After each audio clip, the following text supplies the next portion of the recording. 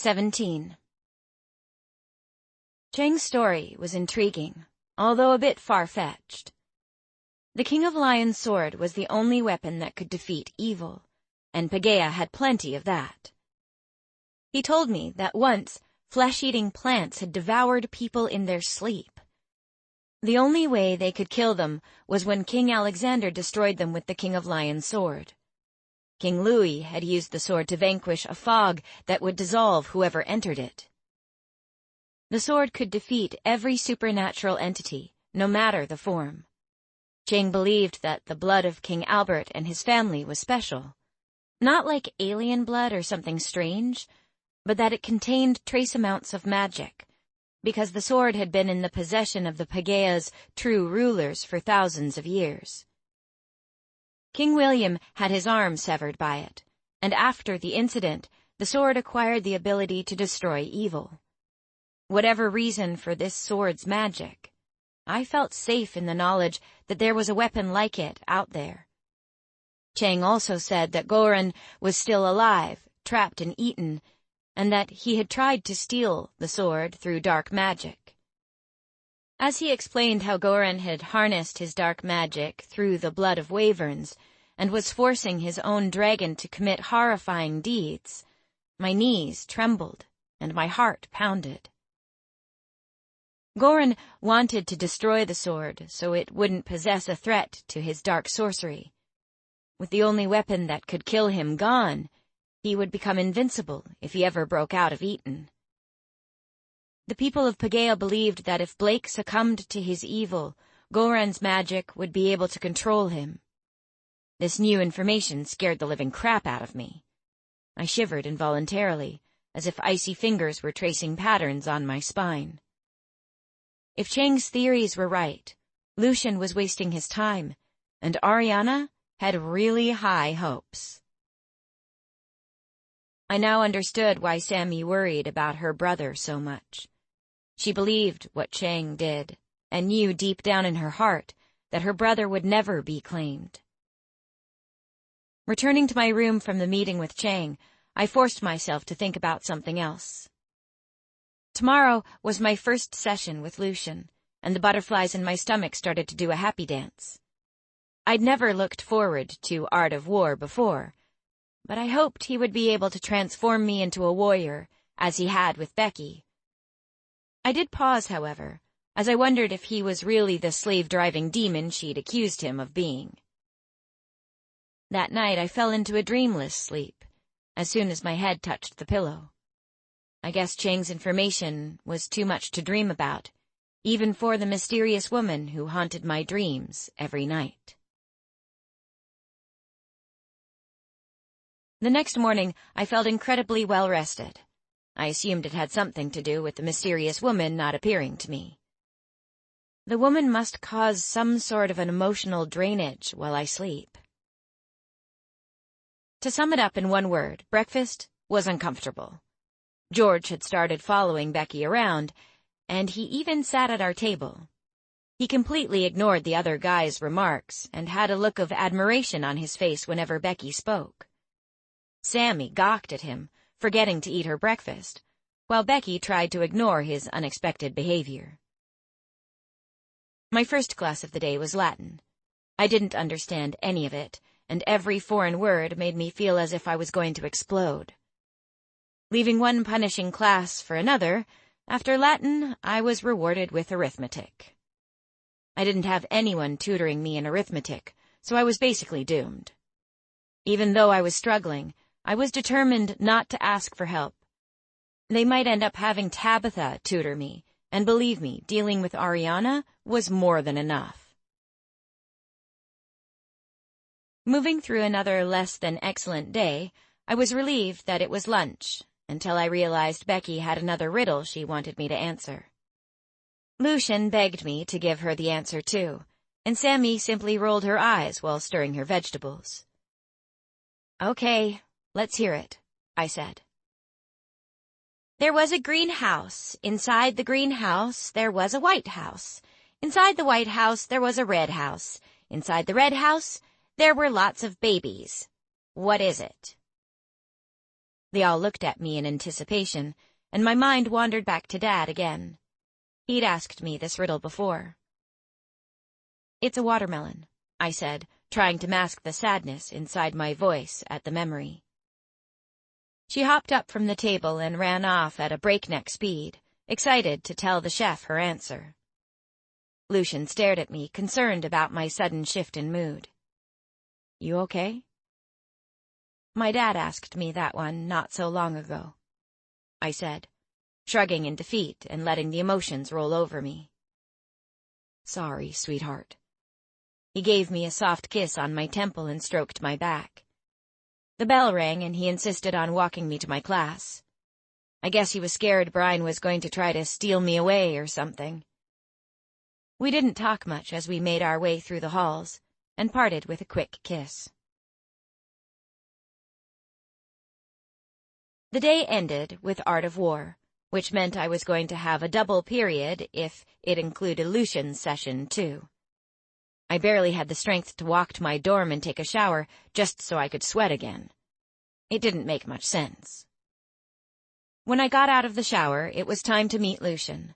I forced myself out of the room with a soaking body vest lumped in my arms. Unfortunately, the vest wouldn't retract into a disc when it was wet. "Enjoy," Becky said, without taking her nose out of her book. I found him inside the dome waiting for me.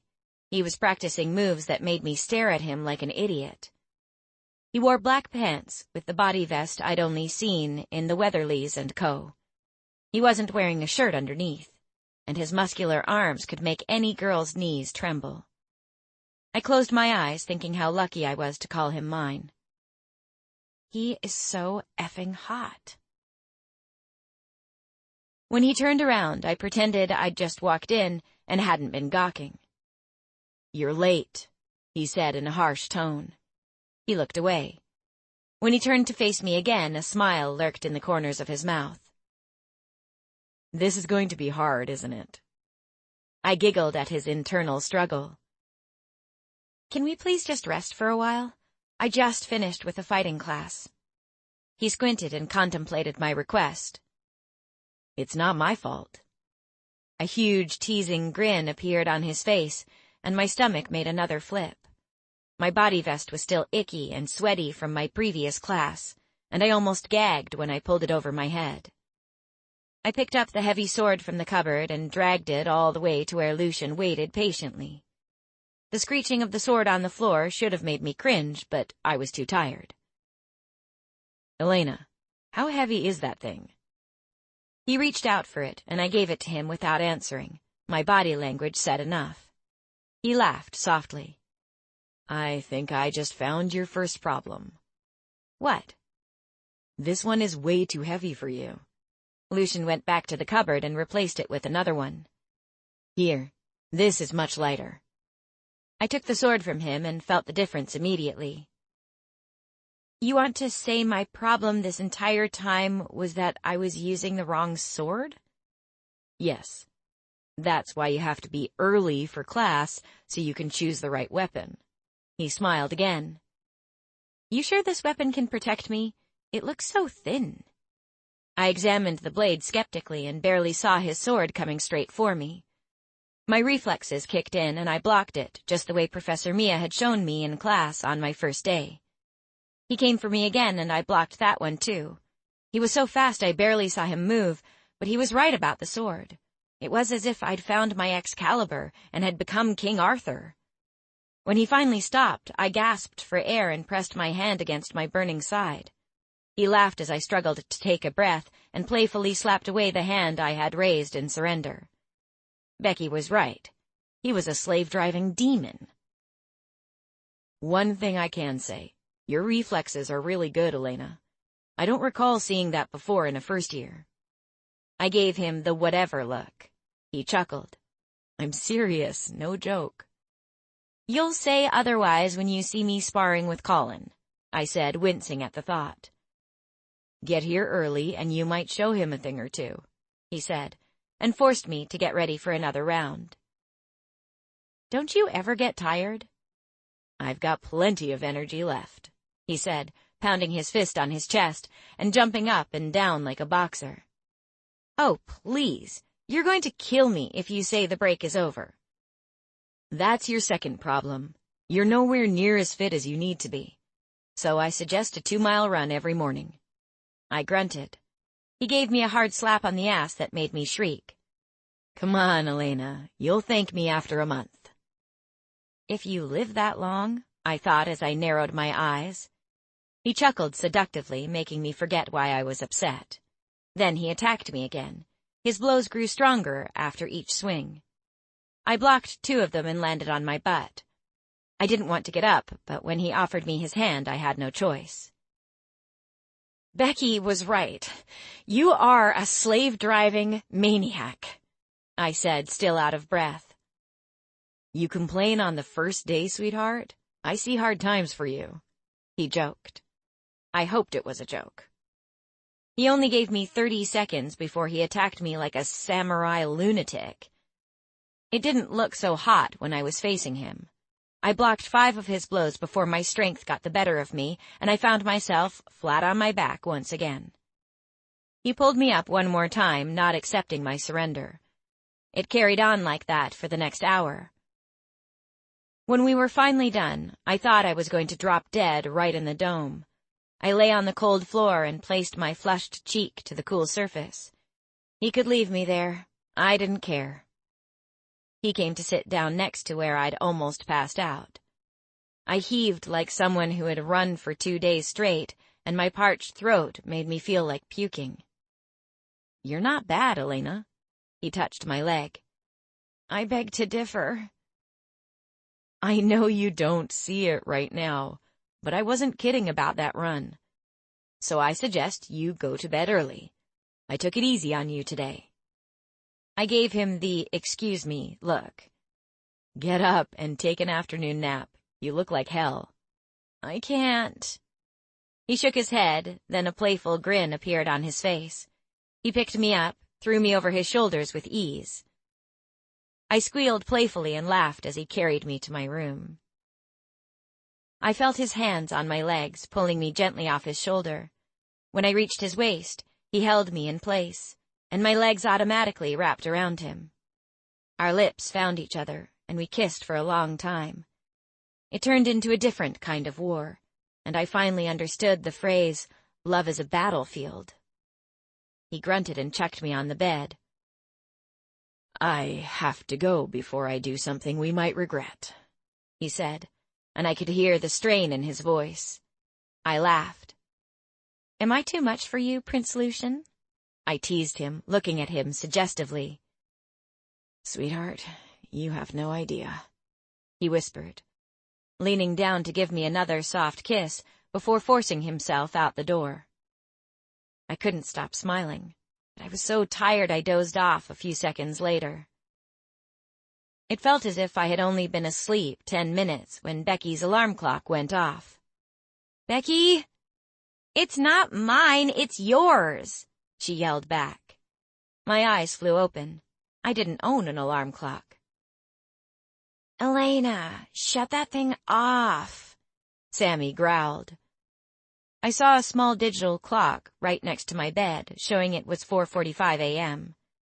The sun hadn't even risen yet, and I had to get up. I struggled to climb out of bed. I crawled to the bathroom and managed to take a sniff. I needed a shower badly. I needed the shower for my aching muscles. The knots made it feel as if I'd carried weights on my shoulders. This guy was really messing up my routine. Usually, I took a shower after exercising, not before. I pulled on some sweatpants and a shirt, hoping it wouldn't be cold. When I got out of the bathroom, it had grown lighter outside. Unfortunately, my joints didn't want to work, my knees didn't want to bend, which made the stairs extra challenging. I found the slave driver stretching near the cafeteria. He took one look at me and tried to suppress his laughter, but failed miserably. Only when I pointed my finger in his face and gave him the "not now" look did he bite his lip, which made him extra hot. I turned my head away so that I could at least stay mad for a minute. You should have stretched yesterday. Sit on the floor, let's see what we can do. The moment I tried to bend my knees, I tipped over and he caught me right before I landed flat on my face. We both laughed as he lowered me to the ground and started to stretch my limbs like a physical therapist. The pain as he pulled my legs to my head brought tears, but when our eyes met, they disappeared. I felt better afterward, but it wasn't what I'd hoped for. We used the last half hour for a run. His pace was fast and my lungs burned after 5 minutes. I had to make him stop by the lake so I could catch my breath. I can't go on. He jogged in the same place. Come on, sweetheart. We still need to do some crunches. He chuckled. You have got to be kidding me. You see how unfit you are? I wanted to hit him with my fist in the gut, but I didn't have the energy. Instead, I grunted. Can we please go back now? No, Elena, come on. He pushed me from behind and forced me to run again. I held my breath, wishing for the pain to disappear. We're almost there. Lucian sounded as if he hadn't run at all. I would so like to kill you right now, I said through clenched teeth. I don't believe that, he said, and it made me giggle. I followed him to an open area right next to the lake. Seeing an opening in the brush, I collapsed on the ground and lay on my back, heaving. This feels good. You ready for crunches? Ugh! Fine, let's just get this over with. We had done about 1 trillion crunches when my stomach felt as if it was about to tear. I didn't know if I would ever feel anything other than this excruciating pain again. I was so glad I had tutoring with someone else today. Then I realized it was Latin, with Blake, and my throat closed up. If he was the best at it, I'd just have to deal with it like I did with Ariana. Lucian made sure we stretched afterward, before we walked back toward the dorms. After shower number 2, I didn't feel as stiff as before. I was still busy gulping down muesli and yogurt in the cafeteria when the bell rang, and I was forced to lumber off to class. The day flew fast, and before I knew it, it was already lunch. Elena! Sammy yelled my name. She and Becky were sitting at a different table today, because the princess wanted to sit at the table where we usually sat. She was such a pain in the ass. So, anyone get the riddle yet? I asked, showing Ariana that switching tables didn't bother me. No, but I'm getting my saddle, Becky said, bouncing on her pillow. Saddle? I looked at Sammy.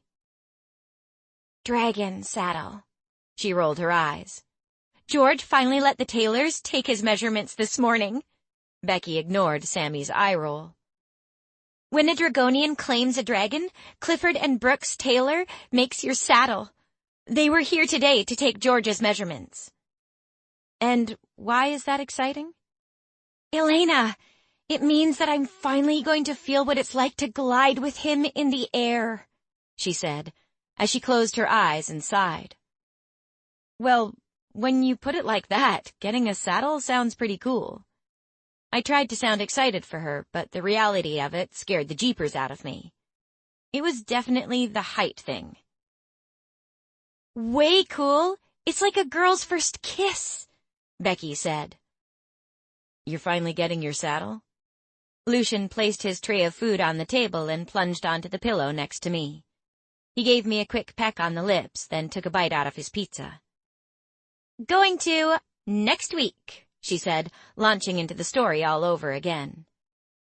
We finished our lunch quickly, forced to listen to Becky going on and on about what kind of leather she'd chosen and the type of buckle and rope she'd picked out for the reins. When the bell finally rang, I curled up my lip. I wasn't looking forward to class. 18. After school, knots twisted violently in my stomach. Sweat beaded on my forehead as I fought the urge to puke, not knowing what to expect with Blake's Latin lesson. He told Sammy to have me meet him in the library.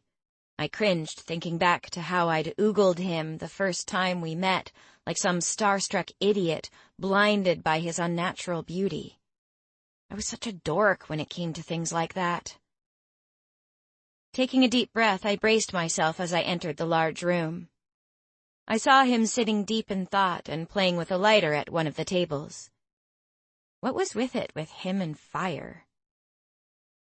"Don't stare, Elena," blared in my head.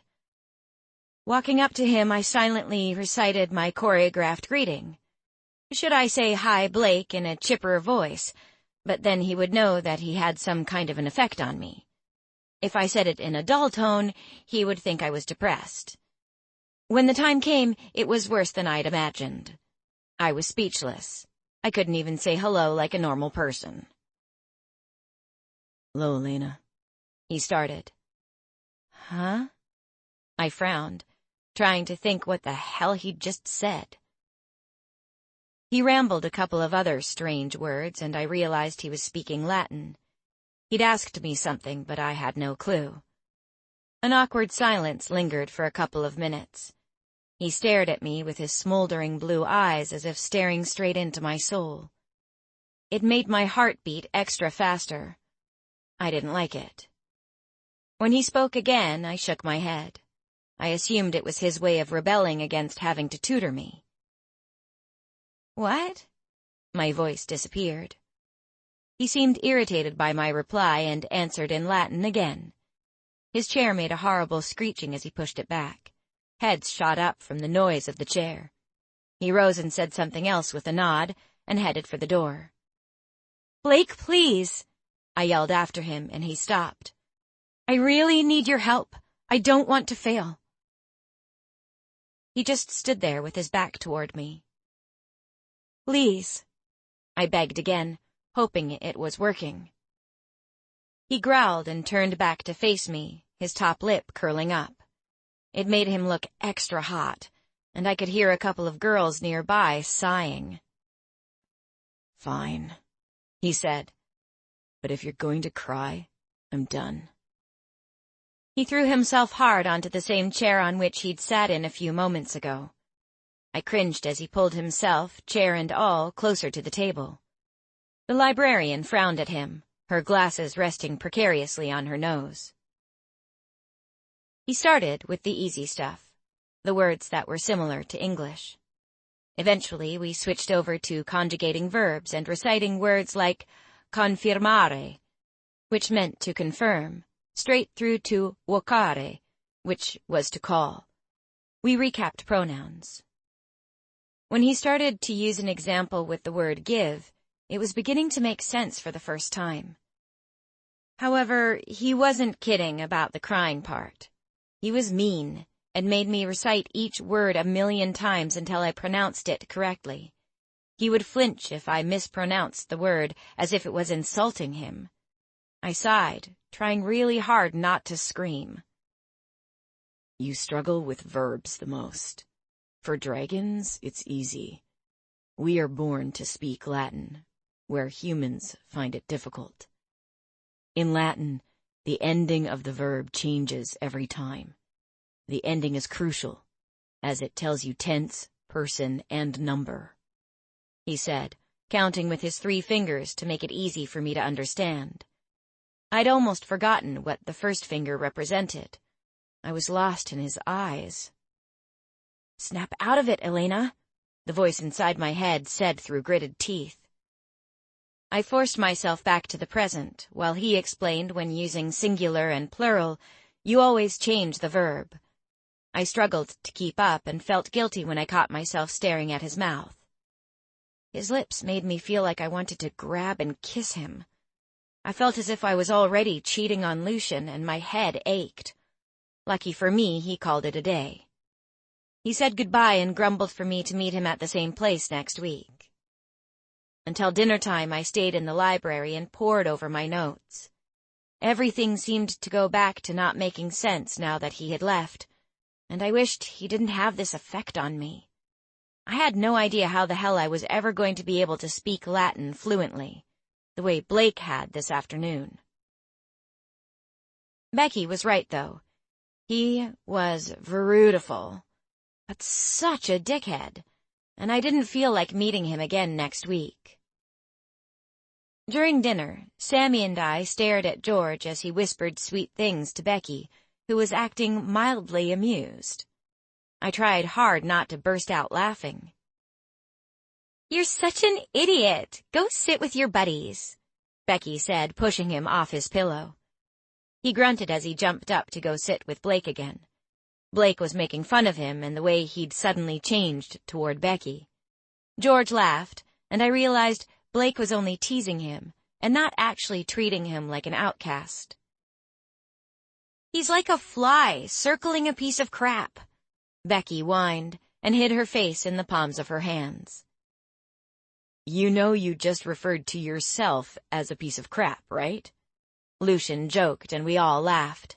"Oh, shut up," she snapped, and then joined in our laughter.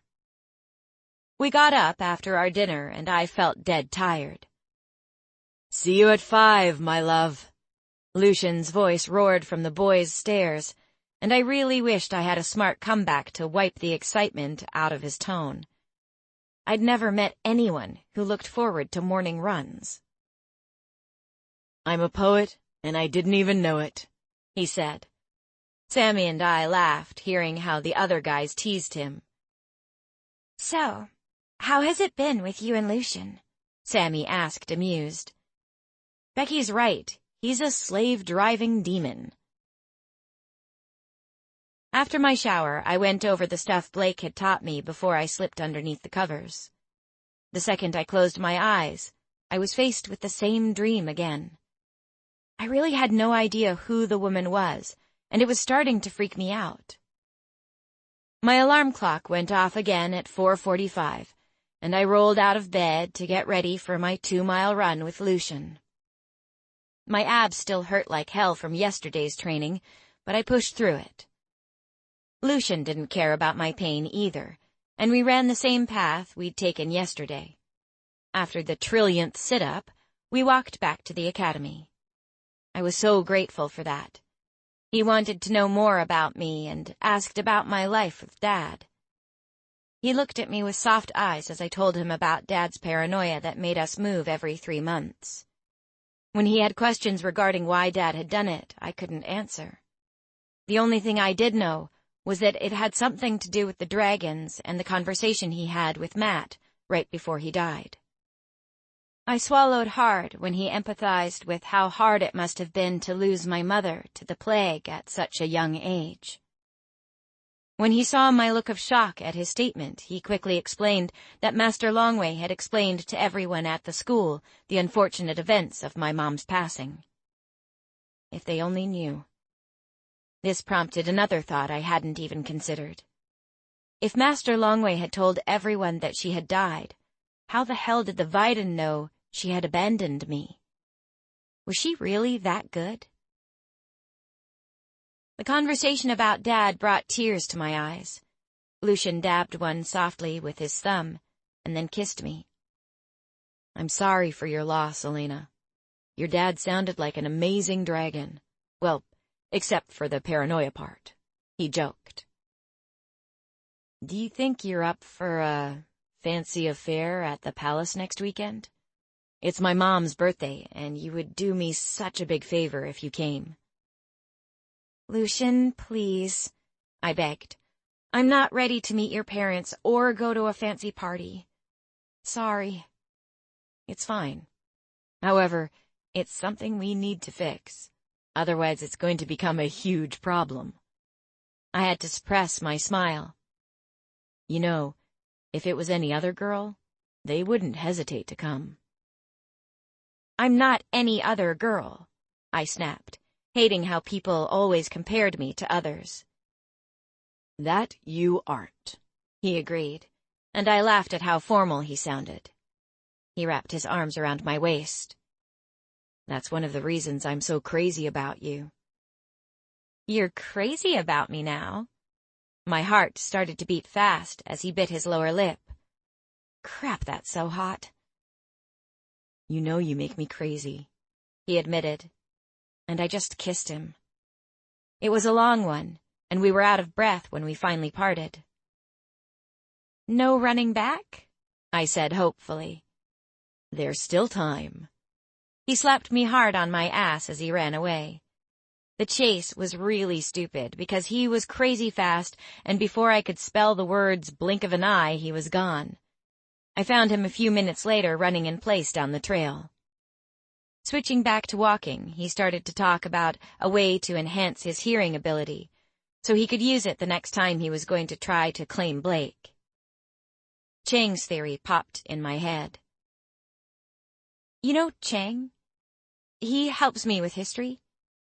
"He doesn't believe that anybody can claim Blake," he interrupted me, "just like no one ever believed King Albert could claim any dragon." "What do you mean?" He smiled. "He wasn't born with a mark, Elena." "What?" I was shocked. "You heard me. Back then, they didn't know about the mark thing. He believed in what was in here." He tapped on his chest.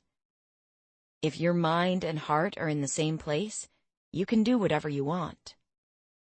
"But didn't you have to be special to claim a dragon with abilities?" "Or just really smart," he said and grinned. "Why do you think Master Longway allows the rich to pay so that their non-gifted kids can attend Dragonia?" I huffed, remembering Becky's conversation and how she'd complained about that. Had she meant King Albert? "He really claimed a night villain?" He nodded.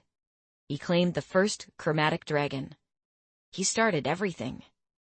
"How?" "It's one of the legends you'll cover soon. Some say that he studied one for years.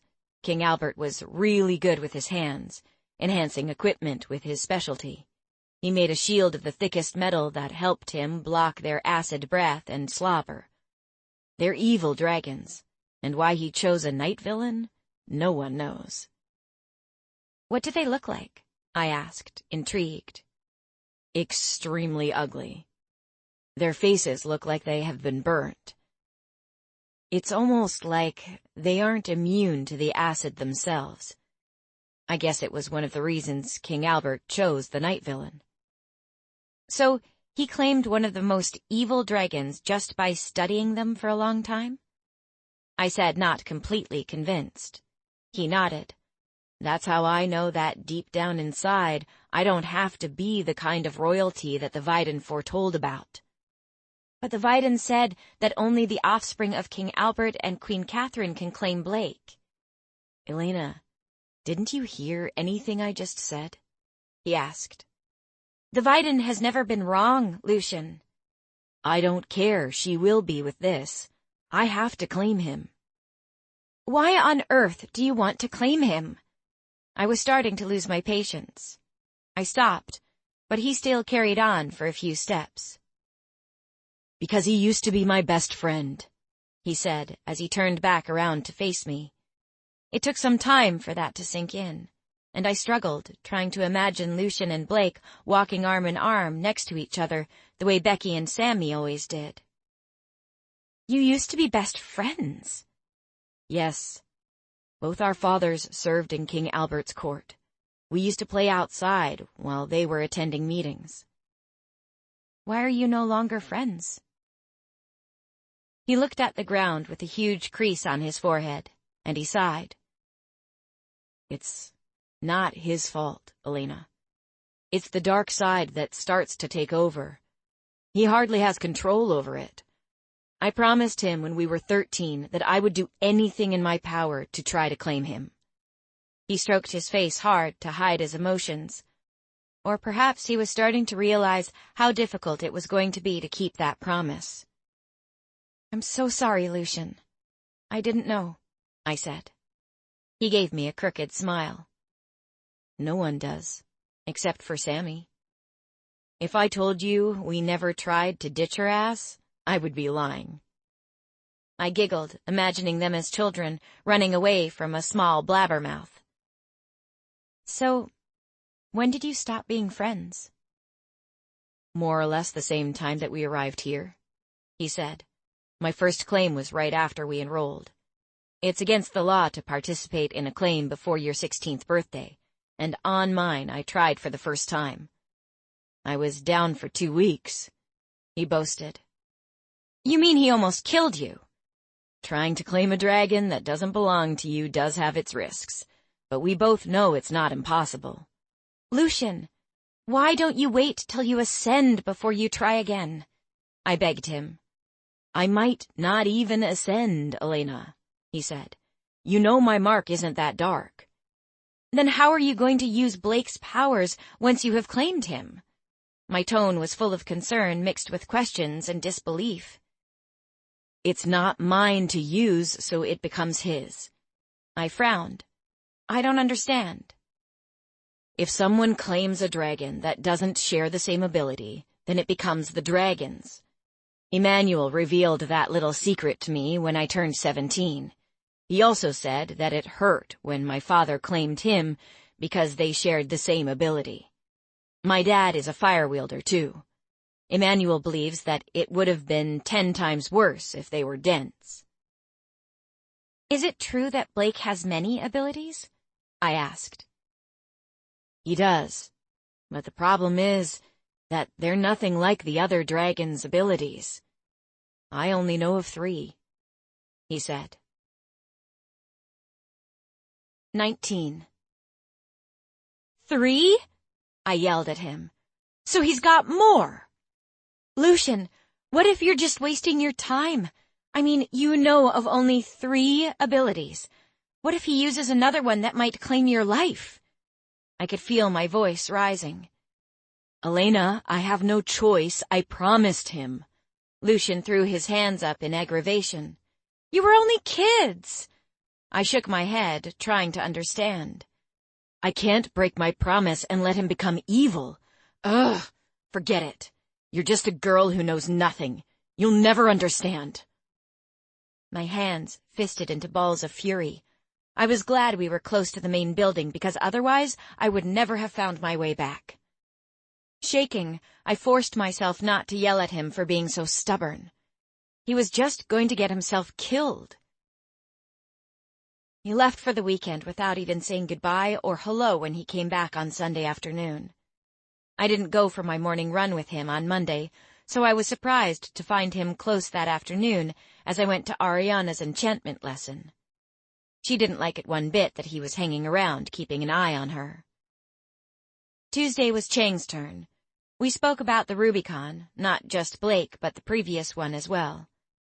There were 4 they knew of, but the museum in Elm only carried 2. The Rubicon before Blake had been killed by King William.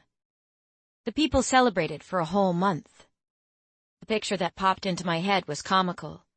People drank, passed out, woke, drank some more, and for some reason they danced around a roaring bonfire. He led me toward the Colosseum today, during our walk, and we stopped in front of the 2 huge stone dragons at the entrance. They aren't the same as Grimdo, are they? No, Chang said. The detail on them had started to fade, and when I softly glided my index finger over the carving, a bit of sand fell to the ground. But they will wake up when they are really needed, Chang said cryptically. What? I yanked my hand back as if I had been burned. Chang just chuckled. Are you playing with me? I asked through a huge grin. No, they will wake up, but they haven't for a very long time. The idea of the dragons breaking through stone imprinted on my mind as we talked about them. There were 4 altogether, and they had something to do with the elements of nature. They weren't anything like Grimdo. Just before we said goodbye, Chang asked me if I wanted to come with him this Saturday to Elm. He really wanted to show me the Museum of Eton. Well, actually, it was the Museum of Paegeia, but when the creepers consumed Eton, they had changed the name. Feeling excited about the upcoming trip, I entered the dorm whistling. Sammy and Becky looked at me puzzled. What? I protested. I really like spending time with Chang. Becky lifted her head from her pedicure. Elena, he's a geek. I shrugged. So he's the geek that's going to help me pass history. Rolling her eyes, she went back to painting her toes. Just don't fall for Chang. Lucian is already worried about other guys tutoring you. I huffed. I don't care what Lucian thinks. Are you two still fighting? Sammy, who was sitting on the couch, asked. I ignored her question. He was the one who didn't want to speak to me. I skipped running again with him on Wednesday, and I saw him chatting with Dean at one of the tables at breakfast. He didn't even look my way, but I knew he saw me. I sighed, realizing today was my Art of War lesson with him, and I knew he wasn't going to show up this afternoon. I found Becky and Sammy sitting alone at the table outside. Elena, Becky said, you need to speak with him sometime. Why must I? Becky, Master Longway wants to see us in his office. George came out of nowhere. She jumped up, did a quick happy dance, and ran off with him in the direction of the headmaster's office. I think her saddle just arrived, Sammy whispered, and I tried to look happy. You really should try to make amends, Elena.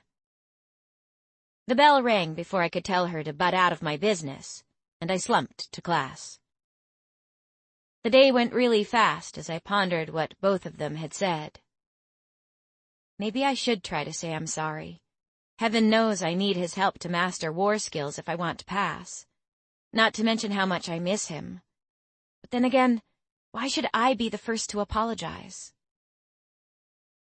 When I found Lucian at lunch, a part of me wanted to go over and say I was sorry, even though it wasn't my fault.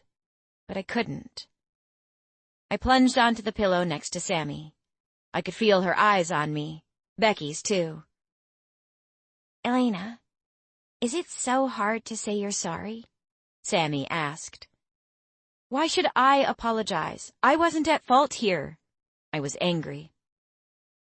Well, my mom always says that men are way too stubborn for I'm sorry, even if it wasn't your fault. Just suck it up. You think I should apologize too? No, Becky said, but gave me that look. The one I learned quickly there would be a but following soon. But he is the Prince of Tith, and I doubt that they teach royalty how to master at apologizing. I shook my head. This was so wrong. But I decided to suck it up and say I was sorry for something I really didn't even do. I pushed myself from the pillow and walked to his table. He was talking to another guy, which only aggravated me more as I knew he saw me out of the corner of his eye. Lucian, I'm sorry about what I said. I spoke fast, hoping it would be enough for the Prince of Tith. It wasn't easy to say those words, especially after I felt as if I'd done nothing wrong. If King Albert claimed a night villain, then you could claim the Rubicon, I said, knowing it was what he wanted to hear.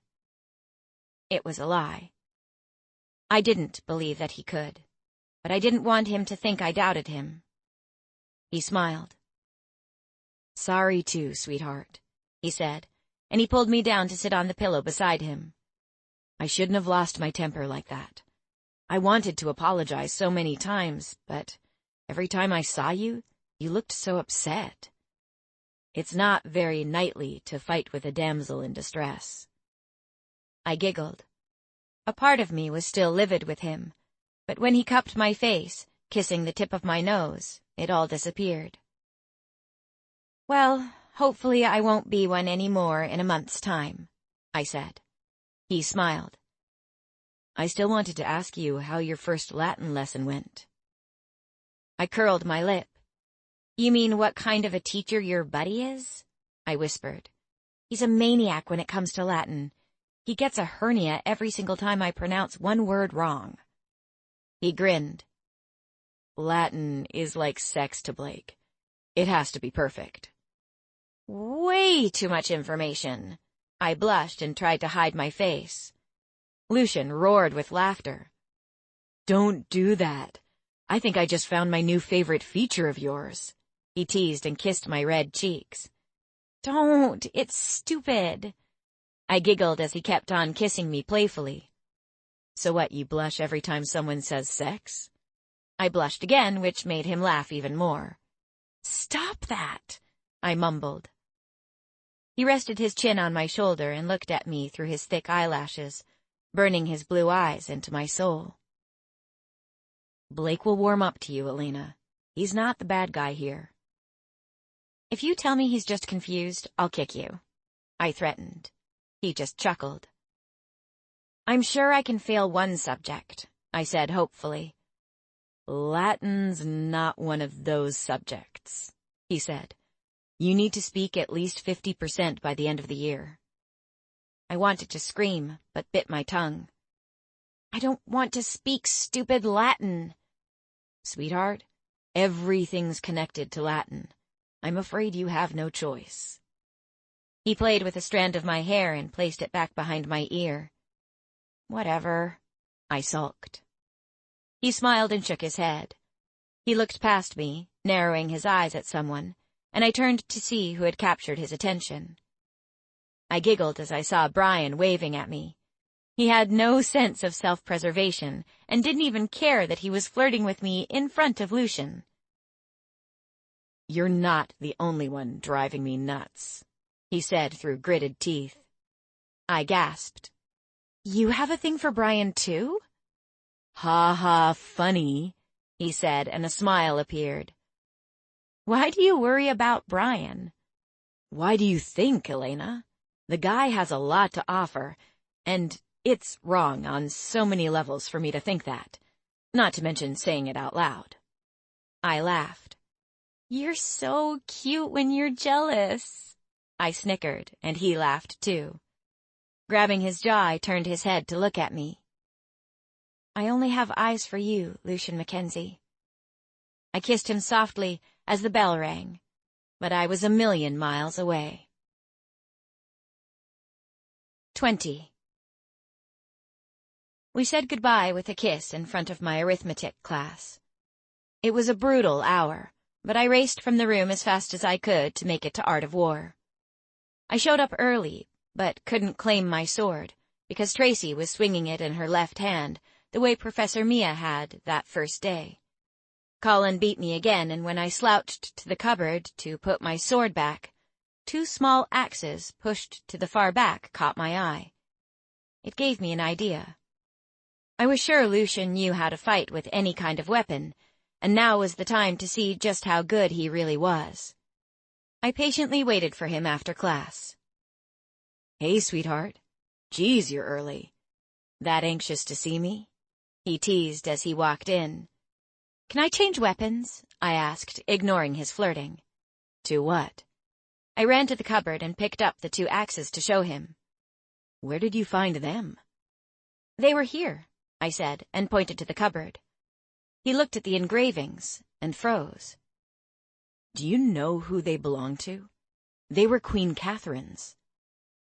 Then what are they doing here? I don't know. But can you keep a secret for now? Just until I find out?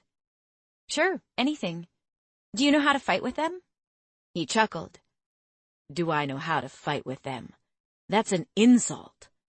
He threw one in the air. It flipped end over end, and he caught it by the handle in an outstretched fist. They're called Frankish throwing axles, and you have to be careful. Just teach me, I said, rolling my eyes. He juggled with them one last time before handing them to me hilt first. Why do you want to learn how to fight with them? I like the way they look. They're easy to carry around, and the sword looks uncomfortable to travel with. I decided to go with practical. You chose them just because they're easy to transport? He said and snorted. Does it matter? I asked, smiling. Just teach me. It's not common to fight with them. The queen was only one of a handful of warriors that chose axes. As you can imagine, you have to be close to your enemy to strike, whereas the sword you are allowed some distance. I guess Master Longway wasn't wrong about his mark theory. I rolled my eyes. For the love of blueberries, not him too. Can we just start? The corner of his mouth twitched slightly. With axes, Fear of your enemy isn't an option. Close range like this. He spun around me so fast that I didn't see him and trapped me from behind. He came so close I could feel his breath on my hair. The butterflies in my stomach fluttered wildly, and I felt the urge to kiss him. What is nice about them is that you have two, which means you have time for a surprise blow. He spoke with a soft, seductive voice, and I swallowed hard. He moved fast past me again and faced me, while his other hand came out of nowhere and hit me softly on the left ribcage. That hit could have cost you your life. He gave me a quick smile and kissed me fast on my lips. I laughed. Axe warriors are fierce. They don't hesitate, and they have fast reflexes. His smile disappeared and his tone grew serious. Now, if you just want to knock someone unconscious, you can with the haft or the blunt side of the blade. I bet Colin will think twice after a blow like that. Or it can be a weapon to throw. He took a few paces backwards, putting distance between us, and threw the axe in his left hand so fast I didn't even see it properly. It hit the target board on the bullseye. You're really good at this, I said, impressed. Thanks, sweetheart. I used to play with a lot of weapons as a kid. My father was one of the best weapons experts in Paegeia. I guess the apple didn't fall far from the tree. He walked to the target board to retrieve the axe. I pinched my arm quickly. He was such a god, and I had to make sure that this wasn't a dream. He came back and gently handed me both axes. Shall we? He was formal again and bowed in front of me. Just go easy, please. I tried to remember what Professor Mia had told me and stood up straight, not taking my gaze away from him. Okay. He dropped his sword and picked up a shield. Tell you what, you just swing away until you get the hang of it. I blew out a big gush of air and my hands trembled, but I decided to try it. I swung at him with the axe in my right hand and took my eyes off him for 1 second. He blocked my blow with his shield while stepping forward. With one push of his shield, I fell on my butt.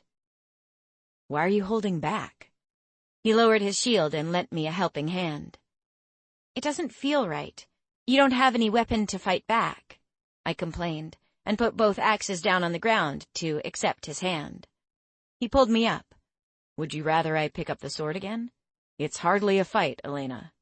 His smile went straight to his eyes. Fine, don't complain if I hurt you. He shook with laughter, making me feel like an idiot. With weapons, not easy, he teased. I squinted, raising the axe in my right hand, keeping the left back, holding it defensively, as I crouched low and approached him. The axes felt good in my hands, much lighter than Excalibur. My quick attacks surprised Lucian, judging by his expression, though my blows rattled off his shield harmlessly. Somehow, I knew what to do next, as if the axes and I were meant to be together. When the pain grew too unbearable in my side, we stopped. He didn't speak, but stared at me with huge eyes. We burst into laughter. That felt really good. I think you found your weapons. You're really good with them, Elena. I wasn't comfortable with compliments, but had to admit it felt great. Becky might be right about this class becoming my favorite. Beginner's luck. There's no beginner's luck in fighting, only in gambling. We started fighting again when the pain in my side faded. He was better prepared this time and blocked all my blows, except the last one, where he tripped over his own feet. Damn it, Elena, whoa! My stomach did a double somersault. Damn, this is fun. Who would have thought? The third time he didn't fall, but it was a hard and long fight. When we'd had enough, we were both breathless. I couldn't believe it felt so easy now that I'd finally found the right weapons. They were going to be my twins, and we would never be separated. That is, if someone didn't take them from me because they used to be Queen Catherine's. Do you think Professor Mia knows about them? I asked Lucian as I put the axes back in the cupboard with the other weapons. I have no idea. She should know, but then I've never seen them before, so she might not. He was no longer out of breath, but his skin glistened with sweat. We walked hand in hand to the main building, chatting about our session. I could tell that he truly enjoyed it, and I couldn't recall a time when I'd seen him this excited. Satisfaction was a sweet feeling, and it made me feel as if I was finally getting somewhere. I found my second wind, ran up the stairs to my room, and reached the 4th floor in no time. A smile ran across my face as I thought about Lucian. I was crazy about him, and I'd never felt anything like this before. Why did he have to be a prince? I took a shower and couldn't wait to tell Becky and Sammy about the axes. Sammy came in first after her drama lesson. Her eyes lit up as I told her about my little discovery. We both fell silent as the door opened and we watched Becky drag a huge saddle into our room. She smiled from ear to ear, and her face looked flushed. "That was amazing." She left the saddle by the door, threw a pair of flying shades that could easily be mistaken for swimming goggles on top of her dresser, and collapsed onto her bed. "You finally rode George?" Sammy said. "Yes, and it's the best feeling in the world. I can't explain it." She turned around and rested her head on her one arm to look at us. "Liftoff was really scary. I didn't like the speed at first, and George must have sensed it somehow because he slowed down until I was ready for more. He took me high above the clouds, and I actually wanted to cry when Mr. Longway told us to go back." "Mr. Longway was with you?" I asked. "Flying as a dragon?" "No, he had a magic carpet with him. Yes, in his dragon form. Come on, Elena. It's not as if you don't know that he's a dragon." Becky teased. "I just can't imagine him as one," I admitted. "Well, he's a beautiful one," she said, and went over to the fridge to get a soda. At dinner time, Chef had prepared a feast. Roasted beef with gravy and mash, and pork glazed with honey, served with rice, food that made Becky pull up her nose. Sammy and I loved it. Lucian came in shortly after we'd seated ourselves at our normal table and took the pillow next to me. We chatted about my skills with the axes and listened to Becky and George telling Lucian about the flying lesson. After I said goodbye to Lucian, I prepared for my Latin lesson tomorrow, but called it a night when my mind felt as if it was going to explode. I didn't dream about anything, and when my alarm clock went off again, I finished getting dressed so fast that I had to wait for Lucian. The 2-mile run turned into 3, and right before I wanted to pass out, we reached the lake. He took me on a different route today. We even ran half of the way back, which made me feel pretty good about myself. Blake called off our tutoring for today. The Viden wanted to see him after school. Sammy tried to help me, but was nowhere near as good as her brother. The next day went fast, and before I knew, it was Friday afternoon. 21. "Elena, you need to go to bed early," Becky mumbled with the toothbrush still in her mouth. "We have loads to do tomorrow." "I've already made plans." I made my way across the room. "What?" "Elena, we're going to watch Doubt of Fire." Sammy's voice came drifting from the couch.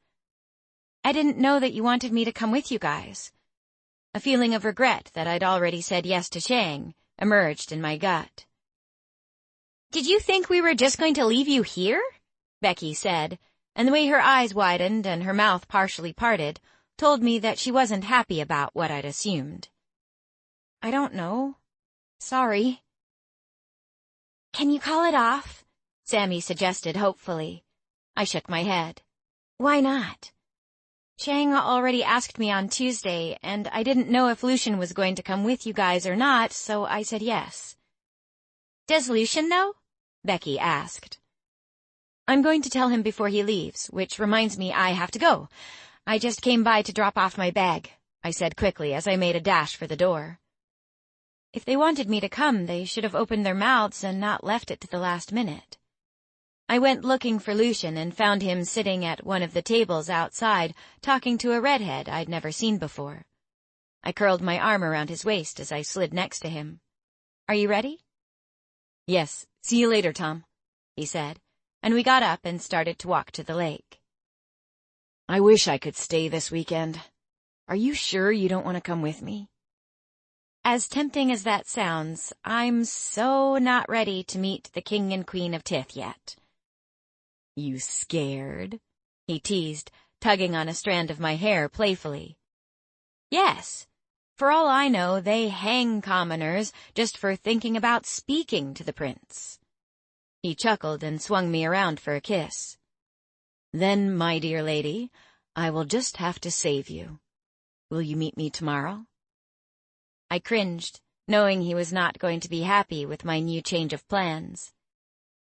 "About that. Chang asked me to go with him to the museum for strictly educational purposes." I said the last part slowly so that he would understand it was not a date. "Just as long as you promise me that I don't have to kill a dragon one day because he stole my lady," he said, looking deeply into my eyes. "Please, Lucian. Chang doesn't have anywhere near your charisma or charm," I told him, giving him a squeeze so he knew I meant it. "I could get used to this kind of flattery," he said, and our lips met again. The warm kiss felt good, and I didn't want him to stop. These feelings he stirred up inside me scared the living crap out of me. I didn't know what I was going to do if he ever told me we were finished. "You can go, but on one condition," he said, with a smile that told me he was busy conjuring a plan that might get us in trouble. "Which is?" "Sunday, you're mine." I didn't reply, too scared it would involve his parents. He must have sensed my nervousness, because he said, "Don't worry, it won't be near the castle. I just want to spend some time with you." "Deal," I said enthusiastically, wrapping my arms around his neck. He laughed while shaking his head. "What?" "You're really that scared of meeting my parents?" "It's not like they're the neighbors, Lucian. Where I'm from, kings and queens don't approve of girls like me, especially a dragon's offspring. It's going to take a miracle for them just to like me." I stared at the ground, not wanting to meet his gaze. He lifted up my chin gently. "That's your opinion, sweetheart. They're going to love you. But if you're not ready, I can wait." "So, where are we going on Sunday?" "It's a surprise," he said. "Fine. I guess I'll just have to wait then." He looked at his watch and a frown pulled at his face. "I really don't want to go home. I hate not being able to see you every day." "It's only tomorrow, Lucian. Besides, next weekend, you're staying here with me." "It's not the same." "You want some cheese with that wine?" I said, rolling my eyes. "Ha ha," he said, and kissed me one last time before we went back to the main building. I said goodbye as he ran up the stairs to get his suitcase. I had to agree that it was hard for me to stay here while he went home. When I got back to my room, Becky and Sammy at first didn't approve of Lucian's decision to let me go with Chang. But by that evening, they came around and understood the reason I needed to go. Learning about Paegeia was the only way I was going to pass this year. I crawled into bed contemplating whether I should ditch Chang, but he really looked excited when I told him that I would love to go to Elm with him. I didn't want to disappoint him after everything he was doing to help me pass history. "Don't fall for Chang, please," Becky pleaded, and I giggled, thinking of how Lucian had also said something along those lines. "He's so not my type, Becky." "Good night, y'all," Sammy said, mimicking a southern accent, and gave a huge yawn, effectively ending the conversation. Becky ran to switch off the light and tripped over something, probably her saddle that was too big to be chucked into her cupboard like all the other things she owned. She cussed like crazy, and her dark silhouette hopped in one spot. Sammy and I tried very hard to suppress our laughter, but failed miserably. We settled down not long after, and I started to drift away. I dreamed that night about the mysterious woman again. She kept pointing at the forest, and I wished I could ask her what the hell she wanted from me. The next morning, Chang and I stood in front of a large brick building that had 2 huge stone dragons framing a gilded door. There was a warning, written in big, bold red letters, demanding that everyone who entered must remain silent right at the entrance. It looked like any other museum I had ever visited. Thick red carpet lined the path through the building, and a strong antique smell lingered inside. Parents pointed out objects to their children, whose eyes grew wide with wonder. "Come, this is the starting point," Chang whispered, and took the path closest to the entrance. The brass plate read Vikings in big golden letters. It reminded me a lot of the Madame Tussauds museum Dad had taken me to once. Vikings carrying huge weapons were trapped behind glass, frozen in time. Most of them were big ogres with long beards and messed up hair. Pantene would have done wonders in those days. A small description on another brass plate explained the era and the people who lived during the time. The activities they did mostly consisted of gathering food and making weapons to slay dragons. "The Viking era is quite boring. The only thing they did was drink, eat, sleep, slay dragons, and have plenty of sex." I giggled and blushed simultaneously. "Come on, Elena. Does the word sex bother you?" He bumped into my left shoulder. "Why does everyone keep bringing it up?" I shook my head, feeling like an idiot. The next exhibit displayed a badass dragon, and I couldn't figure out if we had covered it in anatomy or not. It was dark, a mixture between a red and a purple-black. Red eyes were set deep in its sockets, and the dragon had huge nostrils that I imagined emitted fire. Thick catfish whiskers covered its whole head like fur, which really made it look like pure evil. Its tail resembled a big tree stump that had been whittled down into a spearhead. Webbed feet and huge claws told me it was a swimmer, and wings that looked as if they had been shredded protruded from its back. Pointy, vicious talons were displayed on the edges of each wing, and I couldn't make up my mind if it was beautiful, ugly, or just plain deadly.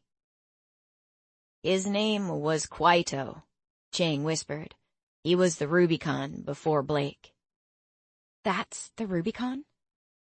"One hell of an ugly bugger, isn't he? Only a mother can love that mutt," he joked. "The total opposite of his human form." Right next to the dragon, a tiny figure reached up to his knee. The sign read that it was an average human male. Goosebumps made my skin crawl as I realized it was the human-dragon ratio. "Does Blake look like that too?" I asked, thinking Lucian must be crazy to try to claim him. "Not quite there yet, but he is the biggest of all the dragons at Dragonia. They grow bigger as they reach their milestones." Milestones. It must be similar to birthdays. Where would I fit on him? "Oh, about up to here." He crouched and showed at least half the human figure's size. "I'm so glad I'm not Lucian." "Me too, but size isn't everything," he explained. "Do you have a Dragonian?" "Yes, his name is Andreas, but he's only 10 years old." 10 years old? I looked confused. That seemed too young to have a dragon. He nodded, and a huge smile lit up his eyes. "How did you know he was your Dragonian?" "The dragon knows." We moved on. Knights with jousting sticks and wearing heavy armor came next. They even had Yorkshire and some of the Eastern European countries displayed, with model dragons soaring through the air, breathing fire down on unsuspecting villages. Chang sighed. The sun blast and the moon bolt made it really difficult for dragons to be considered tameable in the old world. You mean the world before the wall? Uh-huh. How long has the wall been up now? Oh, for the last 900 years, he explained. Did you ever visit the other side?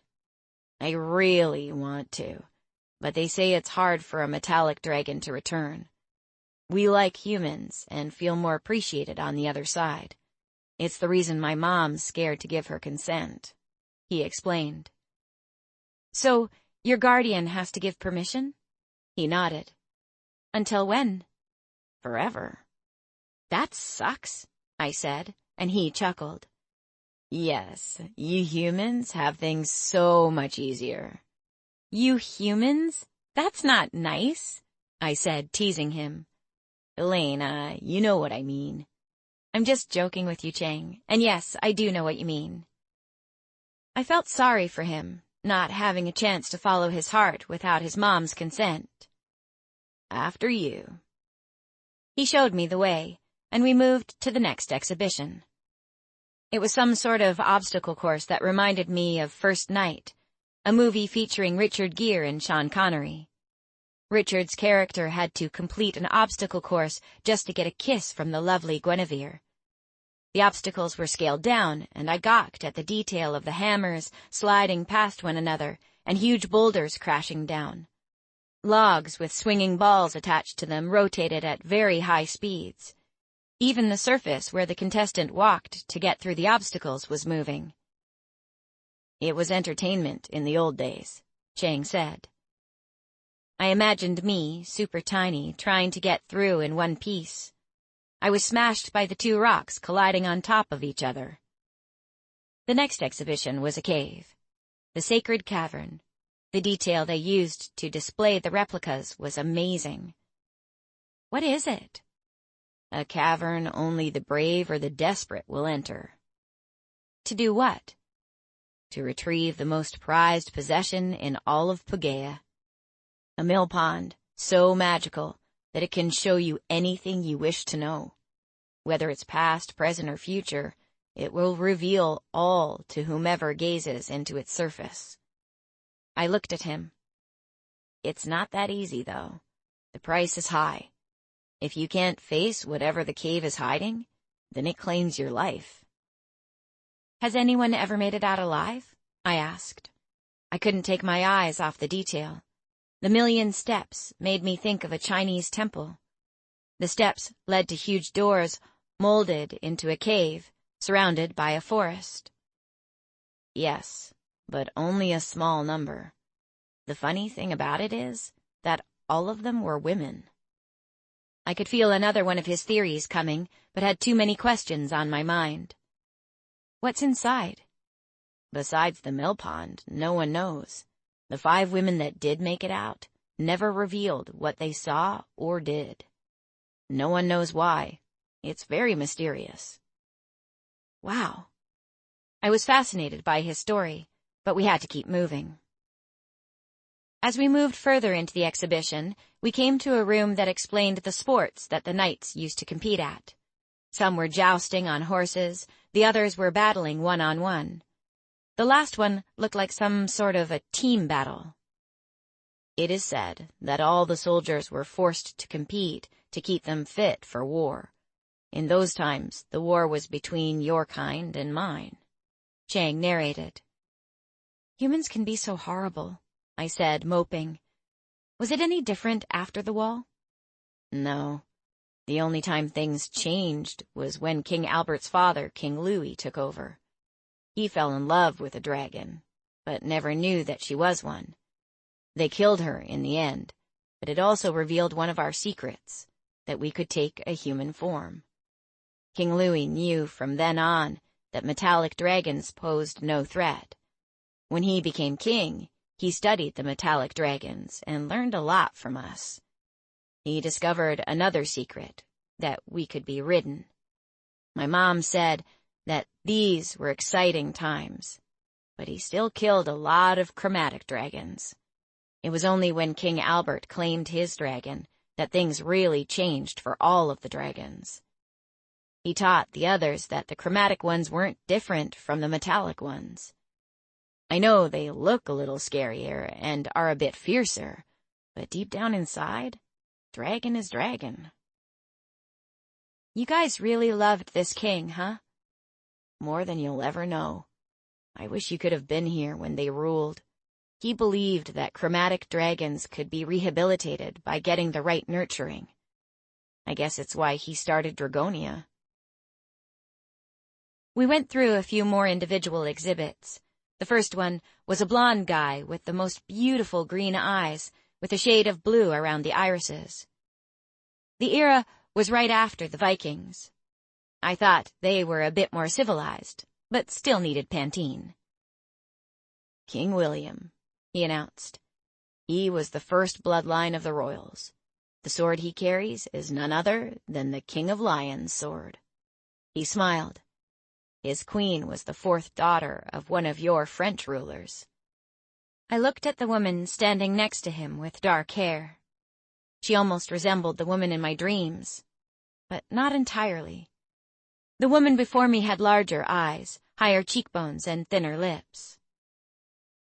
We kept walking and moved past a room featuring all the important figures that had been a part of King William's council. Surnames like Mackenzie, Abbott, Johnson, and Smith had been there since the beginning. I wondered if some of them were Becky and Lucian's ancestors. We exited King William's era and moved to a section that had to do with famous foretellings. The first figure was none other than the beautiful woman living in Rapunzel's tower. They weren't lifelike, and some features were way off. The wax doll's eyes in the exhibition were incredibly warm and friendly. Hers weren't. Is she really 300 years old? Yes, still young for a dragon, he said. Was she always into foretellings? Those days it was more like fortune-telling or cup-gazing. What, no crystal ball? He laughed. I think hers is only used for decoration. He went back to telling me the story about how humans used to seek out moonbolts to tell them their futures, but that sometimes they didn't like what they heard, so moonbolts were killed for no reason. There was a book on a wooden pedestal right next to her that some young girls were flipping through. I smiled. Is there really stuff written in that book? I asked, still skeptical. Elena, that book is the real deal. 22. When the girls left their spot in front of the book, I took their place. On the first page was a single paragraph. The leaves of change will come at last, when the fate of two hearts' bond is cast. Souls intertwined and hearts no longer torn, through their love Paegeia will once again be reborn. This is beautiful, I said after reading the paragraph. It's the Viden's very first words that came out of her mouth. We have no idea who it belongs to. Wait, it's some sort of foretelling? Chang nodded. The most famous.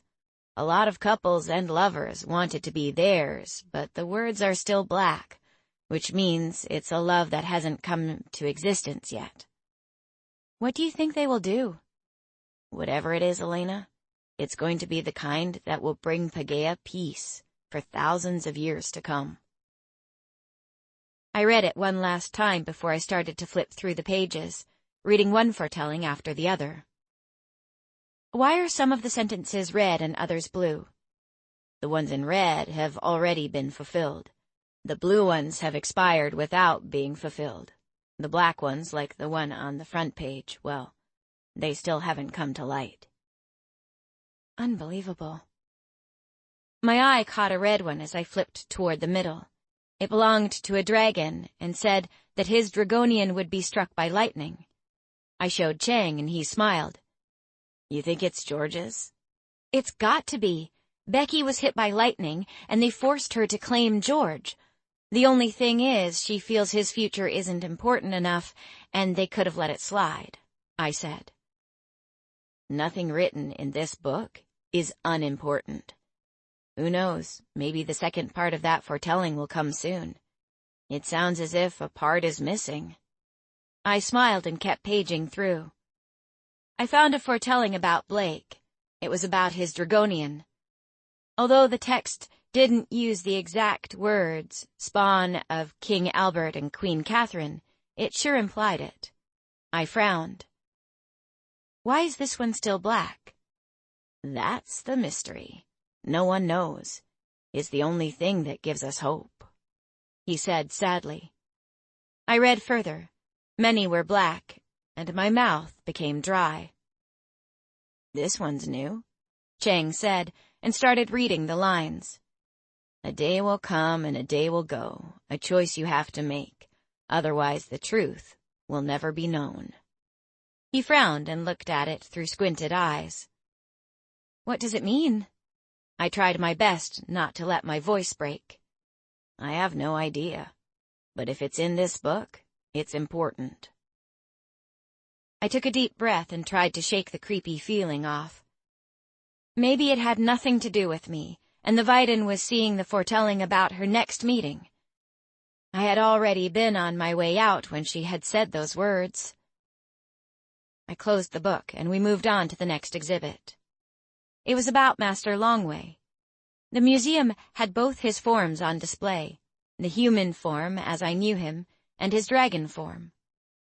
His scales were gold, and he had whiskers sprouting from his nose. If dragons smiled, Master Longway definitely did the day they made this model. He looked beautiful and majestic, just like Dad had that night.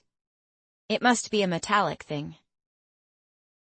The Renaissance era was boring. King Arthur, King Louis's father, ruled Paegeia with the same cruelty toward dragons. As I passed another display case, the two axes I'd practiced with a couple of days ago caught my eye. How is this possible? I found myself in front of the display box as I read what the inscription on the brass plate said. The axes belonged to Queen Catherine, and she had fought with them in 3 separate wars. She entered her first war at the age of 18, and the crusade was led by King Louis. I scrolled through the boring stuff. The second war in which she fought was at the age of 23, and the third war she had fought at King Albert's side was for the rights of the chromatic dragons. The information on the brass plate said that it was the most important battle in the history of Paegeia.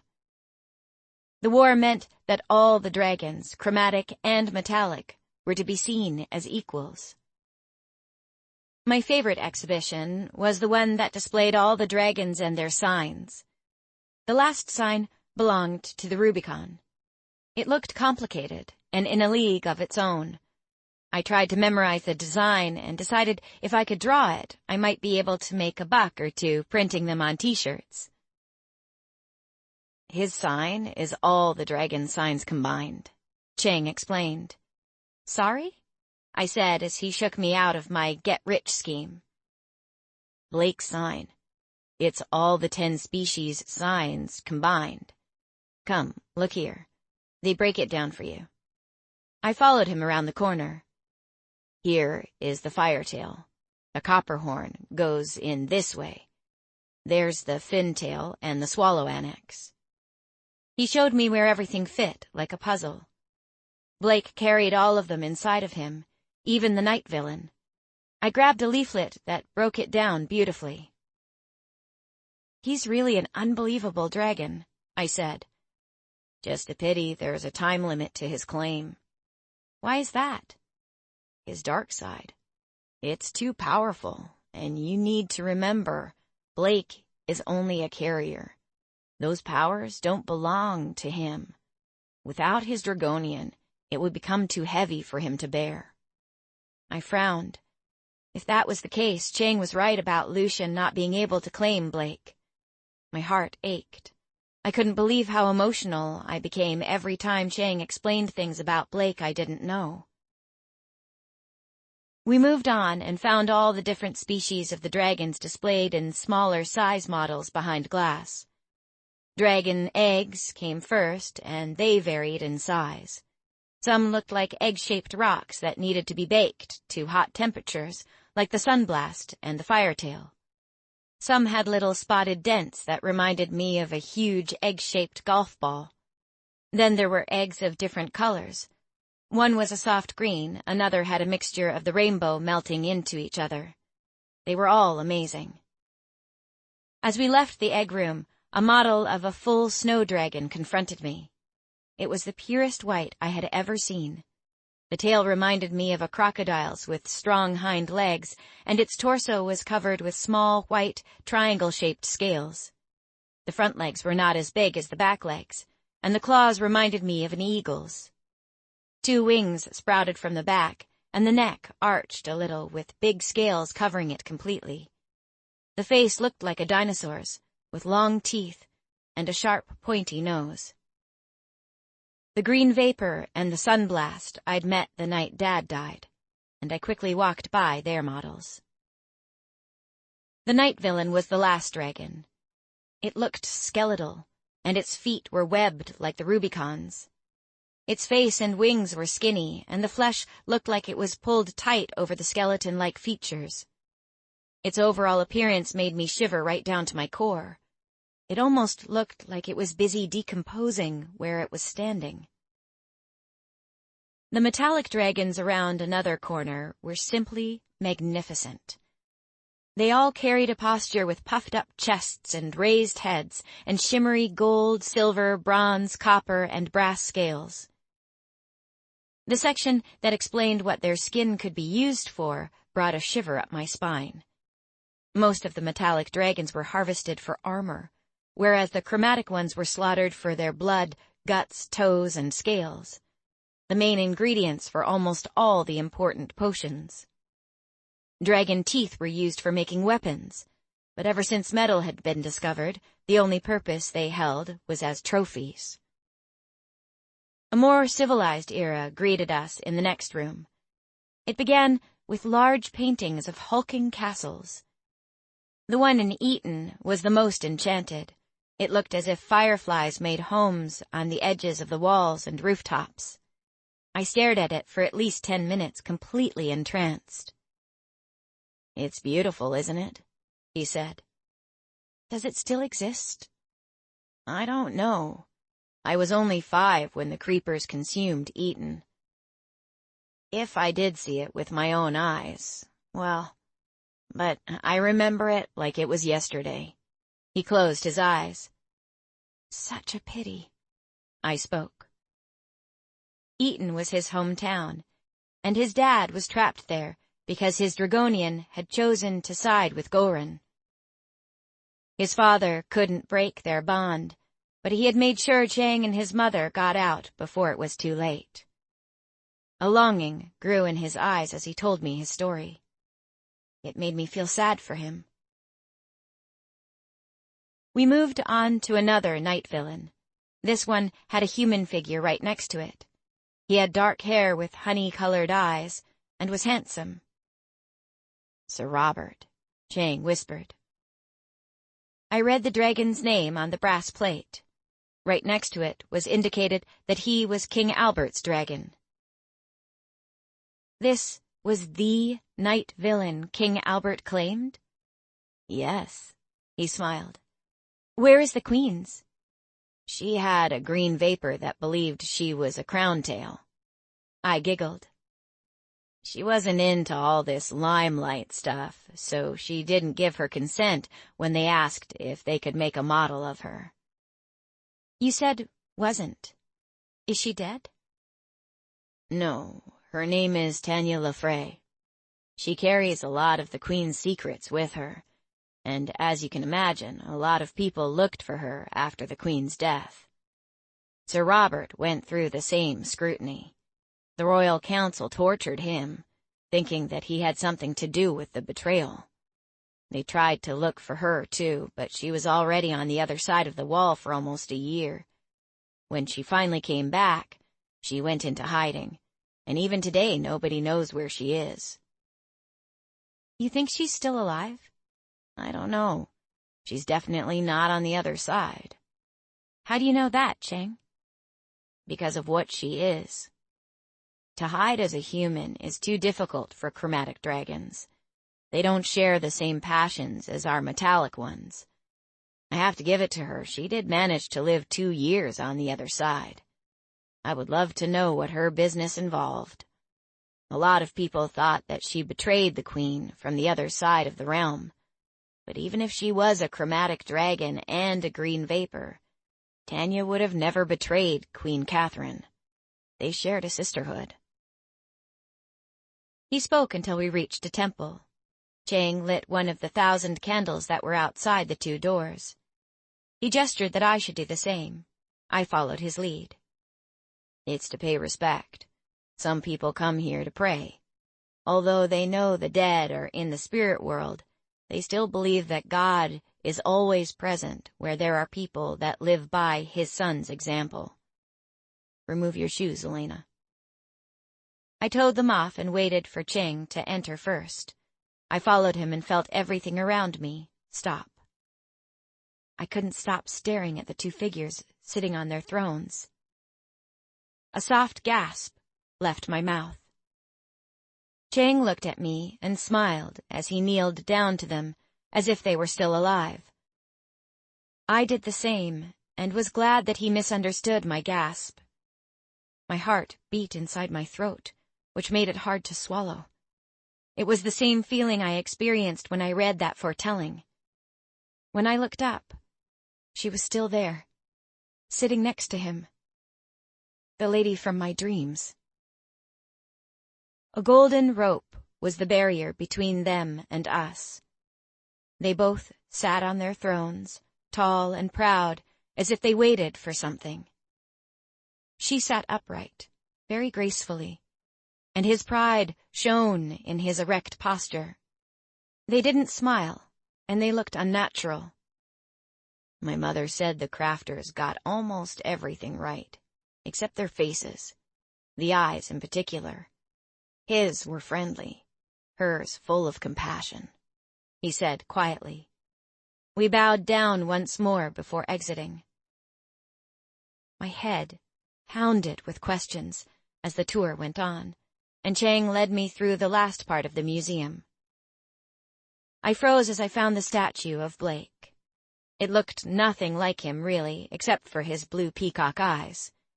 A few teenagers who didn't attend Dragonia took pictures standing next to him, as if he was some sort of idol. I understood now why Blake didn't like the city very much. More wax figures of kings and queens greeted us in the next room. Chang told me that the first couple was Lucian's grandparents, and the second couple Ariana's. He explained that Paegeia had been too big for King Louis to rule alone. With all the changes he wanted to make, he needed help and solved this by giving Tith and Arith to his 2 most loyal knights. I giggled softly as I saw a statue of Lucian standing behind the throne of his parents. The royal family of Tith was printed in big golden letters on a brass plate. Lucian's mom had light brown hair with a tint of red, and his father looked a lot like him, except for the mustache. He never liked doing this. I have to give it to him, Elena. He's as knightly as they come. When he ascends, he'll make one heck of a Dragonian. A warm, fuzzy feeling warmed my chest as Chang's words of praise washed over me. I have a feeling that someday you'll be here too. Now, why would they put me in here? My brass plate would probably read something like, "The Dragonian with the Dragon Father," I joked, laughing to myself. Or it could read, "The girl that stole the Prince of Tith's heart." I giggled. It was nice to hear that. Next up was Ariana's figure. A huge smile reflected perfectly white teeth. I assumed she hadn't been able to wait to have had a model made of her, and had welcomed this opportunity with open arms. Even her family looked happy. She looked so friendly, which was the last thing Ariana was. She's capable of evil things. The last exhibit was a replica of the King of Lions' sword. The blade of Awakens was written on the brass plate in front of the glass box that protected the sword. I had seen it in my mysteries book on my very first day. Many of the kings and queens posed with it, and Chang mentioned that King William had killed the first Rubicon with it.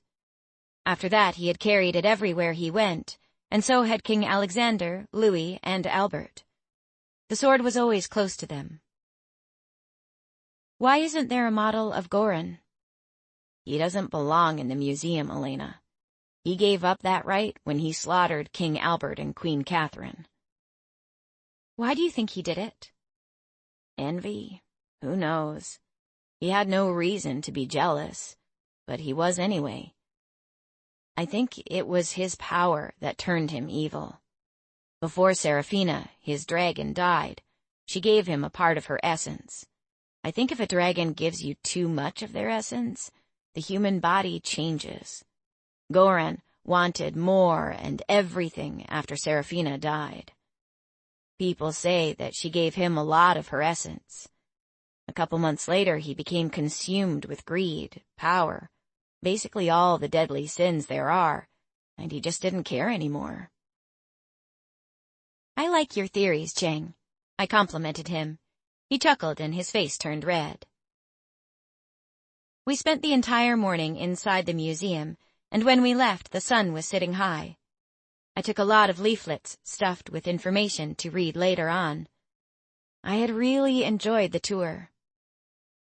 He took me to the beachfront, where he bought us 2 hot dogs and 2 sodas from a cart for us to eat. I felt terrible because I didn't have any money, but he just shrugged it off with a short wave of his hand. We ended up strolling through the market as we ate. A variety of colorful people were offering t-shirts, necklaces, handmade clocks, and other artifacts for sale. We stopped at one compartment where they had potions in little bottles for sale. The words Truth Serum and Healing Tonic grabbed my attention. I looked at the old lady with her long, thin red hair hanging over her shoulders. She looked like a gypsy. Huge silver hoops dangled from her earlobes. She just kept staring at me, so I gave her a small smile, which she returned with a crooked one. Chang nudged me forward. What were you thinking of when we entered King Albert's chamber? He asked. Nothing much, I lied. I guess because it's the first time I finally got to see them, I didn't know what to expect. I've learned and heard so many great things about them that it was hard to imagine what they would look like, until now. You know, there aren't many books in the library with their pictures. Yes, they weren't the type to parade in front of cameras. There are a lot of newspapers with articles about them in the library's archives, though. You should page through them if you want to get a clearer picture of what they really looked like. I made a mental note to look through them once I had more time. Why did you ask what I was thinking when I saw them? Nothing major. It was just the way you gasped, as if you knew them, he said cryptically. I smiled. That's silly, Chang. Yes, it's silly, but you know how much I love my theories. Did Chang see through my gasp? Does he know that I'm dreaming about the queen? Why am I dreaming about her? Of all the women in Paegeia, why her? Well, I'm not going to tell anyone about that. They'll think that I believe in my mark and that I think I'm special or something because she showed up in my dreams. Whatever the reason, it's bound to start students asking questions that could invariably end up causing a lot more problems than what it's worth. I've had my fair share of dealing with problems, too. What are you thinking about, Elena? He said. I was just thinking about home, the other side of the wall. It wasn't a lie. I was sort of thinking about it. Do you miss it?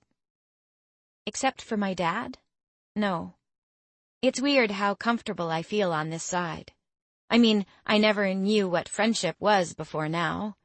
Here I have so many people looking out for me. It's nice, but sometimes I miss being alone. Do you know what I mean? He smiled knowingly. If you want to call it a day, Elena, I won't mind.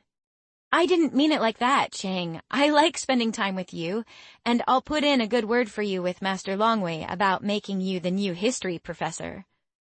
He roared with laughter. It was so contagious that I joined in.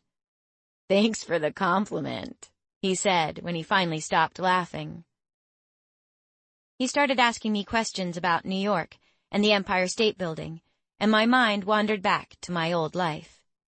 That much I could tell him, because we'd lived everywhere in America. The Golden Gate Bridge was on his list of things to see, too. Thank you, Chang. Besides Lucian, you're one of the coolest guys that Master Longwei could have asked to tutor me. You're welcome, Elena. I'm happy, just as long as you learn something.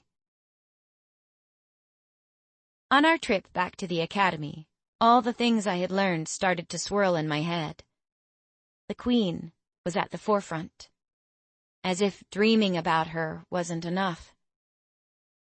A nagging bit of information was the foretelling. How could mine have appeared magically in the book? What was it I had to decide on? How would I know what the Viden meant by, if I don't, the truth will never be known? Could it have been about somebody else that she happened to receive while I was there? What is it, Elena? He asked as we reached the stairs of the dorm. Nothing, I said quickly. I can see there's a question burning inside of you. There is, but it's not important.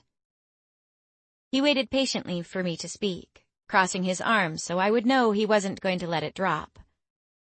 I took a deep breath, knowing that Chang might be the only person who would ever tell me the truth.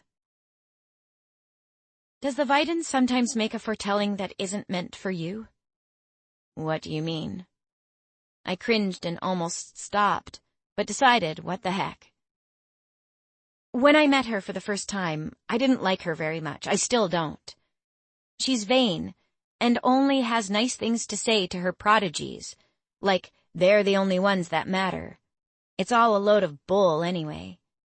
When I got up to leave, she said something. Could it have been meant for someone else? Did the wind blow and her eyes light up? You could say that, I said, trying my best not to give away that it was the one he'd read out loud at the museum. Yes, Elena. It was meant for you, and only you, he said knowingly. Thanks, Chang. That's all I wanted to know. I smiled and we said our goodbyes. I was tired when I reached the room, drained by today's trip, and I fell on top of my bed. I was glad Becky and Sammy were still somewhere in Elm. I didn't have the energy to recap my trip with Chang. I was so frustrated I didn't have the answers. I wasn't desperate enough to crawl back to that awful hag and beg her to tell me what she'd meant. I fell asleep only to be awoken by an overexcited Becky who jumped on top of me. Wake up, sleepyhead! I growled into my pillow, but it didn't stop her bouncing. I hope your learning about the past is over now. Yes, and thank you, my lady, for giving me the time off to roam free, I joked, slowly raising my face from my pillow. Sammy sat on the couch sucking on licorice and smiling at us. I've learned so much today about everything. That happens when you mix business with pleasure, Becky said. How was your day with George? I assume he was with you, since he can't do anything without his Becky, I teased, trying to do an old British butler accent. Sammy laughed. Ha ha, funny. Did a clown swim in your cereal this morning? She said, glaring in my direction. Admit it, Becky, you dig George. You've always had this little crush on him ever since we started attending Dragonia. Sammy teased her, too. Fine. So I like him. It was bound to happen since I'm forced to spend every single day with him. She crossed her arms in defense. There's nothing wrong with liking George, Becky. He has really changed, and hey, even I forgave him for the stupid prank. I forgot about that. I fell for a loser, Becky cried, and she fell backward on my bed. He's not a loser. I've got a feeling you're going to do great things together. I remembered Chang's words when we found George's foretelling. She rested on her one elbow. You really think that? I nodded encouragingly. Thanks, Elena. You're so cool. Next time, you're coming with us. We talked all night long about everything they did in Elm. When the main clock struck 12, we called it a night and went to sleep. I couldn't wait for tomorrow. Lucian had sent Sammy a message telling me what time I should meet him. As much as I wanted to put my questions aside and fall asleep, I couldn't. The Viden's words haunted me so much, it made my head hurt. Not to mention the Queen. Why did she appear in my dreams? I closed my eyes, and before I knew it, I was standing at the top of the hill once again. 23. The next morning I found Lucian waiting by the rented SUV. I ran straight into his arms and gave him the longest kiss ever. I hope you're done mixing business with pleasure, he said with his face buried in my nape. He opened the passenger door for me. So, did you enjoy the museum? Yes, especially the exhibit on you and your family, I teased. His face turned red. I hate that stupid thing. It took hours for them to get the measurements right, and they still did a crappy job. I laughed excitedly. So, where are we going?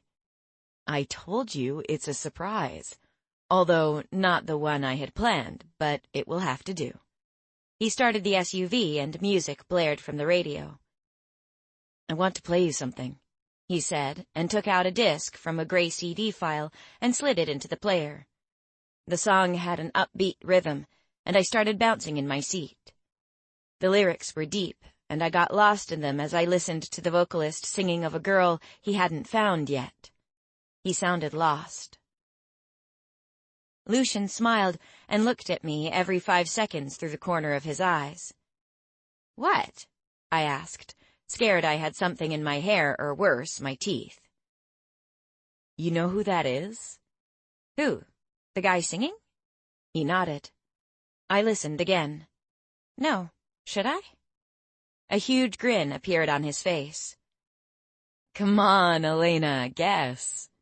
I giggled. Is it you? He roared with contagious laughter. Hell no, I can't keep a tune. Then who? I knew I'd never heard this voice. It's Blake. My mouth dropped. Get out! Really? He has what it takes to make it big, but the council doesn't want to grant him permission to go for it, because he's the Rubicon. It doesn't stop him from doing a couple of gigs, though. Wow! Do you think he wrote this song for Tabitha? Lucian gave a chuckle I'd never heard before. What? Elena, Blake only keeps Tabitha for one thing. He's that shallow? I asked, disgusted. He smiled again, but this time I could see sadness around the edges. You still need to learn that Blake only does things for himself, no one else. Then who did he write this for? Lucian shrugged. He recorded this about a year ago. His forehead crinkled in thought. You really miss him, don't you? He wrinkled his nose, not answering, as he gazed out the window on his side. So, what song did you play when you faced the big, mighty Rubicon? I needed to change the topic. A huge grin spread over his face and lit up his eyes. He happily took out another CD. Blake once admitted that there was something about this song that scared the living crap out of him. The radio swallowed the CD, and his grin spread wider. My eyes grew bigger as the song started. You know AC/DC? Elena, everybody knows AC/DC, he said, rolling his eyes. I leaned back in my seat and closed my eyes, trying to imagine what Lucian looked like being introduced by Thunderstruck. It gave me goosebumps. Wow. It slipped out as my image of him in gladiator gear exposed his muscular arms. What? I can just imagine what it must be like. I'd be scared too if I was Blake. He laughed and turned into a deserted parking lot. When the SUV stopped, he put on a baseball cap and shades. Just a precaution. He smiled and jumped out to open my door. You don't know what I had to do to pull off this surprise. When we walked to the entrance, I saw that it was an art gallery. You didn't. I had to. He knocked 3 times on the glass doors. A woman with a short bob opened the door. She wore a soft gray suit with a white satin blouse completely covering her neck. Good morning, Your Highness, she greeted Lucian. I suppressed my giggle. Maggie, he muttered. You must be Elena. I'm Maggie, and this is my art gallery. Welcome. The gallery was empty, besides us and the masterpieces on the wall. We followed Maggie from painting to painting as she explained more about the pieces and the artists. Suddenly, I missed Dad again. He had promised me that one day we would go to an art gallery, but we had never gotten around to it. A painting in the corner caught my eye. It was a pencil sketch of a woman sitting against a tree. The artist had done an amazing job. Her face and eyes carried a deep sadness in them that made my heart ache. This is a portrait done by Ronaldo Aramis. The woman in the picture is none other than Queen Catherine. Lucian and I both gasped. Are you serious? He asked, and she nodded. It doesn't look anything like her. It's not supposed to, either. She was merely the inspiration, Maggie said simply. Was she really so sad? He asked. It was the year before she died, Maggie said. Chang's story of Tanya leaving her jumped to my mind. The queen must have struggled with losing her dragon sister. Lucian touched the lines that formed the queen's face, as if he wanted to wipe away an invisible tear. How much? It's not for sale, Lucian. Are you sure about that? He smiled. She grinned back with soft eyes. That smile won't work on me. I'll never sell it. Elena's an artist too, Lucian said. She looked at me with slightly raised eyebrows and a Julia Roberts smile. You should show me one day, she said. They're not that great. I pointed to the picture of the queen. Lucian glared at me. Clearly he didn't like the way I sold myself short. A bright flash reflected on the colors of the next painting as we made our way over to it. It almost made the leaves on the trees come to life. Lucian jolted his head back when more flashes bounced off the walls. He yanked me back behind a pillar, pulled off his leather jacket, and threw it over my head. Maggie froze on the spot, staring with huge eyes at the front door. My heart beat fast. What is it? Lucian ignored my question. The light overpowered the gallery and people were yelling Lucian's name. His jaw muscles clenched and his eyes hardened. It almost made him look like a dragon. Who did you tell, Maggie? Lucian, I promise I didn't say one word. She spoke fast and she sounded just as shocked.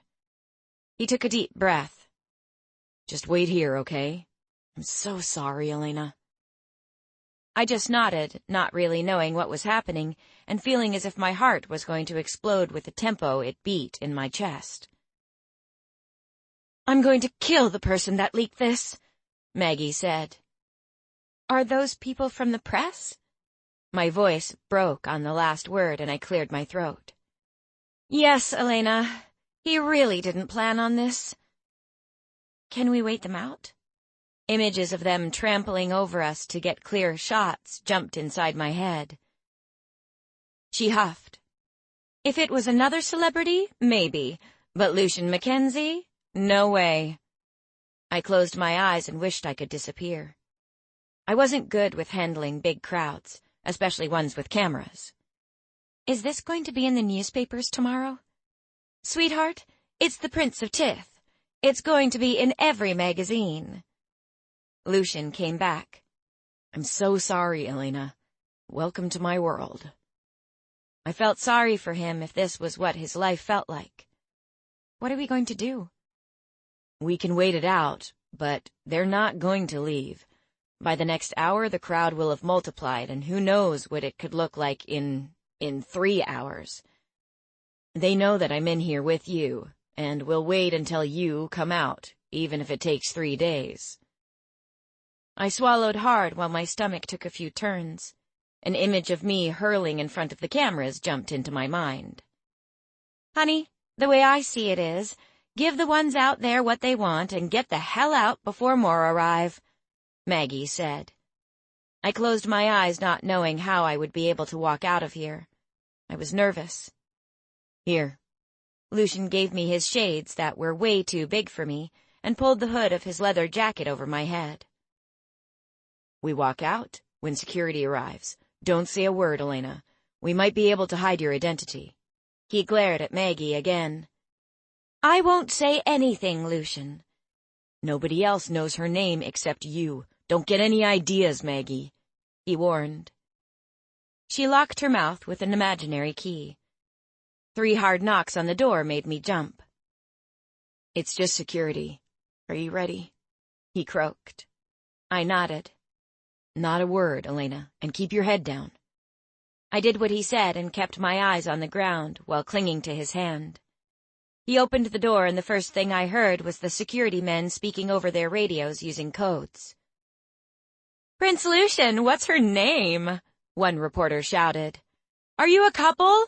another yelled.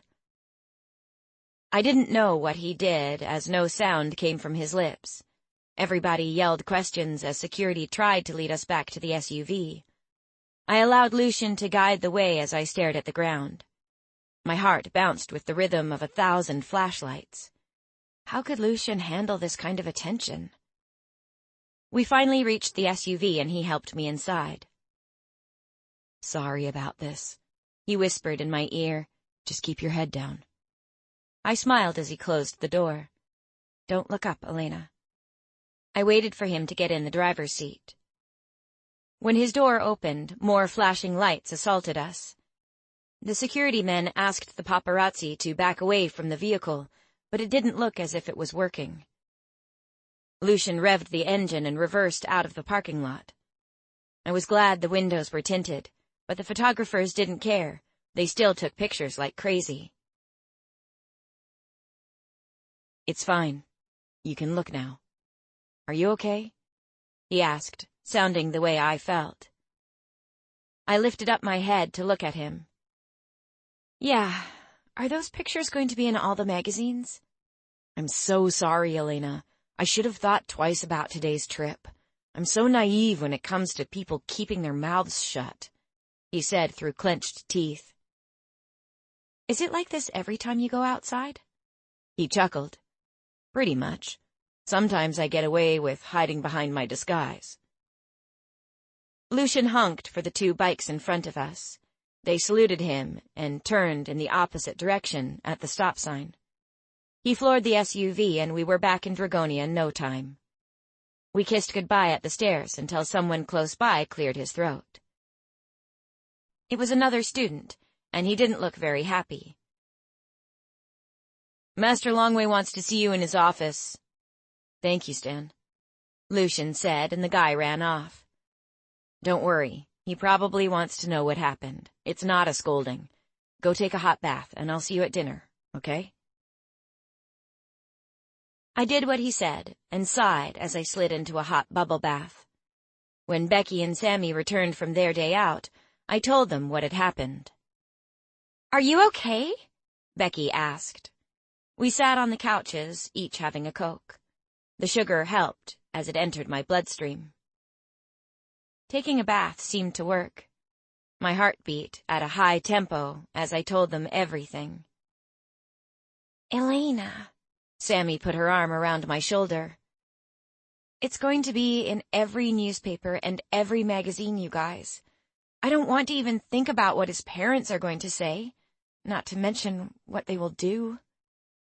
"Well, If Lucian didn't tell his dad about you, I guess they're going to find out the hard way. I'm so glad that I'm not Lucian, Becky said. Becky! Sammy glared at her. What? Sammy rolled her eyes. Will he get into trouble? I tried to ignore Becky's remark. We'll have to wait and see, Becky said, and eyed Sammy again with a huge question in her eyes. Sammy shook her head. Remember what you said to me? Everything happens for a reason.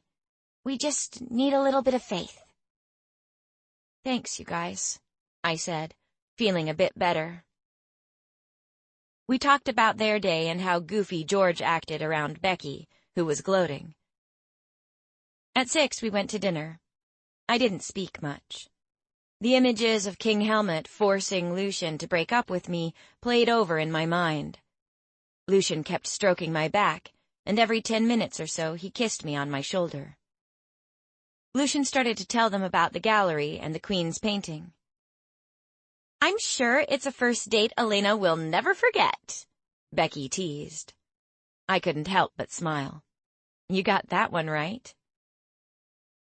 Around 8, we walked slowly back to our dorms. Elena, meet me tonight? Lucian whispered in my ear. I gave him a frantic look, thinking that we'd had enough drama for one day, not to mention what happened the last time we sneaked out at night. He chuckled softly. We won't go to the lake. What if we get caught? Master Longway will chuck my ass out of this place. He raised one eyebrow. With a mark as dark as yours? I doubt it. I'll wait for you by the door around 12. He cocked his head, indicating the big wooden one to our left. Fine, but if we get caught, I'll blame everything on you. It's a blame I'll take with pleasure, he said through a smile. Good night, my Juliet. I blushed as I climbed the stairs and giggled at how goofy he sounded. Some of the boys teased him about his last line, but he didn't seem to care. We'd barely made it to the room when the most horrible sound wailed in my ears. 24. It was a loud siren that had a strong sense of foreboding connected to it. The sound made me clutch my ears as if they were going to fall off. Becky and Sammy looked at each other with huge eyes. That wasn't a good sign. We ran out of the room as students descended from the stairs around us. What's going on? Becky asked one of the girls. We all need to go to the auditorium, a girl with a red prefect badge on her blazer said, and moved through the crowd. Becky grabbed my wrist and pulled me down the stairs behind her. It felt like it took forever to reach the lobby, not to mention getting to the auditorium. Students poured through the doors on both sides. Becky led me to a seat in the back row and plopped me down hard. She looked around frantic, standing on the tips of her toes. Everybody around us had frantic expressions, and some of the girls even cried. George spun Becky around and she started to kiss him like crazy. Do you know what's happening? I asked George, who had his arm still wrapped around Becky. It's not good, Elena. He spoke in a fast, tight voice. A cold shiver ran up my spine as I tried to think about the reasons behind the horrible siren. The last time they sounded the alarm was the night the king and queen died, Sammy said. What? Lucian finally reached us, pulled me from my chair and hugged me tightly. I really hoped it didn't have anything to do with his parents. His heart was pounding as I laid my head against his chest. Do you know what's going on? Becky asked. I looked up to hear his answer, but he just shook his head. His grave expression didn't suit him. He was the bravest guy I knew. It wasn't a good sign if Lucian was scared too. The auditorium was almost filled with students, and everyone around us wanted to know the same thing. What the heck was going on? Master Longway came in, and I didn't like the look on his face. His eyes looked dark, and his lips were pressed together in a thin line. He had a huge crease on his forehead. Everyone started to settle down as he ran up the podium stairs. The King of Lion's Sword has been stolen, Master Longway blurted over a microphone. Thick silence saturated the auditorium. Then the room filled with noise as most of the students started to cry out in panic, yelling questions of how, when, and what now. This isn't good. Lucian spoke first and rubbed his face with his free hand. How could it be stolen? Becky asked, fear lacing her tone. Silence! Master Longway's voice roared, and the sound bounced off the walls. There is no reason to panic yet. Members of the Royal Council are searching for it as we speak. However, we have to keep guard for any sign of danger. Dragonia will be one of the first places they attack if this is war. Typical, George uttered. Should that news make us feel better? I asked Lucian as Master Longway carried on speaking about the plan of action. He just squeezed my hand with a terrified look. We will have the groups up in place first thing tomorrow morning, Master Longway said, and then he called out names I hadn't heard before. Blake and Lucian were the last of the 5 names, and they were ordered to meet him in his office. Lucian kissed me goodbye. I'll tell you what I know, okay? I nodded and felt like crying as I watched him disappear through the ocean of students trying to make their way out of the auditorium. We went to the cafeteria to analyze all of this, finding it difficult to process in all of the chaos. Who would have stolen it? I asked harshly, not yet in control of my emotions. It could only be one person, Elena, George said. Goran. He got up to get us each a soda. Goran? I said. But he's locked up behind Eton.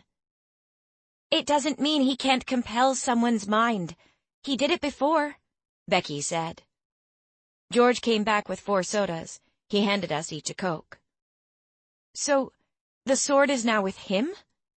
I wanted to know, and she lifted her shoulders, not knowing the answer to my question. Sammy took a big sip of her Coke. I hope it still exists. Exists? You mean he's going to destroy it? I asked. She nodded solemnly. Chang had told me about it during our first history lesson. With the sword out of the way, there's no stopping him if he manages to break out of Eton. He'll destroy the wall, and Paegeia with it. George took a few gulps from his can, his hand shaking slightly. My throat tightened as he said the word, destroy, and I struggled to swallow. Relax, Elena. They'll find whoever took it, Becky said and squeezed my arm reassuringly. I waited for Lucian, wishing he would come back. It felt like hours before he plunged onto the pillow next to me. He gave me a quick kiss on my temple while wrapping his arms tightly around my shoulders. They stole it somewhere between midnight and 4 a.m. yesterday. The council didn't want to say anything because they thought they would have retrieved it by now. If they don't find it soon, we're going to be in serious shit. They believe that Goran has found a way to break out of Eton, but won't do it until the sword is destroyed. So, what, the council's really searching for it? Becky asked. My dad and Ariana's have sent out a small search party. We just have to wait? I was skeptical, just like Becky. It's the only thing we can do, Elena. If they destroy that sword, Lucian— Shh! Don't think like that. It won't happen. Master Longway is with the Viden now to draw up the groups that will guard the school. We have to be on watch 7 days a week, 24 hours a day. Not that it will take that long, I hope. Until it's found?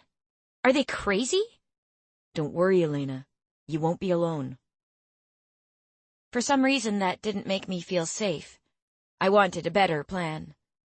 You're safe here. You won't be alone, he said again, as if I hadn't heard him the first time. Will we be together? He shrugged. We don't know which team we'll be divided into. That decision is left up to the Viden. I jumped from the pillow. They're relying on a woman that sucks everything out of her thumb? It angered me that everyone thought so highly of what she had to say. Calm down, Elena. Lucian got up too and gave me another hug. It's going to be fine. I promise nobody will hurt you. I sighed heavily. I'd never felt so scared in my entire life, and believe me, I had been through some pretty frightening things with Dad, always running away from place to place. I struggled to fall asleep that night, tossing and turning, before finally dozing off around 3 a.m. A dozen or so white sheets were tacked on the announcement board the following morning. Students stormed to the wall in a wave. All the students of Dragonia would be divided into 5 groups, with 2 on a team and about 40 teams in a group, if not more. Lucian's explanation was thorough. There had to be guards at all the main entry points of Dragonia, as well as around the school at all times. It sounded scary, thinking that we had to watch for any kind of danger. With my luck, I would end up with someone like Tabitha, who would flee at every sound. One girl glared at me as she stormed off in the direction of the main building. I didn't pay attention to her until some other girls did the same. Some even started to point in my direction. Oh, crap, what now? I was about to ask Lucian if I was imagining things, but he saw it already. What's going on? I don't know. I'll go find out, he said, and ran to the wall. He came back after 15 minutes. Sammy, you're with Dean and in Lionel's group, he said. She pulled her mouth in a snarl. Becky, you and George are in mine. He didn't say anything about me. I'm not in yours? I asked. Calm down. You'll be fine. You're in Blake's group. With who, Lucian? He looked away. Lucian, with who? You're with Blake. We were all speechless for a few seconds as we digested this new information. She's with Blake? Becky asked. I can't be with him in a group. Elena, it's not going to help to protest. The Vaiden makes the decisions. You're wasting your time if you think Master Longway is going to listen to you. I can't be on guard with Blake? My voice rising in volume. You have no choice. You're safe with him. Who's with you? Tabitha, he said through clenched teeth. The snow dragon. I pursed my lips as a picture of the 2 of them together jumped inside my head. Lucian chuckled. Are you jealous? Don't. Come here. He grabbed my shirt and pulled me closer. Does it help if I told you that I don't even like her? It worked, and I smiled. I don't want to be in stupid Blake's group or have him as my guarding partner. Well, I don't think it's fair that Tabitha is in mine either. He smiled as he pressed his forehead to mine. There's something wrong with the Vaiden. I swear it. I growled. Master Longway's voice came through the school's system. We quickly dispersed as he ordered us to go to our rooms and wait for further instructions.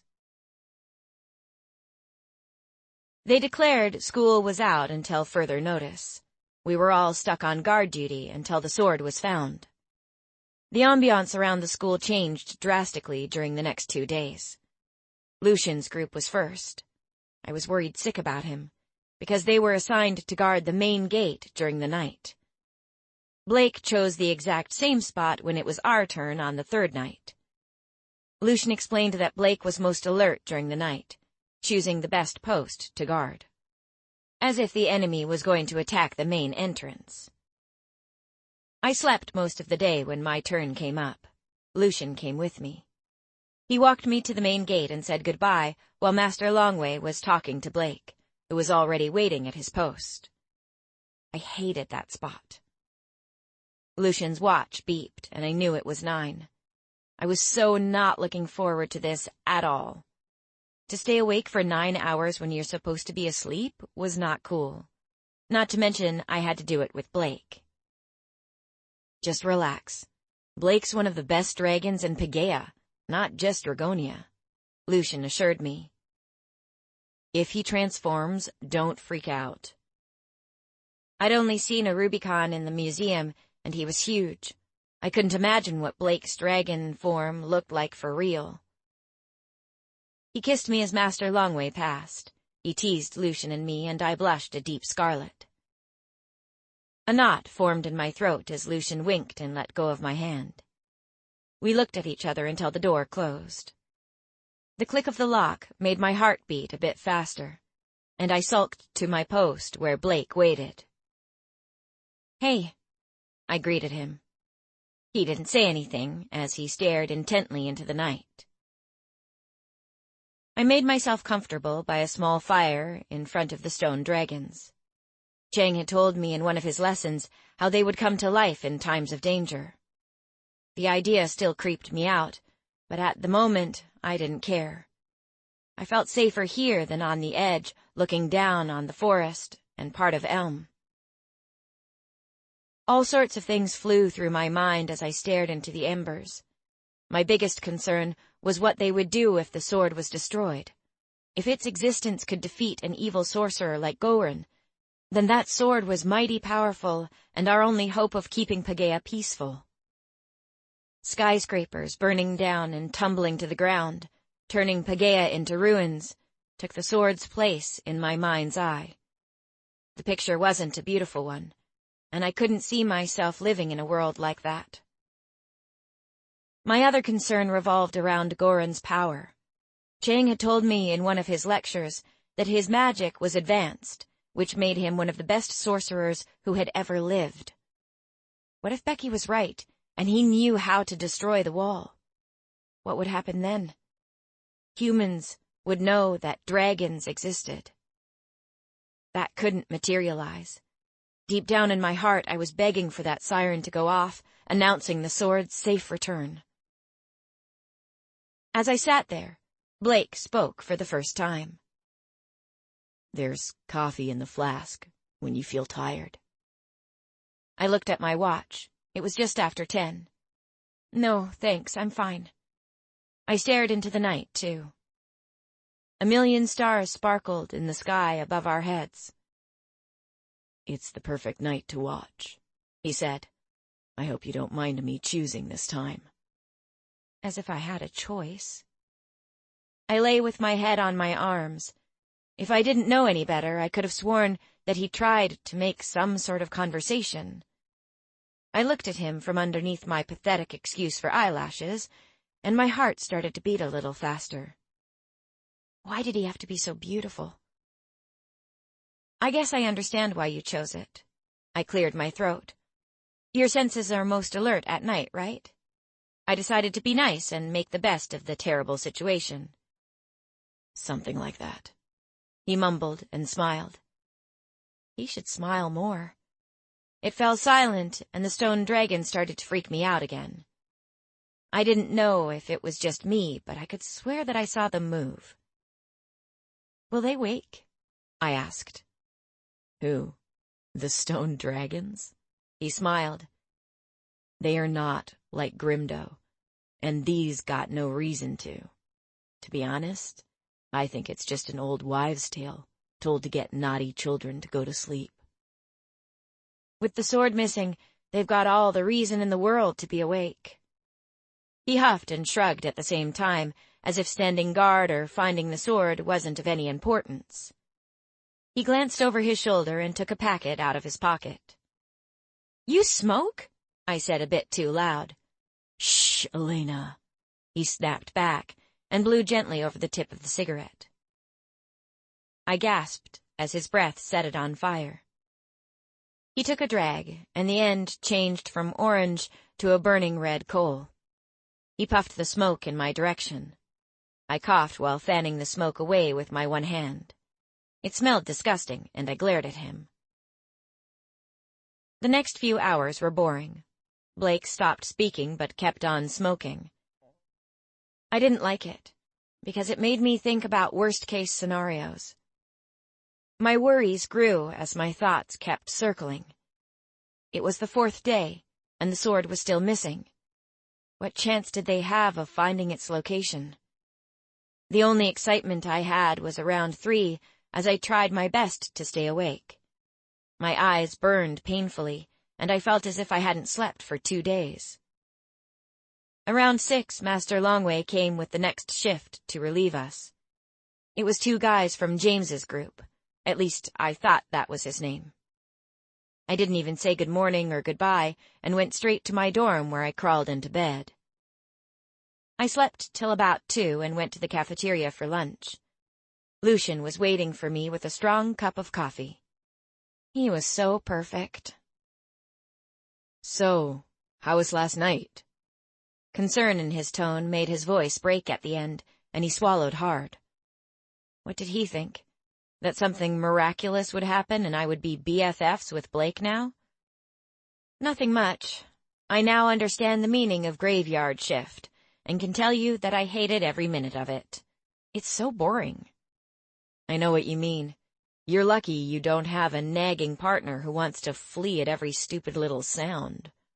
I giggled. Did they find anything while I was asleep? Nothing yet, he said dully.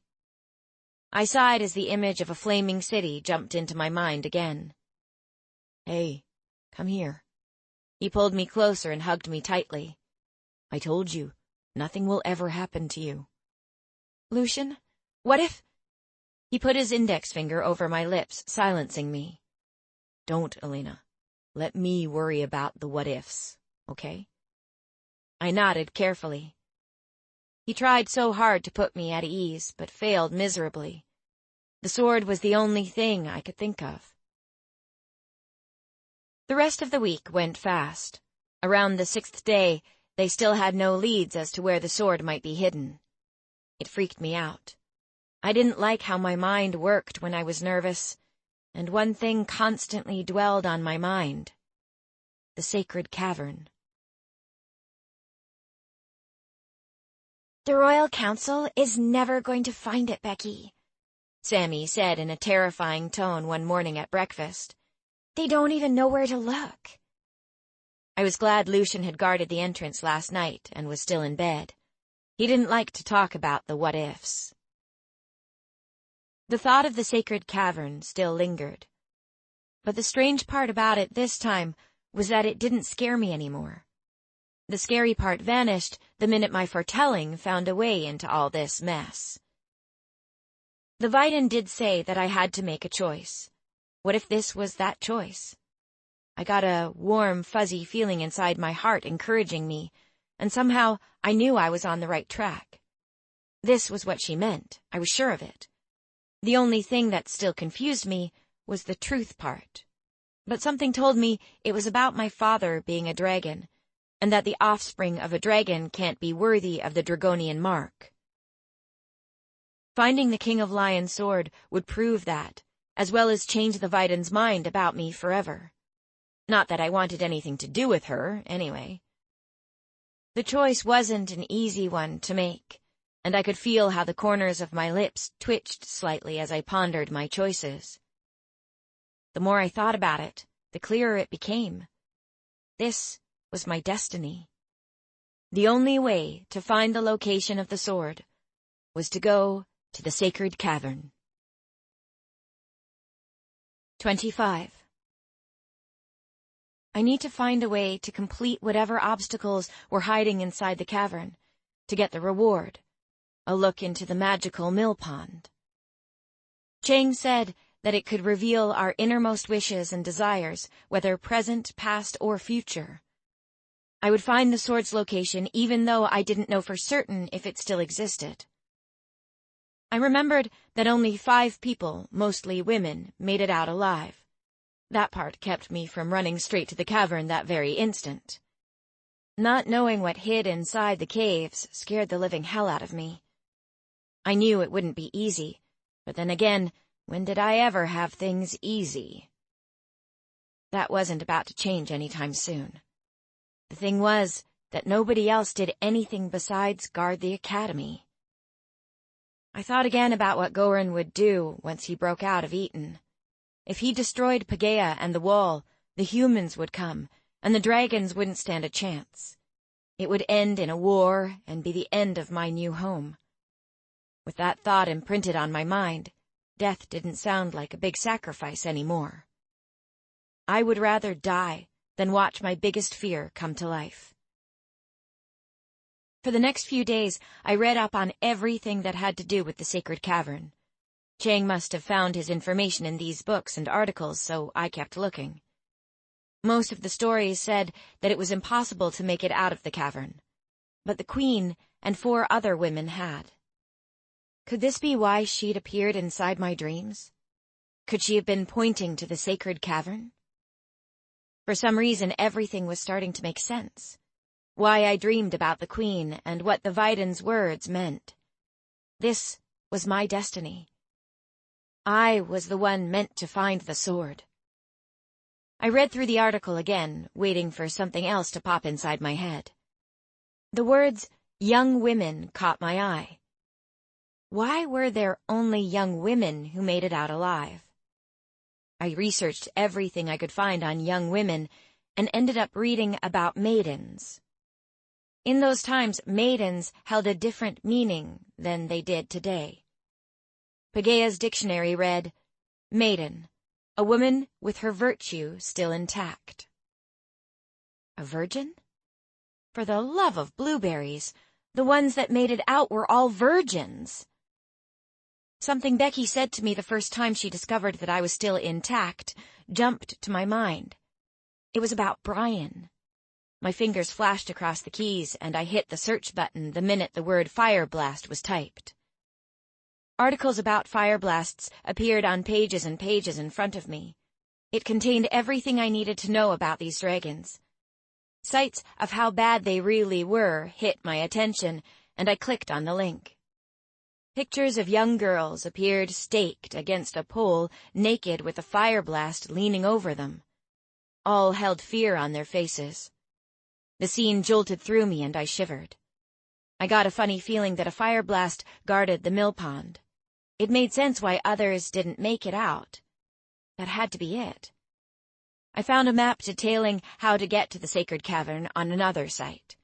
It didn't look that far, but then again, I was no expert when it came to reading maps. My other concern was how to get there. They had bus schedules, but that cost money. Money I didn't have. On the 14th day, the night after my second guarding duty, I went back to searching more about the sacred cavern. I found a number of really good books, and it took me a few hours to page through all of them. I took the book that contained the most information about the sacred cavern and went back to my room. Chang really did have good theories. I laid the book over my chest after reading the last paragraph and closed my eyes. There were still some things I needed before I could even think of leaving Dragonia, things I had no idea where to get. I made up my mind that I would take Ginger. I had ridden her once, well, with Lucian on the trails, but how difficult could riding a horse be? It would have to be on a horse. I really needed a few bucks, but who to ask? Master Longway would want a valid explanation. Lucian was the other source of income, but he would ask exactly the same thing. I didn't know a single person who wouldn't question my intent. I was screwed. My head pounded as I laid out my plans. Elena, what are you doing with that book? Becky snatched it from my chest. I hadn't even heard the two of them come in. She read from the open pages, and her eyes filled with concern. Nothing, I just wanted to read up on something, I said as I cleared my throat. She raised one eyebrow as if she could see right through me. The sacred cavern? What on earth is going on in that mind of yours? Why are you reading this? My upper lip twitched slightly. I really sucked at lying. She flipped the book closed and her eyes widened. She gasped and froze as understanding washed over her face. Have you lost your mind? Becky, it's more than 2 weeks. They haven't found the sword yet. Think about it. The sacred cavern holds the only thing that can make us see anything we want to, I said. Elena, people disappear in that cave. 5 didn't. I showed her with my fingers and motioned for her to return the book. Look. I pointed with my index finger at the 5 women who had made it out alive. These people were raised in Paegeia. No, let the council find the sword, she yelled. Becky, are you blind? I snapped. They're not going to find it. They don't even have a clue about where it might be. Elena, you're only 16. Think, please. She was adamant, but so was I. No, I've made up my mind. What's wrong with you, Elena? Have you really lost your marbles? What are we supposed to do if you don't come back? Sammy's eyes sparkling with tears. What are you afraid of? I yelled at both of them, shaking my head in disbelief. Elena, you don't know how dangerous it is, Becky pleaded, this time in a softer voice. I don't care, Becky. Something tells me if we don't find the sword, things will get a lot worse. Then you don't give me much of a choice, she said, and left. I ran after her, thinking of what a coward she was being by bringing Master Longway into this. But when she changed her course and headed toward the cafeteria, I frowned. Where are you going? She ignored my question. I followed her into the library and saw her heading straight to where Lucian sat quietly reading. I huffed. She leaned on the table to speak to him softly. I turned around and left to go back to the room. I didn't care if she told Lucian about my plan, just as long as it wasn't Mr. Longway. I got ready to run up the stairs when someone yanked me back and pushed me to the side of the stairs.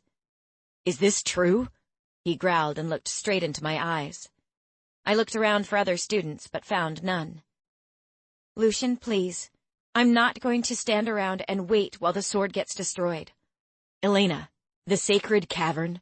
People don't come back, he said through gritted teeth. He sounded the same as Becky had a few minutes ago. The Queen did, Lucian. There's no other way. No, he ordered. No? I said, surprised. A few kisses and he thinks he owns me? I said no. It's too dangerous. And not to mention how stupid it is. His words pissed me off even more, and he would learn how much right now. I was sure about my foretelling. You aren't the boss of me, Lucian Mackenzie. I'll decide how dangerous it is. Besides, none of you knows what danger really means or what will happen if the sword is destroyed. You think your worst enemy is Goran, and what he'll do to you once he frees himself of Eton? Try imagining what will happen once that wall disappears. Your precious dragons won't stand a chance against the other side. The people living on that side don't listen to anyone, and they have the weapons to destroy and incinerate countries like this one. So don't you dare tell me no. I made sure that every word counted before I pushed him away. Becky and Lucian fell silent, and I hoped I'd left them with something to think about. When I entered the room again, Sammy was gone. I hadn't seen her with them, but at the moment it didn't matter if she was with them. An hour later the door opened and Lucian, Becky, and Sammy entered. I pretended to read, trying to prepare myself for my trip. But to be honest, the words might have swirled around on the page because I had no clue what I'd read this past hour. I knew it scared the living crap out of them, and maybe I should be frightened too, but there wasn't time for that. The humans would destroy every single dragon if the wall was destroyed. Lucian knelt down in front of me and placed his hand on my knee. I glared at him for a second and slowly put the book off to the side. Elena? Please don't do this, he pleaded. Lucian, I meant what I said. I can't live my life in fear anymore. If the sword is the only weapon that can protect us from all evil, then we have to get it back. Why am I the only one considering this? I yelled at all three of them. Paegeia is your birthplace, for crying out loud. Becky and Sammy lowered their eyes and stared at the floor. Lucian closed his eyes for a moment before taking a deep breath. Elena, what you're thinking of doing is suicidal. Do you have a better plan, Lucian?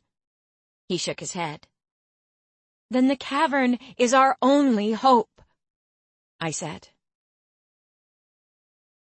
26. Okay, fine. On one condition.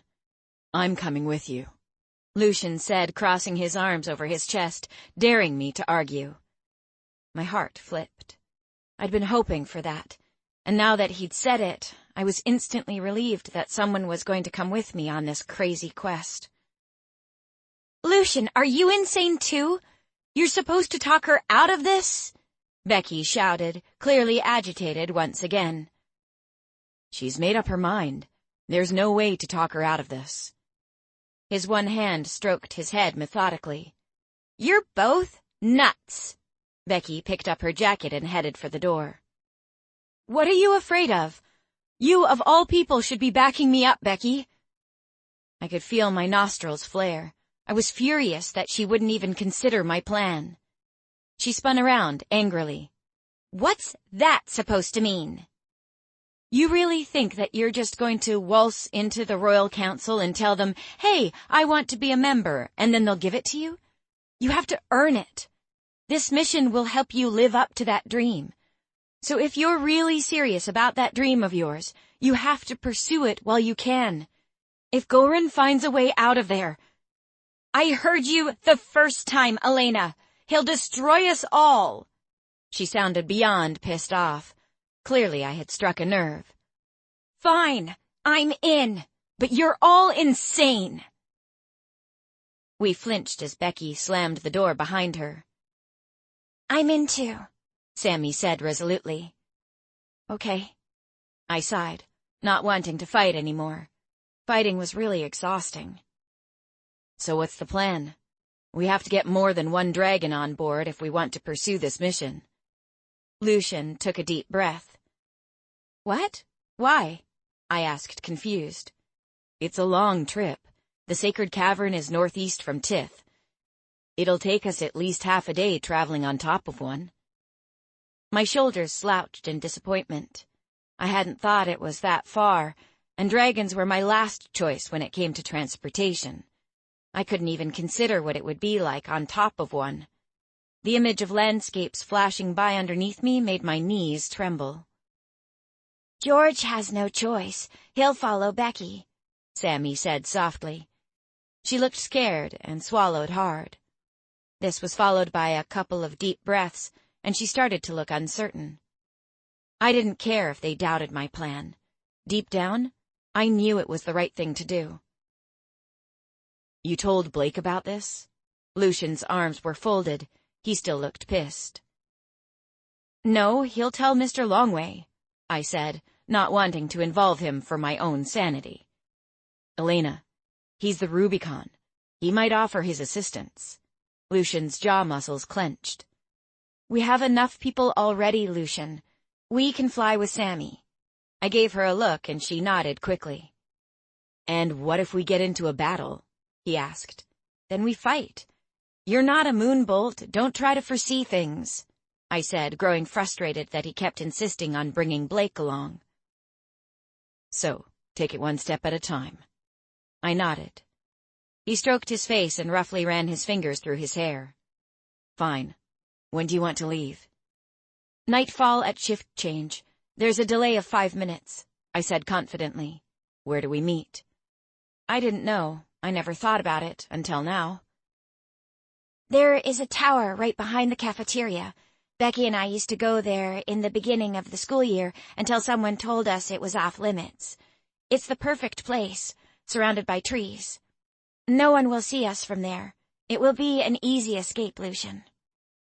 Sammy had come to my rescue, but she didn't sound happy about it either. I wanted to give her a hug, but instead I let out a sigh and hoped her explanation would be enough to stop the pissed-off vibe emanating from him. He went to the window in our room and turned around with a huge frown dented between his eyebrows. How long have you been planning this? Since the 6th day, I said. He huffed and looked at the carpet for a few seconds. Tonight is Bill's shift. Lucian drew back the curtains and peeked outside. George and I will meet you there at 8:30. Don't be late, or we can forget about making a clean break. Elena, there's only one condition. You do exactly as I say. He didn't give me a chance to argue. See you tonight. He grunted and left.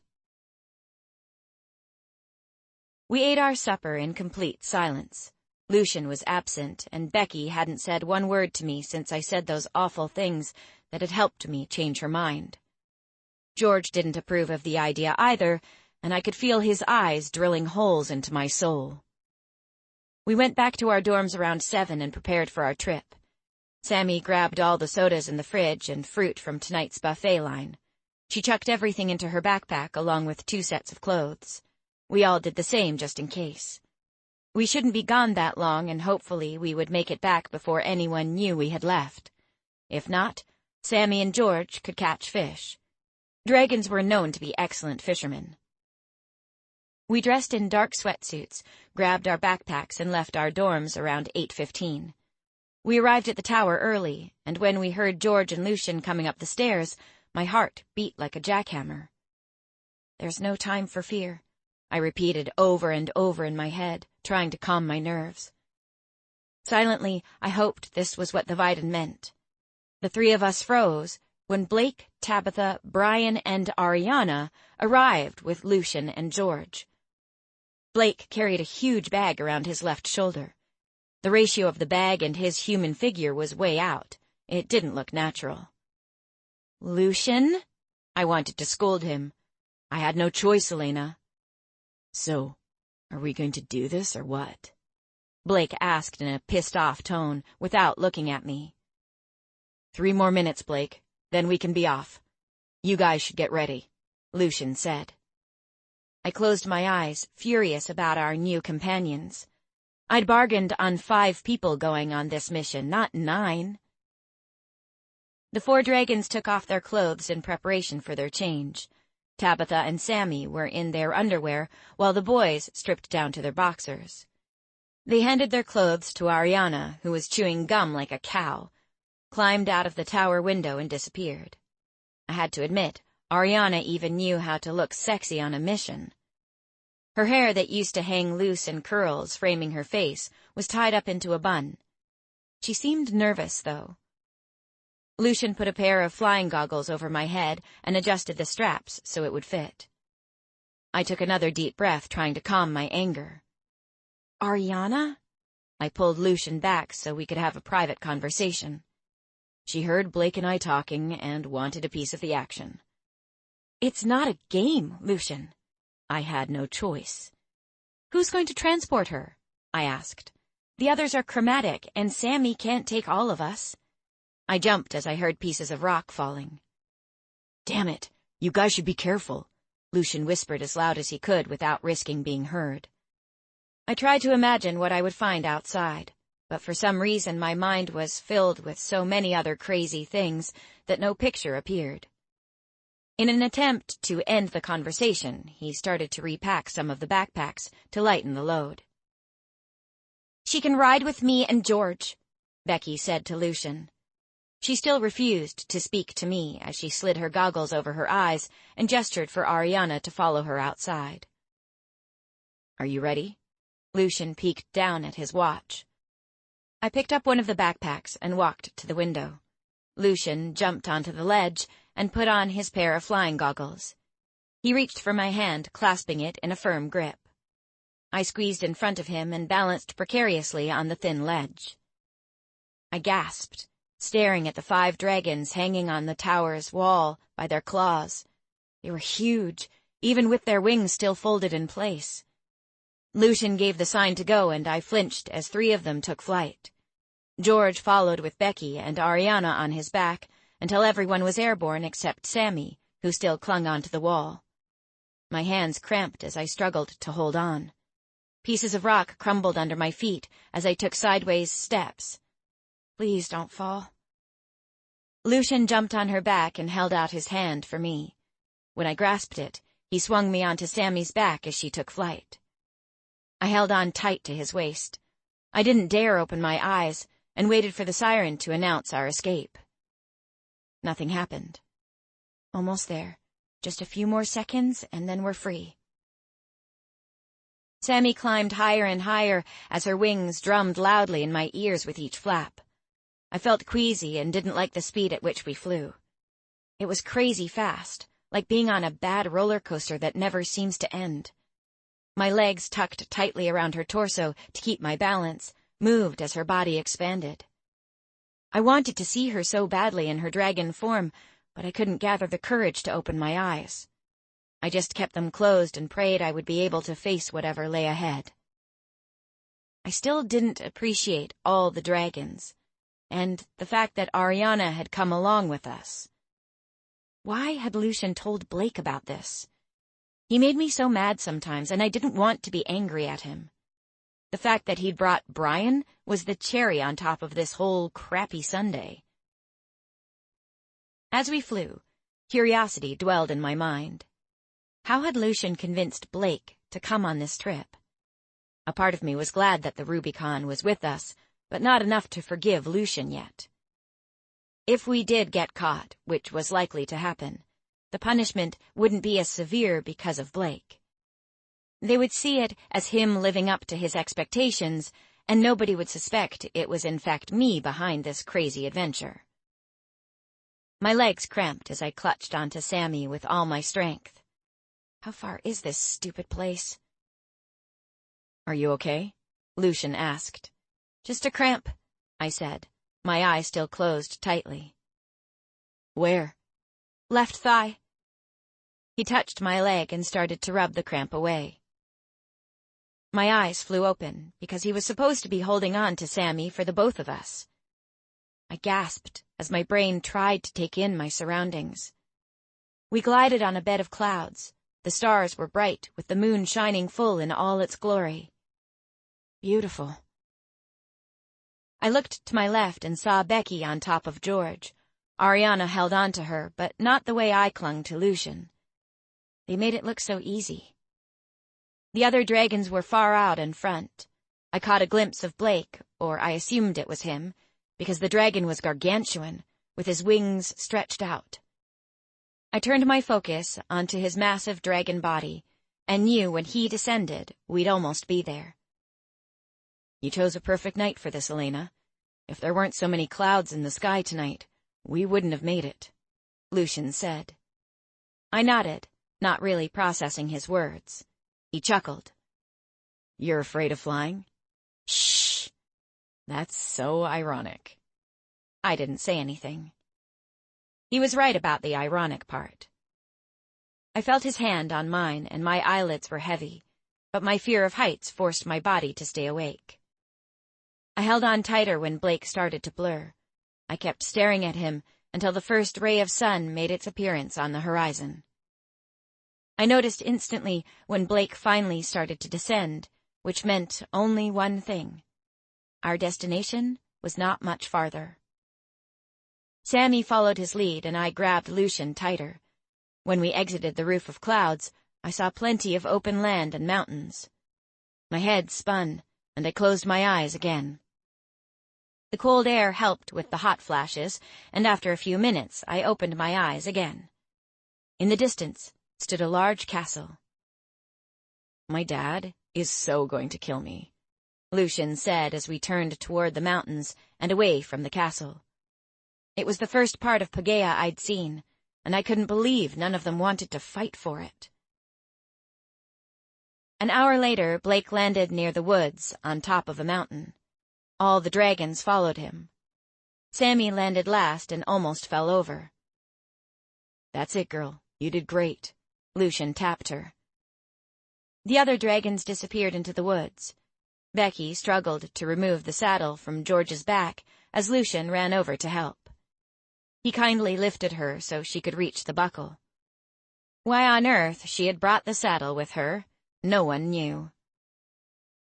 Sammy didn't go into the woods, but asked for a towel.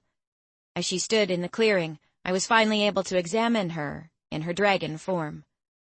She was beautiful, with sweeping wings that lifted from her shoulders and continued down her tail, ending in an elegant flourish. Compared to the other dragons, her lips were lush and full, as defined facial bones highlighted her fiery eyes.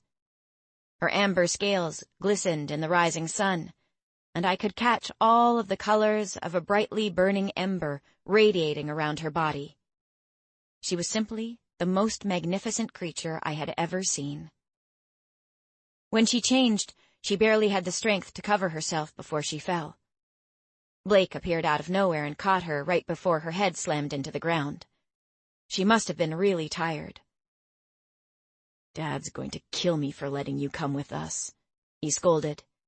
"Dad's not here, so shut up," she giggled, sounding out of it, too tired for anything else. The corner of Blake's mouth curved up, and he shook his head. He led her to a tree close by, and she sat down, exhausted. All the dragons quickly retrieved their clothes from the backpack Ariana carried. "We need to rest." Blake spoke for all the dragons. Lucian nodded. "We all have to rest, Blake." It wasn't long before all the tents Blake carried in his large pack were transformed into a makeshift camp. The boys were really handy, and Brian made a fire in no time. I guess it was easy when he had the ability to breathe on top of a few sticks, and they would burst into flames. Ariana and Tabitha went to look for more wood, while George went hunting. Becky sat with Sammy. I really wanted to speak with Becky, but she made a point not to even look at me, so I left it for now. "Elena, you need your rest," Lucian called from inside the tent we shared. I crawled in, trying to hide that I was concerned about Becky being so upset with me. For crying out loud, I've too many things on my mind already. Doesn't she care about that? She's so selfish, a spoiled brat. I felt bad the minute I thought it, and struggled to fall asleep. We will go to the sacred cavern tonight. So many things popped in my head as I considered what the cave hid in its inky black depths. Why hadn't the 5 women ever revealed what had been inside? I dozed off with images of bats and dragons hiding inside the cave in my head, and the fear of having to kill each one of them. 27. Queen Catherine appeared in my dreams again, and the woods to which she pointed looked similar to where we were. I knew now why I'd been dreaming about her. She had prepared me for the decision I had to make. The dream changed from her to the Book of Shadows. I saw my foretelling, and the words were red. The smell of a strong woody and sweet essence filled my nostrils, and I opened my eyes. Lucian just smiled as I looked at him. He looked so beautiful when he woke. Not like me, hair a mess and eyes thick from sleep. The tent was barely lit. When we crawled out, the sun had begun to set. We found 4 rows of small skinless animals spiked on sticks, roasting over an open fire. I gawked at the amazing survival skills these guys had. When the meat was done, we all ate in silence. I didn't think they were very happy to be here, but it wasn't for nothing. I needed to know whether the sword still existed, and if so, where it was hidden. After dinner, Lucian took me to wash up by a nearby river. I grasped his hand to steady myself on the moss-covered rocks that lined the riverbed. Away from the campfire light, it was difficult to find my way around, and I had to rely only on my sense of touch. When I gathered enough courage to jump into the inky depths, the water felt like 1,000 ice cubes, but it was just what I needed. On our way back to the camp, a dark figure was heading our way. "We need to talk about what it is we're going to do." Blake spoke right in front of us. I lost my balance and slipped on the smooth rocks. "We'll take it as it comes," Lucian said simply, catching me before I tumbled in again. "Excuse me? We don't know the rules on this one, Blake. What do you want to go over?" he snapped. "You bring me here only to tell me we have to wing it?" "I didn't bring anyone here. You wanted to come," Lucian said as he passed him, shoving his shoulder roughly into Blake's. Lucian held out his hand for mine. I took it without looking at Blake. Back at camp, we packed the water bottles and snacks we needed for the trip.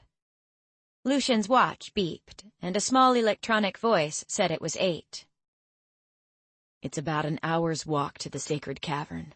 I suggest we get a move on, Blake said, and took a backpack from Tabitha, who glared daggers at me. Would Brian do me the honor? George said, and held out a man-made torch in Brian's direction. Brian blew on it, and the torch caught fire instantly. He lit 2 more and gave one to Blake, who took the lead. Your Highness, Brian joked, and handed Lucian one too. Ha ha, Lucian said with a tone drenched in sarcasm. Brian winked at me, then ran to catch up with Blake at the front of the group. Small animals made noises in the brush as they ran from our heavy footsteps. I jumped every time. You're scared of little things in the woods? Unbelievable. Ariana passed us and shook her head. Ignore her, Elena. I think what you're doing is pretty brave, Lucian said in a soft tone, rubbing my back gently. Why does she have to be here? Why? Ariana whipped around at my words and looked at me with a ferocious expression. Because what you're doing, Elena, isn't brave at all.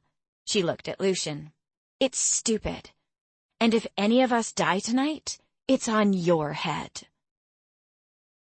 I hadn't thought about that, and swallowed hard. Ariana, you begged to come with us tonight, so shut your pie hole, Lucian snapped. You guys, enough, Blake yelled. Nobody was forced into coming tonight, Ariana. But I agree with you. This is a suicide mission. There's nothing we can do about it now, so all of you, shut your traps. The dragons all stood with Blake, except for Sammy. She stood right next to Becky, and looked everywhere but in my direction. She's pissed off with me too? The rest of the trip felt long. Ariana's words weighed like a ton of bricks on my mind. What if somebody dies? It will be on my head. Sammy whispered something to Becky, and she put her arm around Sammy. It frustrated me so much that I couldn't hear what they were talking about. Lucian squeezed my hand a little tighter every time I looked at the two of them. We exited the woods and ended up in front of a towering mountain that had a stone staircase, winding up into the fog surrounding it. I'd seen it in small scale at the museum, but never had I imagined it would be this colossal. Welcome to the sacred cavern, Blake bellowed in a theatrical tone. Tabitha and Ariana giggled. We reached the stairs, and Lucian let me go first, a true gentleman. The climb took everything out of me, and my muscles felt as if I'd spent an entire day at the gym doing leg lifts. I was glad Lucian had drilled me every morning, otherwise my lungs would have collapsed, or worse, Lucian would have had to carry me. Becky will speak to you again, Elena, Lucian said. You sure about that? I said some pretty mean things to her. They were the truth. She'll only become part of the Royal Council if she gets a bit more of what you have. You make it sound as if I'm not scared at all. I'm shaking in my shoes. Literally. He smiled. But you're here, which means you're as much of a knight as any of these guys here with you. A stupid knight? Not so stupid to me. I admit it sounded crazy the first time you explained it, but it makes sense. Once you said those words about the wall coming down, it scared the living crap out of me, too. You're right. Goran will get tired after taking over Paegeia, and then he'll do whatever he can to take down the wall. If he's smart enough to find a way to exit Eton, he's powerful enough to find a way to break through to the other side. Thank you. For what? He had a questioning look on his face. For being the first to join me on this crazy mission, I said. Do you think that they'll look for us? You mean Master Longway? He asked with a mysterious smile, and I nodded. It will take them about a day to reach us. And you saw how tired the dragons were after a flight like the one we just took. So they won't catch up, if that's what you mean. Besides, they don't know which direction we went. Everyone that knows about this is here. Could they ask Chang? He's smart and would put two and two together. He's the one that told me about this place. I was afraid of what Master Longway would do if he found out I was behind this mission. Elena, you worry too much about the little things. They must first discover that we are gone. Gasps came from up ahead on the trail. Something told me they had reached the top. I heard backpacks falling to the ground, and when Blake came into sight, he was drinking water out of a bottle. The steps stopped, and I had to hoist myself up the last ledge. My eyes caught Blake's, and his beauty made my stomach feel queasy. He reached down and gave me his hand. I grabbed it and looked away quickly so he wouldn't see my blush. I didn't like the way he made me feel whenever our eyes met. He lifted me up with one pull and helped Lucian after me. I inhaled sharply. In front of me were two 80-feet-tall wooden doors. So, what's the plan, big shot? Blake asked as he thrust a water bottle into Lucian's hand. He took a few gulps and handed it over to me. We all go and face whatever comes our way together, Lucian said with more confidence than I felt. We all looked at one another. Becky still didn't glance my way. All of you agree? Blake asked. We all nodded. Tabitha was the only one who appeared as if she wanted to make a run for it. Tabitha? Blake asked in a sweet tone. She didn't answer or look up. Babes, are you in? There were tears in her eyes. I can't do this, Blake. Some of the guys and Ariana sighed heavily. Just leave her here. I doubt anything will happen, and if there is any danger, she can fly away, Ariana snapped. Ariana, take a hike. Blake sounded furious, and Lucian stepped in.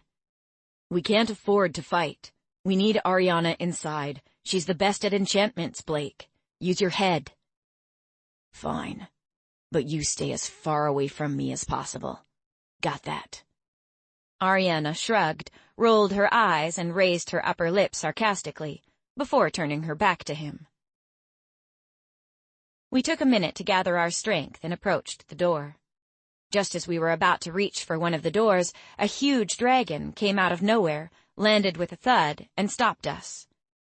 The spikes on his head looked like a crown, and two long whiskers ran down his mouth. His scales were dark auburn, and his snout was long and pointy. He roared something in Latin that I didn't understand, and my knees shook with every syllable.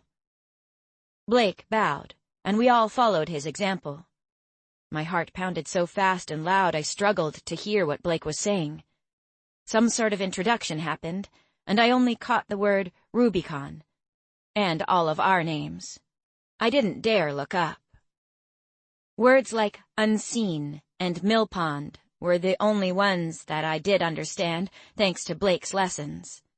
I hated not being able to speak or understand this stupid language. The dragon said something, and I listened closely, but it was no use. I didn't understand enough words to follow the conversation. What's he saying? I whispered to Lucian. He said there is no we, only one. Blake's trying to find out what the rules are and how to decide who to choose, but he hasn't answered yet. The dragon spoke again. Call me when you have made your choice. Lucian translated. No dragons. The dragon flew away and we got up slowly. This was a waste of time, Lucian. Blake snapped. We just have to choose one person. Lucian bit back. Yeah, who's going to do it? You heard what he said. No dragons. Blake sounded really pissed off. My heartbeat went up a notch as I remembered my list. My calculations quickly added up of how many of us could enter. Lucian wouldn't make it out, and it was between me, Becky, and Ariana. I'll go. There's no other choice, Lucian said. You can't. I stopped him with my hand. What? Blake and Lucian asked at the same time. The others just stared at me. No man has made it back. It was only women, I said. Blake laughed. So, what you're saying is that men can't do this? Yes, I barked at him. Anything just to make that grin on his face disappear. It worked. Elena, you don't know that, Sammy said, and her voice trembled a little. I did my research. 5 made it out. They were all women. That gave them all something to think about, and it was quiet for a moment. Blake cussed loudly in the silence. So you want to tell me it's between Ariana and Becky? And me, Lucian. His face hardened at once. No, Elena, he said. I meant to say that you don't have nearly enough training to face anything behind these doors. I'll go. Becky stepped forward. George pushed her back and started to speak in Latin. Becky, are you still intact? I interrupted George, whispering the last part. What does that have to do with anything? She pushed George aside and gave me a look that almost made me regret I'd asked her. Everything. You have to be a maiden. I blurted it out, and all of them froze. Becky? George demanded for her to answer. It was written all over her face. You've got to be fucking kidding me. My heart pounded as I tried to change the subject. Just another reason for her to hate me. They were all maidens, which only means somewhere in there is a sunblast, I said. Brian smiled. Saying it out loud made me not want to do it anymore. I looked at Ariana and hoped by some miracle that she might still be a virgin. Well, Ariana, that means you are screwed. Blake chuckled with Brian after him. She flipped them off with a curled-up lip. George still argued with Becky. Oh, come on! It was a one-time thing and a huge mistake, she yelled. George, not now, Blake said through a grin. He was a dickhead and probably loved every minute of the two of them fighting. George grunted. You would think that he was a sunblast and not a moonbolt. So, what you're saying is that only you can enter through these doors? Blake asked me, not sounding hopeful. No, we tried. You can't go through those doors. Lucian begged me to listen.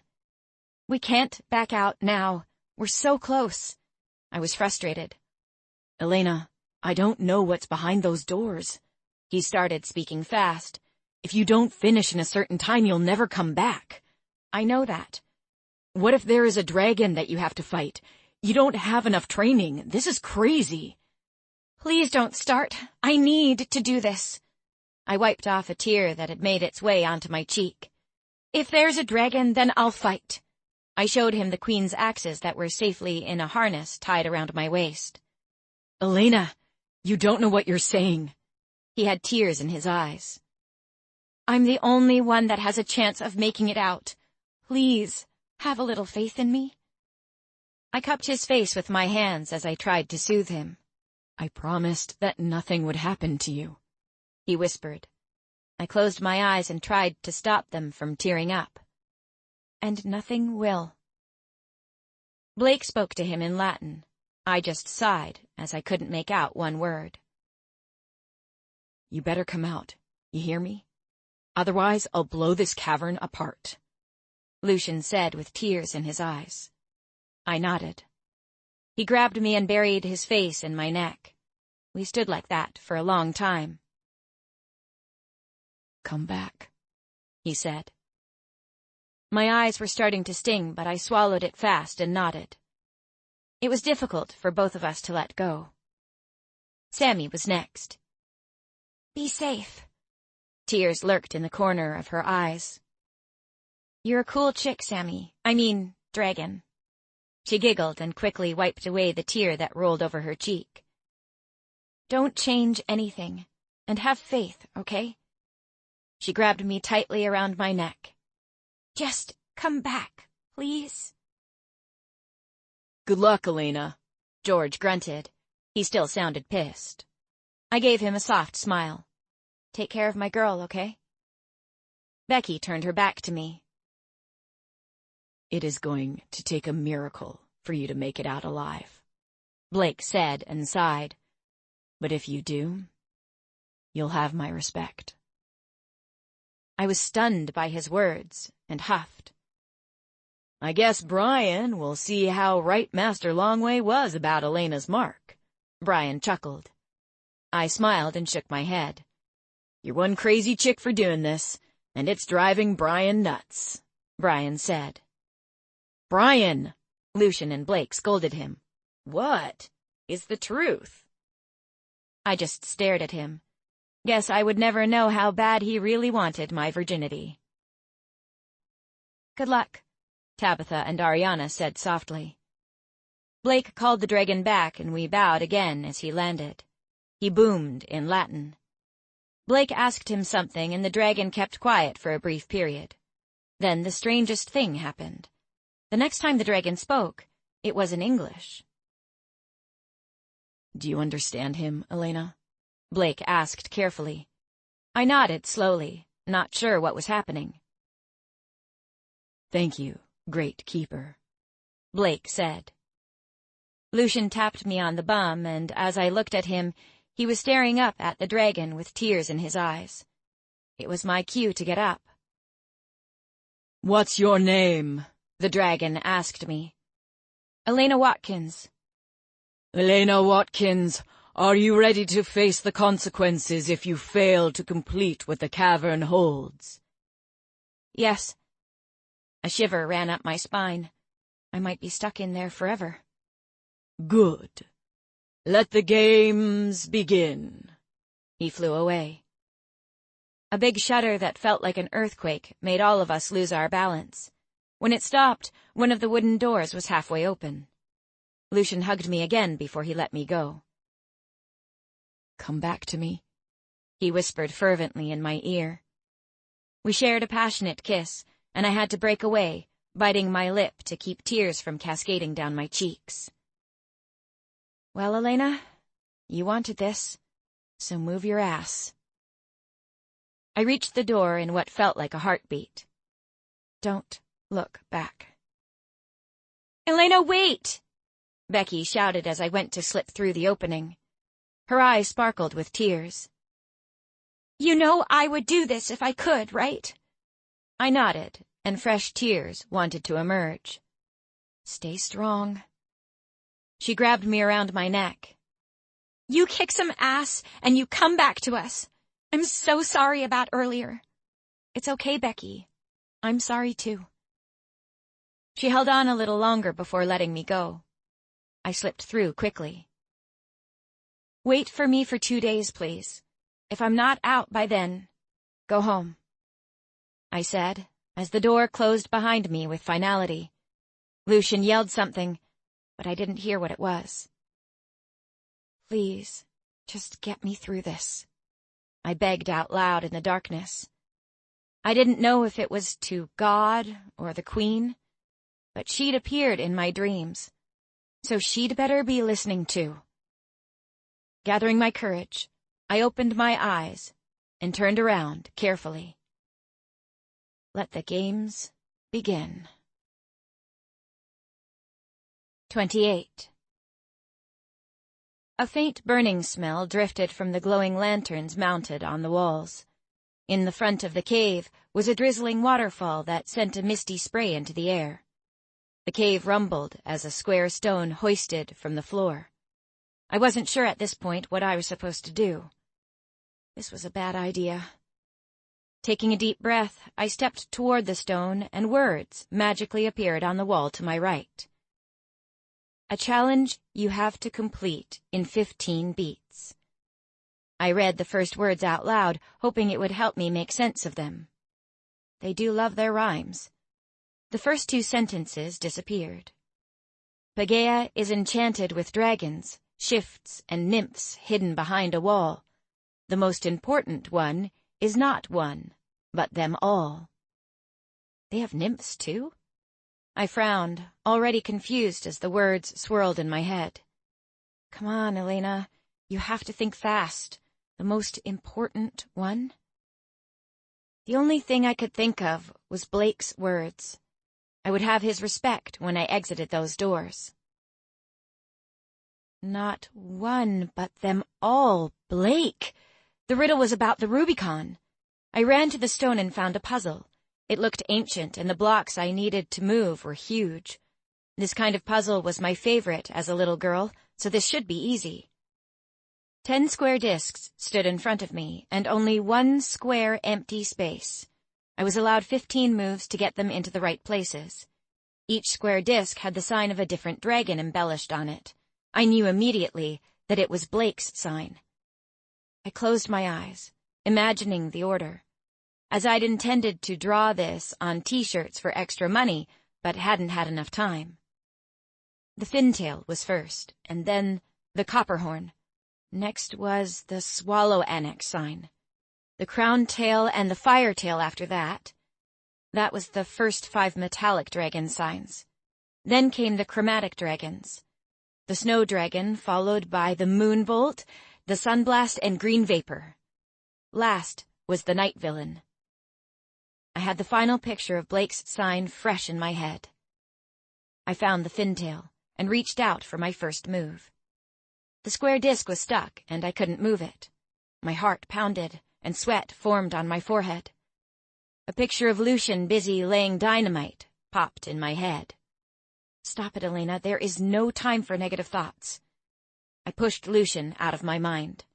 Deep breaths, Elena. You've got this.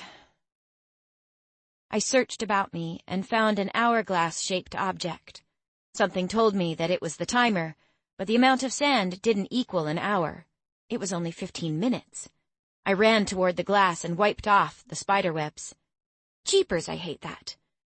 A cold shudder ran up my spine as I rubbed the goosebumps from my arms.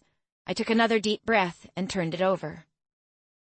A big clicking sound indicated that I needed to hurry, so I ran back to the puzzle. I didn't have time to think. I just started moving the fintail into position. I worked out the order of disc movement that would allow all the others to end in their correct location. Every move was critical. The adrenaline must have been making my brain work 10 times faster as I shifted the last one in place and closed my eyes. My heart beats faster. The only thought running through my head was what the consequences would be if I was wrong. I would probably have to stay here forever, until I died. The cave rumbled again. One of the walls had left an open doorway. I blew out my breath slowly. I turned around to look at the first door I had entered. Right behind it, Lucian and all my friends waited. I slipped through the wall without saying my goodbyes, and it closed behind me. It was dark. All I could hear was the sound of my beating heart as it pounded inside my ear. Come, come, come. My hands trembled. I shook them a few times, hoping it would take off the edge. A spark right next to me made me jump. Fire ran along the wall all the way down to light up the second cave. My throat became dry as I faced my next task. What is this? My eyes grew wider as I realized what was ahead. You've got to be shitting me. It was my worst nightmare. In front of me stood a huge obstacle course. It was the same one we'd seen in the museum, the one where I imagined being a tiny human. Yeah, it hadn't worked out so well for my tiny self, who had been crushed. This time, it needed to end differently. The only thing I could see was 2 huge upside-down axes swinging at a slow pace past each other. Words appeared on the wall again. A task you must complete, that only the brave can defeat. 1 false move, and you might be without a heartbeat. No time limit appeared, and I blew out another breath. Okay, Elena, you can do this. It's easy. Yeah, right. I bounced on one spot as I kept my eyes on the obstacle of death. The movement of the axes started to pick up its pace. I had no choice but to do it now. I decided to trust my reflexes. but my legs wobbled as I climbed the stairs, not making me feel very confident. The axes parted from each other, and I glimpsed a crusher and something else that looked like it could slash me in two.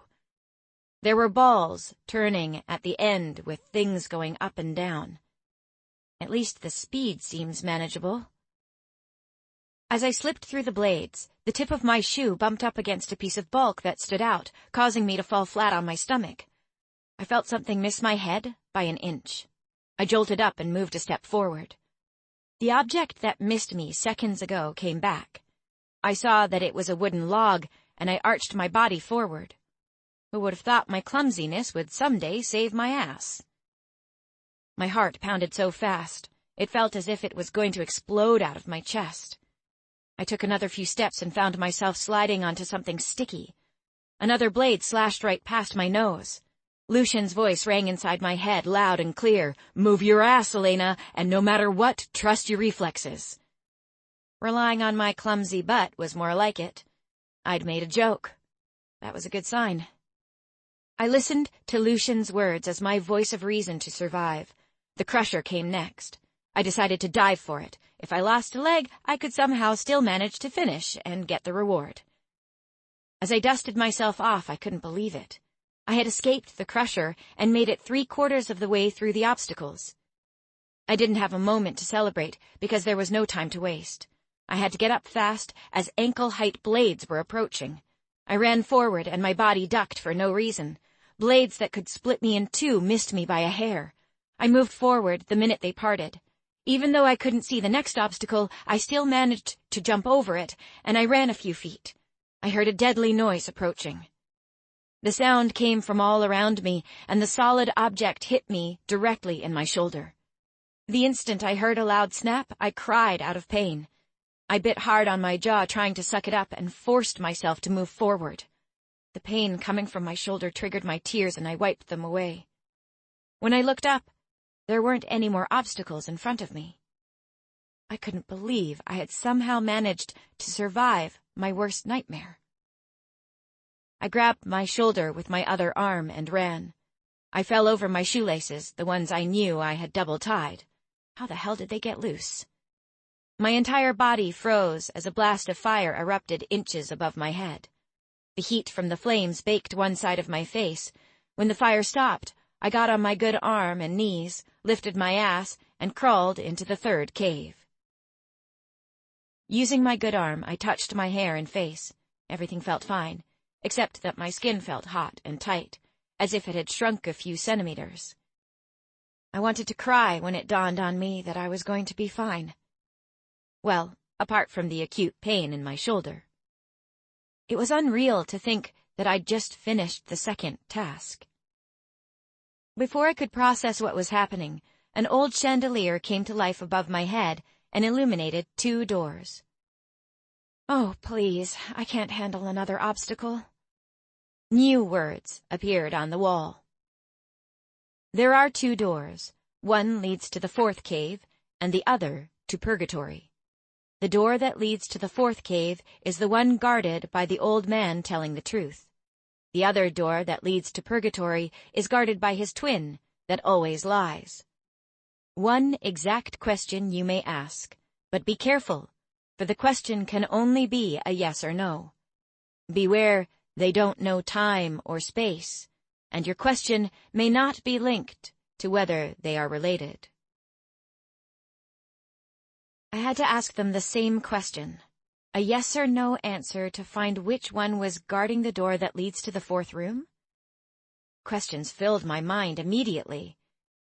If I asked the one, "Are you guarding the door to the 4th chamber?" both of them would say yes. I couldn't ask them personal questions either, or the time, because they didn't know what time was. Yes or no answers. My mind suddenly went blank. For the love of blueberries, this always happens to me. Come back to me, Elena. I forced myself to concentrate on Lucian's words. Think, think, think. If I hid the door to purgatory and lied, what question could I lie about that would give the answer away? It has to be about the doors. It couldn't be anything about the 2 men or their relation. doors. One is hiding the fourth cave, the other one hiding purgatory. I knew it was in me somewhere. I could feel it and taste it on the tip of my tongue. Are you guarding the door of truth? No. Are both doors? My body went through an ocean of pins and needles. I might have it. I ran to the hourglass and saw the sand running really fast. 2 small, crazy men appeared. They were skinny, as if they hadn't eaten in weeks and were missing some teeth. They smelled really bad, and I started to make gagging sounds. Becky would have cracked up if she were here with me. They each had long beards and hair with only a scruffy rag covering their private parts. When they saw each other, they started to scold one another, cussing and fighting. How could one of them be capable of telling the truth? Do both doors lead to the fourth cave? I asked the first one, carefully. No, the one on the left answered, and the other one on the right answered, yes. They started to fight again as they disagreed. I choose the door on the left, I yelled, and it opened up. I slipped past the crazy men who had started to go mental on each other and went through the door. It closed immediately after me, and I felt bowled over as I found myself outside. It was a weird place. Mist and fog covered everything. I could barely see through the mist, but I made out the shape of a small wooden rowboat. Plants and trees that grew near the swamp were everywhere. The night villain jumped to my mind. What if Lucian was right, and I did need to fight a night villain? I ran to the boat and cussed a little when the man inside the boat startled me. He wasn't as old as the 2 in the third cave, but smelled just as bad nevertheless. He resembled a lazy fisherman, with a hat covering his face. I bumped the boat with my foot. Excuse me? He woke, angst-ridden, and grabbed the edges for balance. Gee whiz, miss, what are you doing here? He asked in a frantic British accent, but smiled as soon as he realized where he was. Ah, you've come to take a look at your future. Maybe present or past. I clutched my pounding arm and asked, what is it I have to do? You got hit. I nodded. Those balls are a bummer. It was my idea, he boasted. I felt like kicking him, but was too scared that if I did, he wouldn't help. Hop on, I'll take you to your final task. I climbed into the boat and closed my eyes. I didn't know how long I'd been away. So, you want to visit the mill pond, eh? He asked. No, I'm here for the pleasure of it. Oh, I guess there is always a first for everything, he said. Have we met? No, I snapped at him. Idiot. Must have mistaken you for someone else, then. Besides, once you enter, you can never leave. He started to fold himself in 2 at his lame joke, and I just stared at him. Poor guy must have inhaled too much fog or something. The trip to the other side felt long. My head started to ache with his non-stop babbling, and I started every time something bumped the boat. Maybe this was the 4th task, trying not to throw myself overboard just to get a bit of peace and quiet. Don't worry, miss. It's the lost souls that weren't worthy enough to complete the last task. They won't hurt you, he said in a sing-song tone. My heart rose, and my eyes felt as if they were going to pop out of their sockets. Dead people. I pulled my gaze away from the water and stared at the idiot. What's the 4th task? I hoped for some sort of a distraction from the dead people thing. You'll get the assignment on the other side, he said, and just kept rowing, starting to whistle as he paddled along. It felt like hours before we hit something, and I managed to see some land through the mist. Get out, he said. I huffed and almost fell out of the boat. He pushed the boat back with one of the paddles and started to row back to the other side. Wait! What if I need you to get me back? He laughed. Idiot. I turned around and couldn't see anything in front of me because of the fog. I tried to wave it away, but I was only wasting my time. A low growl alerted my senses, and I grabbed one of my axes for protection. I didn't like this feeling of not knowing what might attack me. Not being able to see meant I had to rely on my senses. That was going to be interesting, since I didn't even trust my senses myself. Lucian was right. I was not cut out to fight a dragon, especially one that spat acid. "Good day, Elena Watkins." A deep voice rumbled in front of me. A strong force pulled me forward. I could feel my feet skimming along the ground, and I was suddenly ankle-deep in yucky mud. "A true maiden." A strong wind blew into my face, almost causing me to fall down on my butt. When I opened my eyes, the fog was gone. In front of me stood a huge dragon, a kind I'd never seen before. My head started to thump, and I squinted to make sure that they weren't playing tricks on me.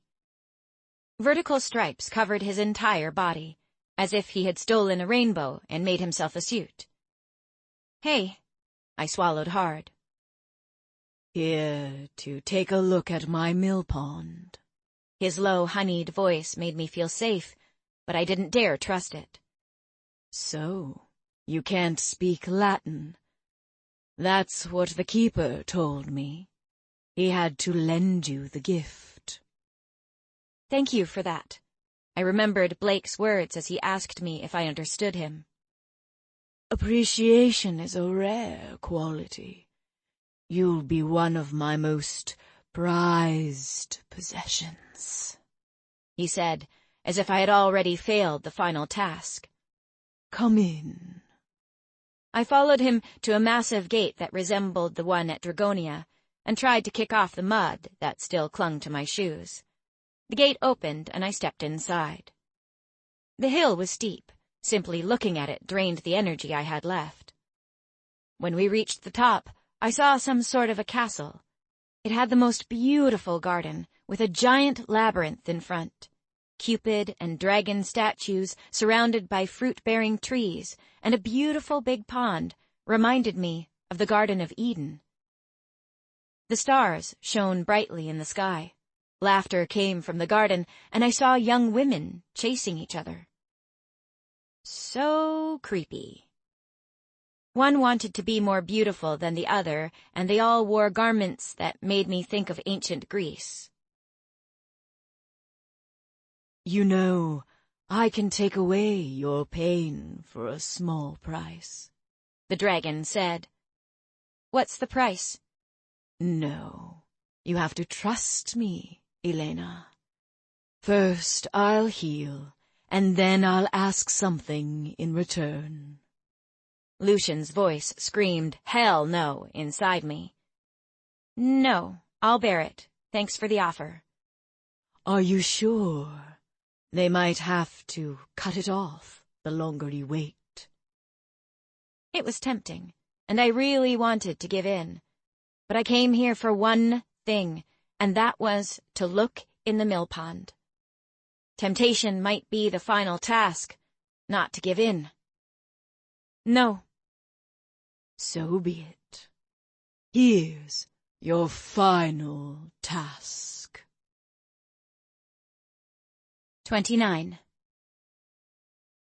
For your final task, I need to know the answer before sunrise.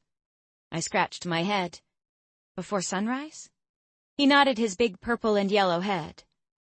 It is greater than God, and more evil than the devil.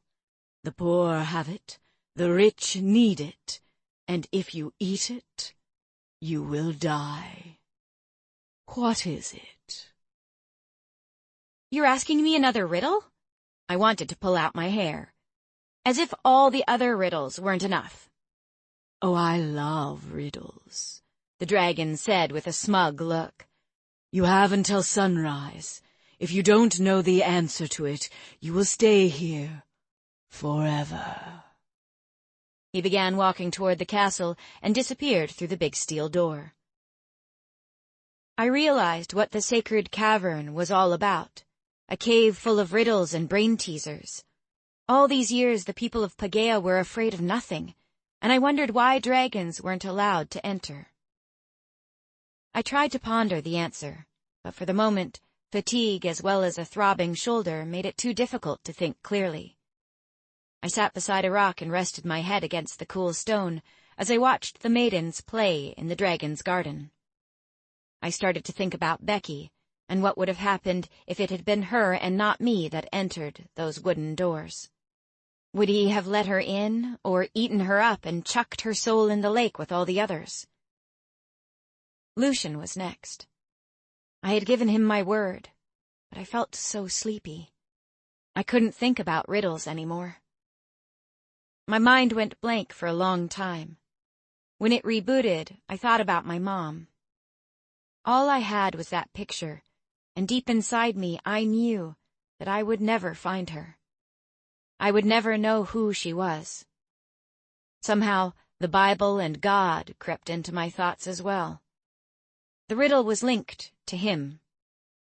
What is greater than God? Could it be a dragon? A dragon might be more evil than the devil, but how could the rich need a dragon and the poor have a dragon? The last part didn't make sense. It wasn't a dragon. I folded my arms around my legs and rested my head on my knees, contemplating everything for hours. I gave up, thinking I would never see Lucian again. If Paegeia was destroyed, would they find all the maidens and the dragon here? I must have passed out from sheer exhaustion, and when I woke an hour later I started to freak out. How could I have fallen asleep? There was so much at stake. If I don't get this riddle's answer, I will stay here forever with a rainbow dragon that has a yellow and purple head. My mind rambled and didn't stop for a long time. I felt as though I had dragged everyone into this for nothing. I'd given it my all, only to draw a blank now. It wasn't fair. I saw the maidens again. They weren't so curious about me anymore. My father jumped into my head, reading from the Bible after he'd tucked me in. Knowing now what he really was made it sound ridiculous. A dragon reading from the Bible. He used to tell me that nothing was greater than God or more evil than the devil. My heart felt as if it stopped for an instant. Then it continued beating faster and faster. Could the answer be nothing? The poor have nothing, the rich need nothing, and if you eat nothing, you will die. I jumped up, overwhelmed with a sense of both shock and euphoria, as I was sure that nothing was the answer. The maidens in the garden froze as I rejoiced. I looked at them, and then they started screaming hysterically. I spun around with my axe in hand, but found nothing behind me. Alertness made my heart bounce like crazy, and my arm ached, the nerve endings pulsating. I stared at absolutely nothing out of the ordinary. The earth rumbled, and I fell down. The dragon appeared inches from me. "You've got the answer," he roared. "Yes," I whimpered. All the friendliness he'd shown before was gone. "What is it?" "Nothing." Twin jets of flame 20 feet long shot out of his nostrils. He looked like a 2-year-old throwing a temper tantrum as I watched as the frustrated dragon screeched and kicked a few boulders around. I crawled in a fetal position and covered my head with my good arm. When he calmed down, the entire garden was engulfed in flames. I just looked at it, not believing that he'd just scorched everything. "It has been a long time since anybody has gotten one of my riddles.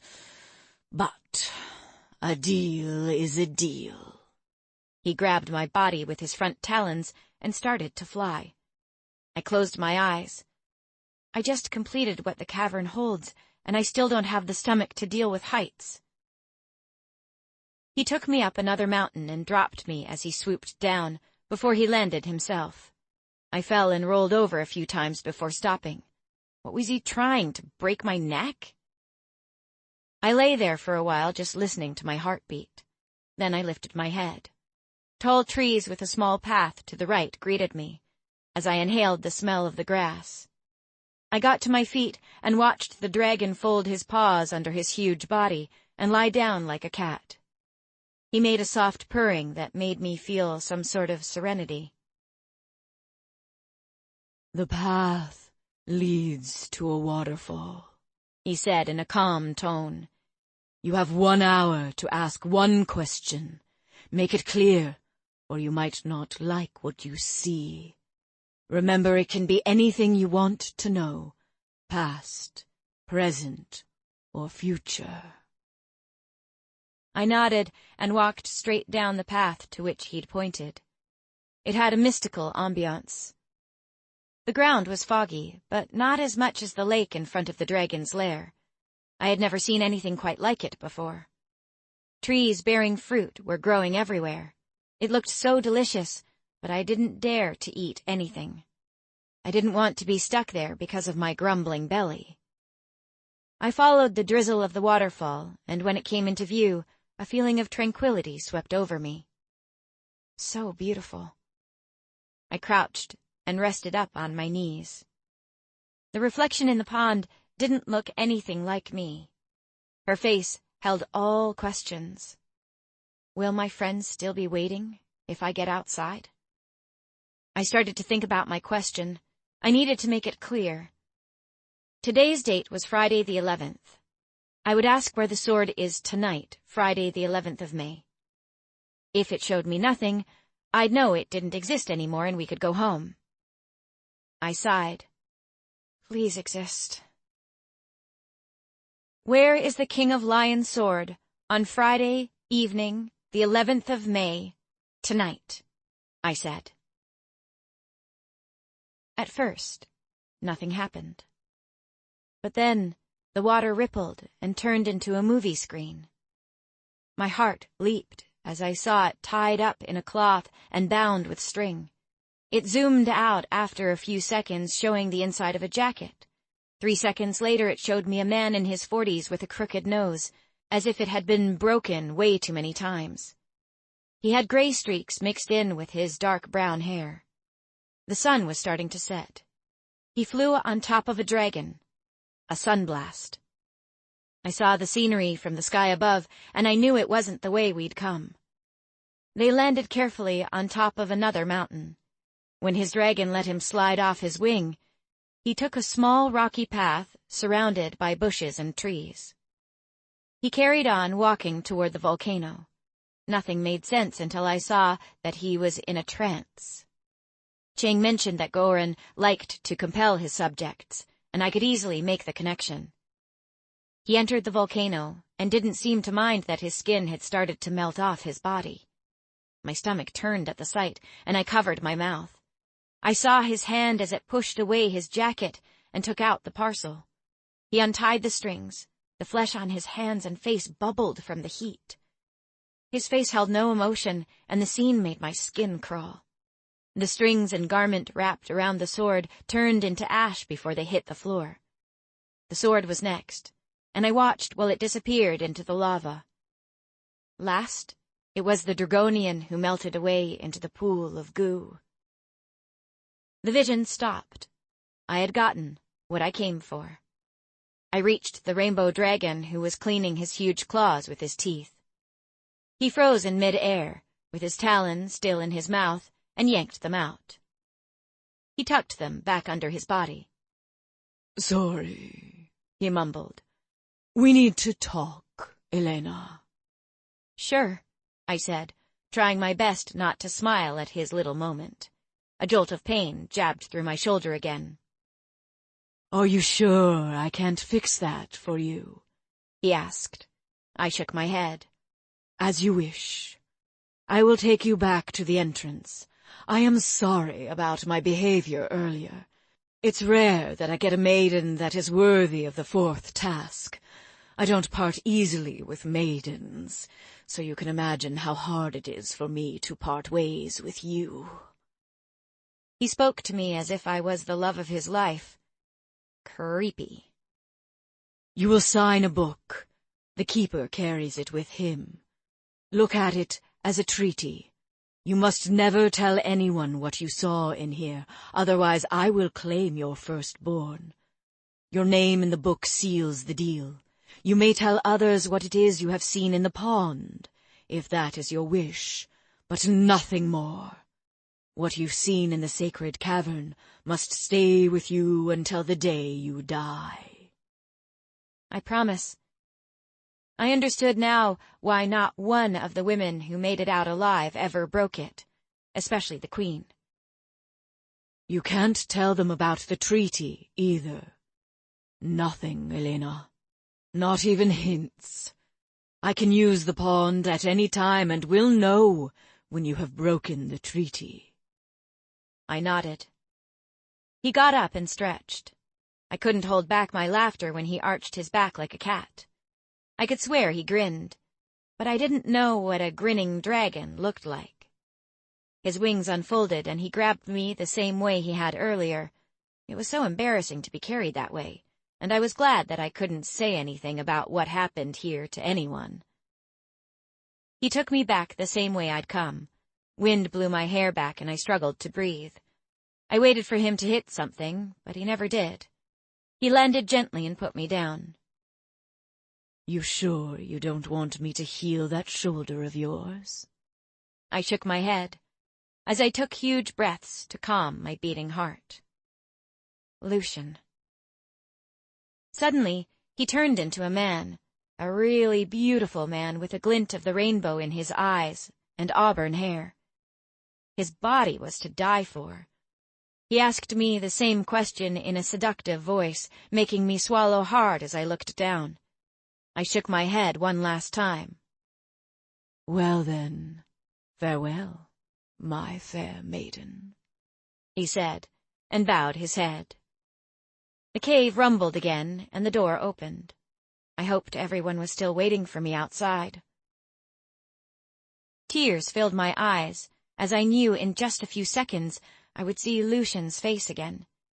It was only a crack in width, and I huffed. Really? He wasn't kidding about parting ways. I squeezed myself through the opening, crying out in pain as my shoulder felt worse. The first person that grabbed me was Becky. I yelled, and she let go as if I was a hot potato. What happened? She looked at me with huge brown eyes. My shoulder. You got hurt? I nodded. And they let you out? She asked, surprised, and pulled me away from the doors. All of them froze and stared at me with huge eyes. No, I had to finish. What the hell is going on here? You finished? Elena, you just went in a minute ago. Blake found his voice next. What? It was still nighttime. Lucian got himself free from whatever held him to the ground and grabbed me just as Becky had done. Ouch! I cried again. A minute? I hadn't been in there for a minute. I saw the freaking sun come up. You dislocated your shoulder. How? I shook my head. He sighed and started to kiss me all over my face. We must push your shoulder back. Wait, you said you finished? Ariana asked. Yes, I know where to find the sword. It still exists? Half the crowd asked in unison. You really finished? Lucian asked with a glint of a smile, and I nodded. The wind started to blow hard, and it was followed by a loud thud. The keeper came back, and we all bowed again. He stopped me with one of his front paws. Not you. He bowed his head. He stayed like that for a short moment and got back up. Well done, Elena Watkins. A book appeared out of nowhere, and he held it out to me. I swallowed hard, knowing what that book was, because the Rainbow Dragon had explained it so beautifully. I took it from him, forcing myself to let go of my other arm. It wasn't a big or thick book. It looked really ordinary. I opened the page and saw the 5 names of the women who had made it out. I hit my pockets, searching for a pen. Does anyone have a pen? I asked. We all chuckled, as none of us had brought a stupid pen. You don't need a pen, Elena, the keeper said, Give me your hand." It was shaking a little in his big claw, which felt like ice. He slashed open my wrist. Blood oozed from the cut, and I thought that this was it. There was no way I would survive this. The blood squirted on the blank pages, destroying the other 5 names, and he closed the book. He took my wrist and sealed my wound with something that looked like a small laser burning out of his claw. It left a small scar, but it didn't burn at all. I looked at it a long time and knew that it was some sort of magic. He showed me the book one more time, and the stain my blood should have made was gone. In its place stood my name, Elena Watkins, and the date written in small, beautiful red letters. I saw the one above mine, Catherine Squire, and the date was 1768. He shut the book and bowed one more time before he took off into the night. Lucian was the first one to reach me and gave me a long kiss. He then looked at my wrist and stroked my scar with gentle fingers. "We need to move," Blake said quickly. "She's hurt, Blake," Lucian and Becky said at the same time. I was glad she was back in my corner again. "We have to get it now, or this will all be for nothing." Lucian was really pissed at his tone, and the 2 of them were instantly in each other's personal space. "Don't fight, it's no use!" I yelled at both of them. They always fight. I'm so sick of it. "What do you mean, it's no use?" Blake asked. "I don't know where it is right now," I snapped. "Then when, Elena?" His stern expression made my blood sizzle. I held my ground. "Tomorrow night." "We have to wait a whole night?" He turned around with arms flapping in the air. "Deal with it," Lucian growled and lifted me in his arms. He carried me down the steps. We reached camp in no time, and the others helped make a fire and brew coffee. Lucian and George tried to push my shoulder back into place. He gave me a belt to bite on. It hurt like hell, with his hand on my shoulder pushing hard, and I screamed and my eyes began to water. Then I felt the click. Lucian put my arm in a sling he'd made out of his leather belt and pulled me on top of his lap. I'd never felt so safe and so exhausted, all at the same time. It dawned on me what had transpired tonight. I'd accomplished something only 5 women had before me, and I was the only one alive who knew what happened behind those doors. I'd promised on the life of my firstborn not to reveal any of it to anyone else. I fell asleep as Lucian's rocking started to become more than just soothing. I could feel myself moving as he took me inside the tent and laid me down on the sleeping bag. Then, everything fell into blissful silence. 30. I woke up, drenched in sweat. It was quiet except for the sound of a fire dying and water babbling near a nearby stream. A faint light emerged from an electric lamp inside the tent. Lucian slept next to me. He looked so peaceful, and I reached out to stroke his cheek. A deep growl emerged from my stomach, telling me I desperately needed food. I tried to slide out from beneath Lucian's grasp, but when he flinched, I stopped. He went back to sleep, and I waited another 5 minutes.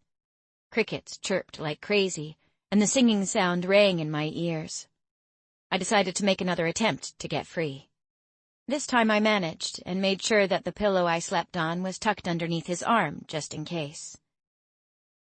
I just needed some time alone, without his constant worrying. The zip noise sounded as if it would wake the entire campsite, but once I was out of the tent, I realized it was still quiet. I stared at the glowing coals that must have been a huge fire a few hours ago. There was no food left. Not one bite. I picked up a log and chucked it in the fire. Orange coal dust rose into the sky. I jumped when I saw Blake leaning against a tree in the distance. My heart beat faster, and I took deep breaths to calm my nerves. Blake guarded the entrance of the campsite, and the moon lit up his face, making him look extra mysterious. I swallowed hard. Crap, why do I feel like this around him? I shook my head. Every girl feels like this in Blake's presence. He was writing in a small journal but stopped. I stared at Blake. He looked up as if he was searching for something in the sky, then went back to writing in the journal. I assumed by the cloudless night he was stargazing. He didn't look at me when I reached him, but he buried his journal under his ass. "Do you mind?" "Sure, whatever," he mumbled. His promise jumped into my mind, the one where he would give me his respect if I made it out alive. It's so not going to happen, Elena. I sat opposite him, resting my back against one of the trees. I don't think Blake likes anyone much, except his precious Tabitha. "It was really brave what you did tonight," he said. "What? Is that a compliment?" "I guess anyone in my position would have tried their best," I said. He huffed and the corner of his mouth twitched. "How's the arm?" "Hurts like hell." He gave a lopsided smile and stared into the night again. What does he hear? The crickets started to work on my nerves again. I sighed and decided that maybe it was time to go back to the tent. "You're wrong about everyone being able to do what you did." "Blake, please, I did what I said I would do." I didn't want to talk about it. It might be his way of trying to find out what I saw inside the cave. I can't break my promise. It was already hard enough not being able to tell them anything. I was dying to know a number of things myself, like who were those ladies playing in the dragon's garden? That's exactly my point. What people say they'll do and what they actually do are two different things, Elena. I learned that the hard way. I felt sorry for him again, but knew exactly what he meant. Dad also said things and instead did the opposite so many times. I always do what I say I will. You don't get it, he chuckled. You could have asked to see anything. And your point is? You have no idea why your dad died, or why that dragon was after you. The pond would have even shown you where your mom is. He looked away the minute he'd mentioned Mom. How? How do you know about her? My voice broke at the end. Just forget what I said. I swallowed hard and felt angry. No one was supposed to know she might still be alive. The witch must have told him. After all, he was the highlight of her week. He was right. I could have asked to see where my mom was or why those dragons attacked Dad that night. But what good would it have been? It doesn't matter. The past isn't going to save us from any of this. I went in that cave to find out about the sword, and I did. I tried to hide the fact that I'd lost the only chance of ever knowing if my mom was still alive. Maybe I wouldn't even like what it would have shown me. And then what? I made the right choice. It's brave of you to have given up that opportunity. Whatever. I wanted to say it out loud, but knew if I did, I would probably say more things I would regret later on. I had to admit, part of me would always regret not asking the pond where my mom was, instead. I pushed it from my mind and focused my full attention on the guy in front of me. You guys were brave for coming with me. We're dragons, Elena. What kind of Rubicon would I be if I chickened out? Blake said with a soft smile.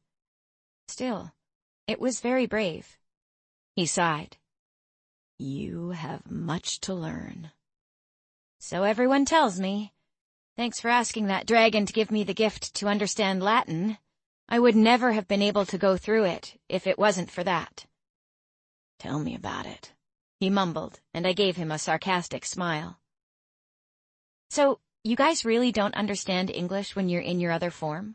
I asked. It sounded so stupid. Why didn't I just say dragon? No. Dragon is what I am. My true colors show when he comes out. I don't have to hide the way I feel. He lifted up the left side of his butt and took out his packet of smokes. I started to cough as he lit one. So, you know every time you end up hurting someone during a claim? He nodded. You don't care? It's not who I am. He released a deep breath. I don't know how to explain it to you. A part of this form doesn't want to be a dragon, and it clashes when I'm one. It's hard to explain. Dr. Jekyll and Mr. Hyde, I thought out loud. Exactly. The one thing that we've ever agreed on in this mission. Is that why you and Lucian are no longer friends? He glared at the tent where Lucian slept. His jaw muscles tensed. Me and my big mouth. I knew he would tell you about us. He grunted. You didn't answer my question. I probed. Yes, Elena. The older I get, the more I want to be a dragon. The more I'm a dragon, the less I will stay human, which means I'll end up losing this. He gestured at his human form. Believe me, I did Lucian a big favor. How can you say that, Blake? It's selfish to make that kind of decision on his behalf. Elena, it's not that easy.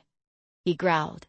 I know Chang gave you the breakdown of what I'll turn into if I'm not claimed by a certain date.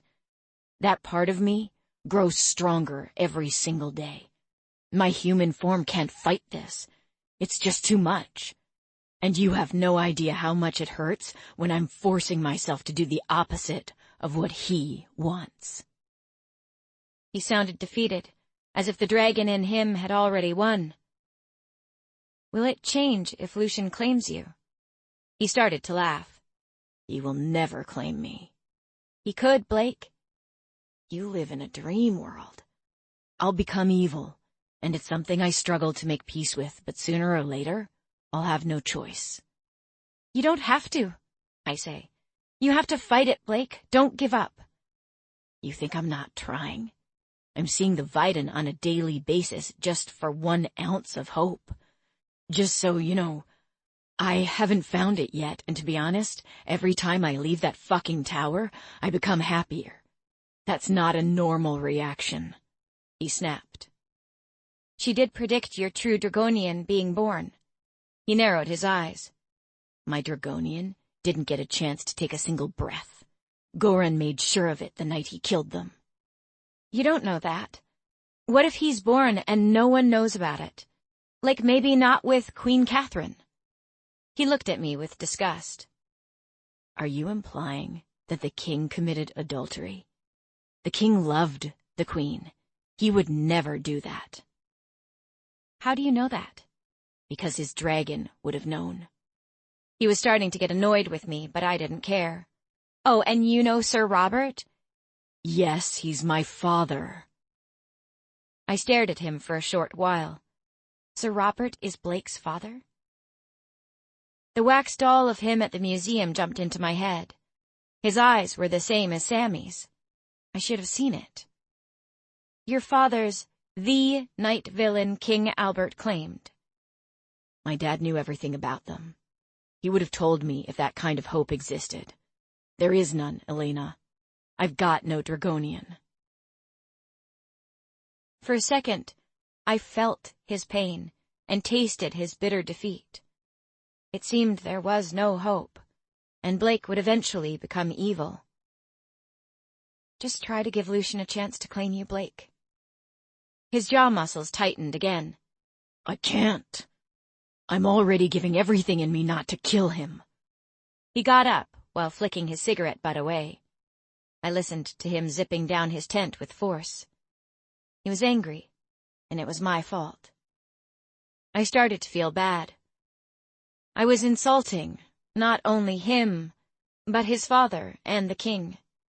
I sighed. He was right, there was no hope. If the dragon in him was already stronger, he would kill Lucian in the end. My eyes stung as I considered how this mission might end up being worthless. If Blake turned evil, we didn't need to worry about Goran destroying Paegeia.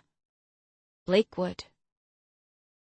My stomach growled as I walked to the tent, and I crawled back inside to snuggle up next to Lucian again. As I struggled to fall asleep, I silently wished that Constance was here to heal my shoulder. Heck, I would even welcome Julia with her drip. Then my mind shifted from the pain and began dwelling on Sir Robert. I couldn't believe he was Blake's father. How had he escaped that night, leaving his Dragonian alone? Night villains were not known to be cowardly. A series of scenarios played in my head. In some of them, I did see the night villain escaping, leaving the king and queen to fight for themselves. Maybe the royal council was right. Maybe dragons had sided with Goran and his evil plan to destroy the king and queen. Then an opposite scenario appeared. What if King Albert ordered Sir Robert away because he was Blake's father? Goosebumps ran down my entire body. Yeah, it sounded like something the king would do. My eyelids started to feel heavy, and I drifted away. I woke to the smell of fish roasting over a fire. Lucian's place was empty, and I crawled out of the tent. "Good morning, Sleeping Beauty." His voice came from the fire pit. I smiled. "You know that story too?" "We know all kinds of fairy tales. They have been told here for centuries," he joked. "How's your arm?" "Much better," I lied. I would get it fixed once we were back in Dragonia. "I'm glad to hear that. Are you hungry?" I nodded without taking my eyes off the fish. "It's almost done." "I've never had fish for breakfast, but I don't care. It smells too good." "Fish for breakfast," Becky said in a sing-song tone. "Hey, I can only do so much," he said, shrugging. "Where's Blake?" Becky asked as Tabitha crawled out of their tent. My heart tightened at her words. "Is he gone?" "He'll be back. He just needed some time alone," Lucian said, and tasted a piece of fish. I almost burst out laughing when he discovered that it was too hot. It was comical as he jumped around, spitting it out and frantically trying to cool his mouth. "He better be. I'm not waiting for his brawny ass," Becky said as she disappeared back into her tent. "Wake up, George!" We chuckled softly when we heard oomph, and I imagined her kicking a sleeping George. She came back out with 2 bottles of water. "The food supply is getting low." "It's only for tonight, then we'll go home, right, Elena?" I nodded. The dragon said that I was only allowed to tell them what I saw in the vision. "Where's it we have to go?" Becky asked, curious. "A mountain with a volcano. You guys know where it is?" "The mountain of Ecuador?" Ariana shouted. I jumped a little. I hadn't even seen her walking up. "Yes, it's where he's going to take the sword to destroy it." "He wants to destroy it?" Lucian's eyes narrowed. He had so many of Blake's habits in him. "Who is it?" "I don't know. He was old with dark brown hair that had started to turn gray. His dragon is a sunblast." "You saw him destroying the sword tonight?" Becky asked. I nodded. "We need to hurry up then," Lucian said. "Ecuador is a push from here." "Which way?" I hated the fact that I was going to be astride a dragon again, even if that dragon was Sammy. "Where is Sammy?" "It's northwest of Arith," he said. "Brian, see if you can find Blake. We have to pack up soon." "Got it."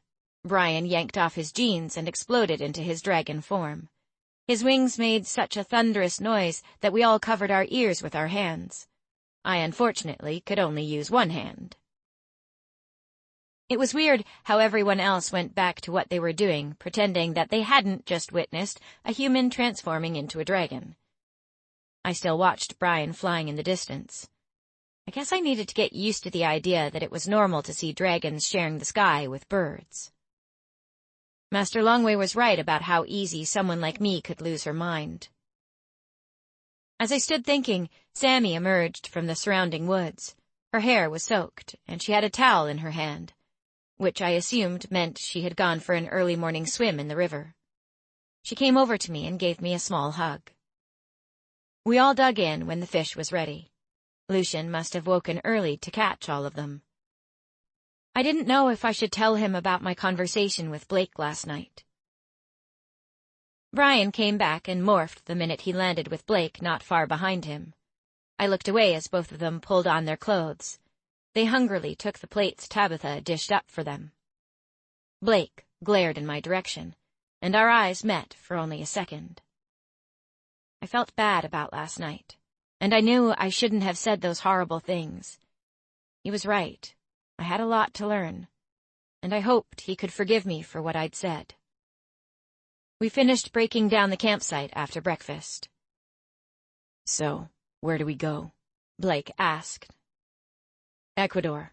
He's going to destroy the sword tonight in the volcano. Lucian while breaking down our tent. Who is it? Don't know, Blake. Elena had never seen him before. Lucian sounded irritated. Let me guess. We wing this one too? I rolled my eyes behind Lucian's back. Yeah, and if you've got a problem with that, you're free to leave.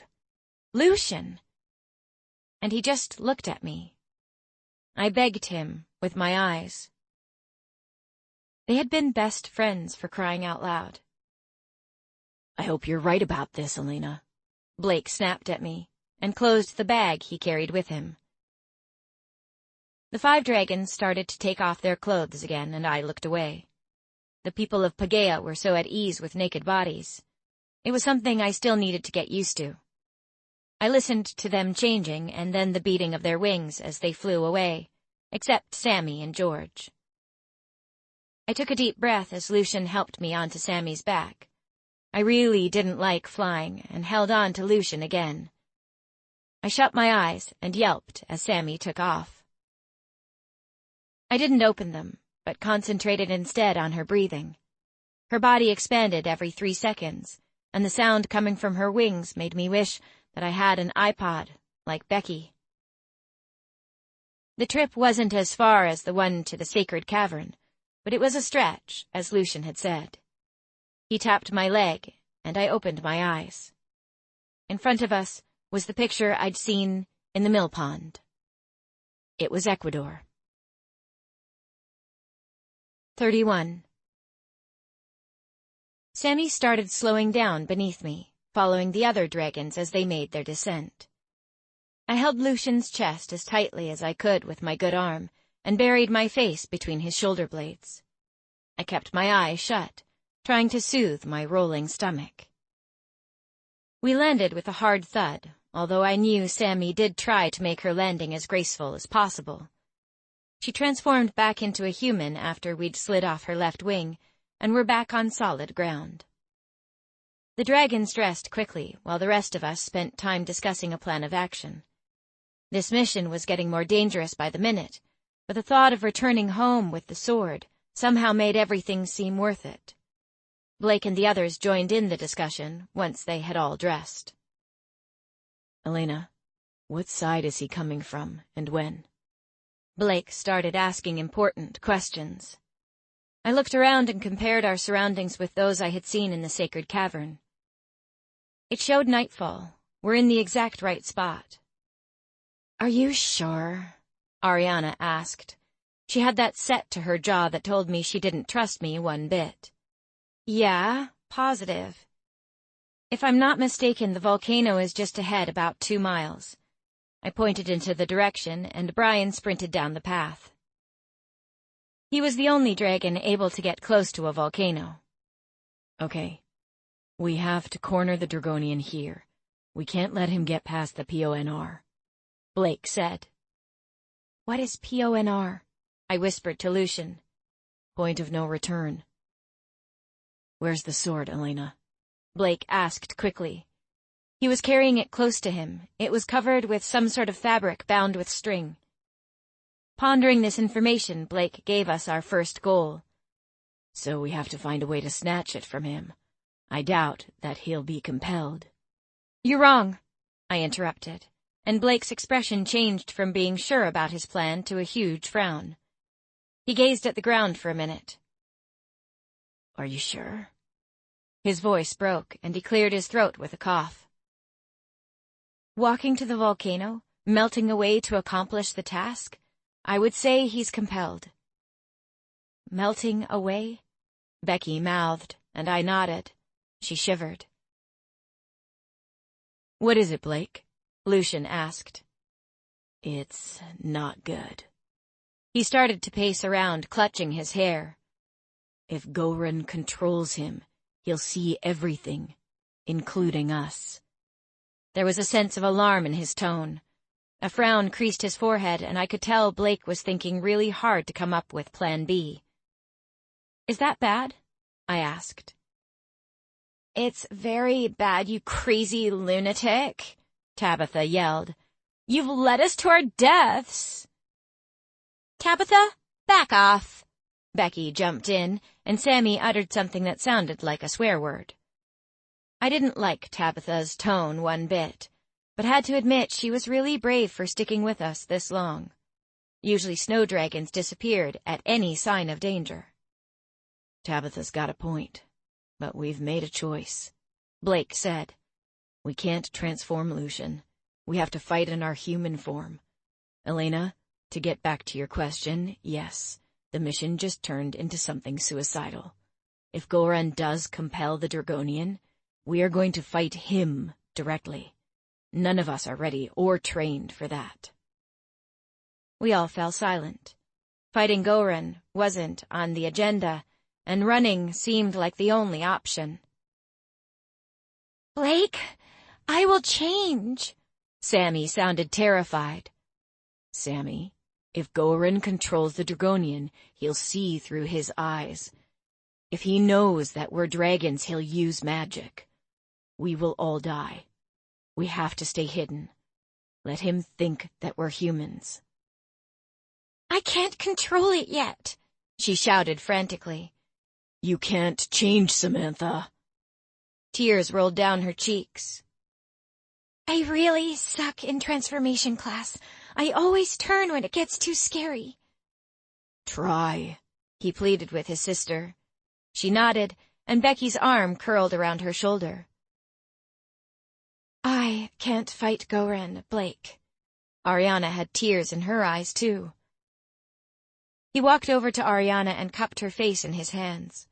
For a second, I thought he was going to kiss her. Don't think of it like that. You're the best with chants and spells. We need you, Ariana. Blake's tone was soft and sweet. He'd taken charge of this whole mission, and the worst part was that Lucian let him. Lucian finally opened his mouth. He's right, Ariana. Don't do anything stupid. If Goran knows that you can do counter and reverse spells already, he'll take you out first. Ariana started to panic. You have to stay calm, Blake ordered her, with her face still cupped in his hands. Does he have the ability to compel someone? We'll have to hide. Wait for him until he's surrounded. We can trap him, and if we need to fight, so be it, Blake said. Blake, who will get the sword? George asked. Elena has already proven herself ready for something like this. Lucian said that you have crazy reflexes. I just looked at him with huge, unblinking eyes. Ugh! For crying out loud, what is it? He asked. I can't do this, Blake, I said through gritted teeth. Elena, you're the only one that knows where the sword— It's not that. My arm is killing me. I won't succeed with only one arm. He looked at me with a glare, turned sideways, and cussed softly. Why does he hate me so much? Fine. He leapt toward me with huge steps. I retreated a bit, scared that he was going to cut my face, too. Just relax. He grabbed my arm and pulled me closer to him. He was inches away from me.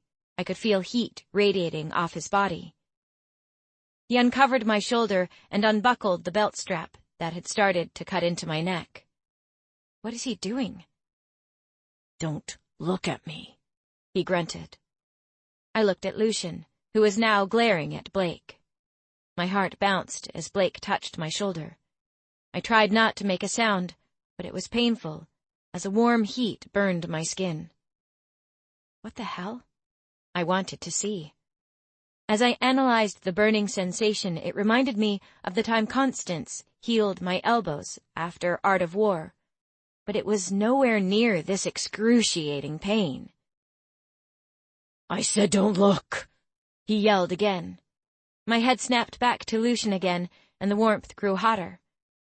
I bit hard on my lower lip as images of a burned patch on my shoulder popped inside my head. A tear rolled down my cheek. Lucian dabbed it away with his thumb and mouthed, "It's okay." It felt as if my shoulder was on fire, and I screamed out of pain as the heat reached a boiling point. "Blake, that's enough," Lucian yelled, and pushed him away from me. I looked at Blake, who knelt on the ground. "What the hell did you just do?" I shouted. "I'm sorry. I'm still learning how to control it," he said with a sting in his tone. "How do you feel?" Lucian asked. "I'm fine," I said. "Do you think you'll be able to get the sword now?" Blake asked again.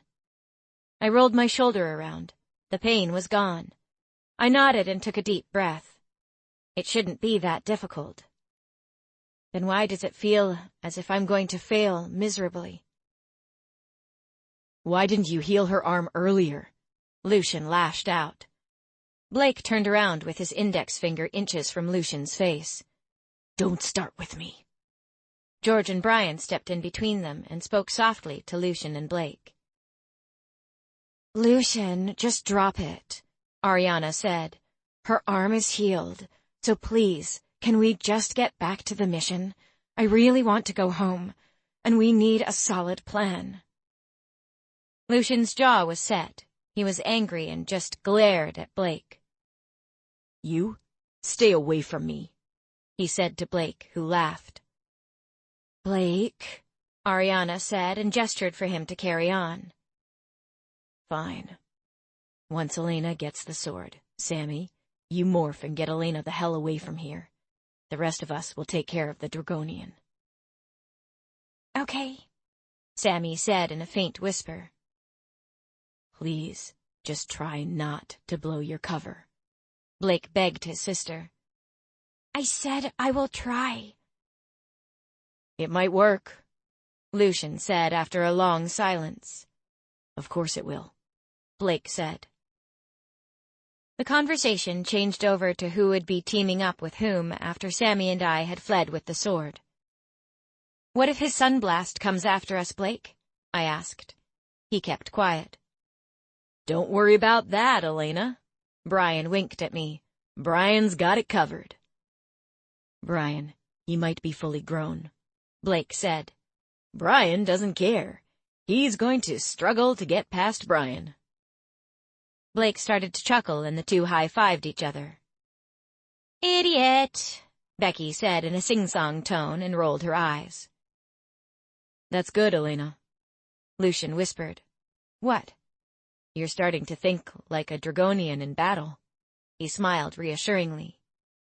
The corners of my smile pulled a little upward, but I still felt unsure about me being the one who got the sword. "Don't worry, Elena. I'm really fast. I'll get us to safety, even if it's the last thing I do." Sammy misunderstood my unsure expression. "I know." I decided to try to hide my fear. They were just as scared as I was. I would give anything for one of the council members or even Master Longway to find us right about now.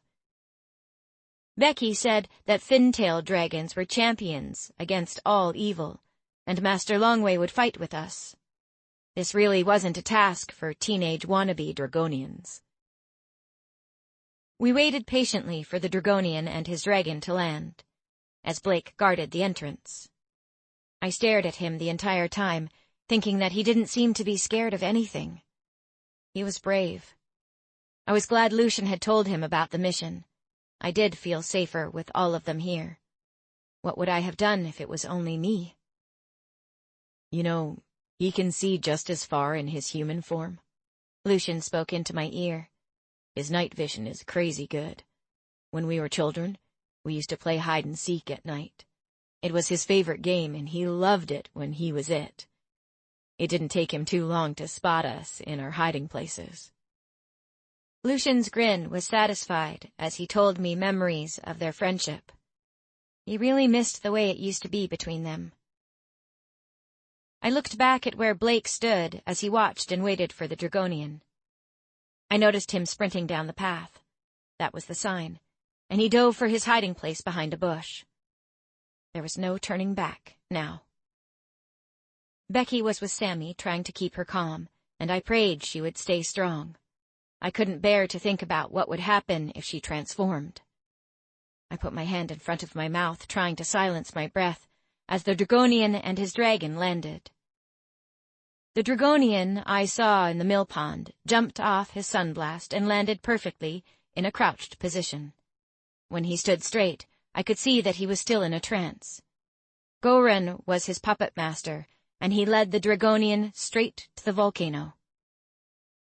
He waved in an unnatural position over his shoulder for his dragon to leave. I could hear how its wings flapped hard as it disappeared into the distance. That was what I was afraid of. Sammy moved, and it sounded so loud in the cool silence. It made him stop and look around. He started to run fast as he made his way closer to the volcano. When he was right in the middle of the trap, we acted, confidently jumping out of our hiding places. His back was to me as he looked at the others who were distracting him from the front. I didn't waste any time and went for the sword. I saw how I was going to push away his jacket with my one hand and grab the sword with my other, before I rolled into Sammy's path, who would be waiting for me. I reached out my arm, and the strangest thing happened. He turned around a second too soon, saw me, and I froze. 32. I couldn't move. I realized after a few seconds that it wasn't coming from me. The Dragonian had made it impossible for me to come any closer. The hoodie of my blazer had fallen over my head from the instant stop, and I heard a horrible screeching. At first I thought it was Sammy transforming out of fear, but the sound didn't come from her direction. His sunblast swept low over our heads, and the Dragonian tossed the sword up to him. Brian was the closest to the path that led to the volcano, and he morphed immediately. Everything happened so fast. When I looked again, Brian wasn't in his spot anymore. Ariana recited a spell, but the Dragonian shouted something that sounded like a counterspell, and she fell, motionless. Lucian grunted next to me. I couldn't see him, and when I tried to turn in his direction, my head felt as if it was going to explode.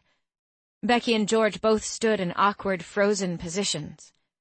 They must have received the same spell that had me immobilized. Blake charged toward the Dragonian. As his arm went for the Dragonian's neck, he got blasted back 10 paces. I didn't know if he was okay. It was all so unreal. I couldn't believe any of this was happening. Sammy couldn't hold back any longer and transformed out of sheer fear. Vines and tree roots sprouted out of the ground, forming hands that grabbed her. They pulled her so tight that I thought she was going to burst in half. She squirmed and tried to wiggle herself out of them, but the more she tried, the thicker the roots became. I could hear a soft hum from the Dragonian as he recited the words to his spells in rapid succession. Sammy finally gave up and crashed to the ground. I looked around and noticed Tabitha had disappeared. She'd finally fled like the coward she was. Blake came dashing past me again. Soft hums came from him, too, but he stuck to the plan and didn't morph. The Dragonian shouted a spell with his one arm, stretched out in Blake's direction. Blake fell hard, inches from me and Lucian. Our eyes met for 1 second, and he looked away in defeat. A chill ran up my spine, and my stomach turned. We are going to die. The Dragonian started to laugh and crouched next to Blake menacingly.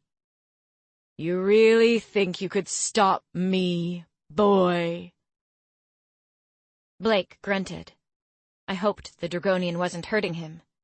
It was hard for me to understand how strong magic was, and to be honest, it scared the living crap out of me. "I'll kill you one day," Blake said through clenched teeth, "if it's the last thing I do."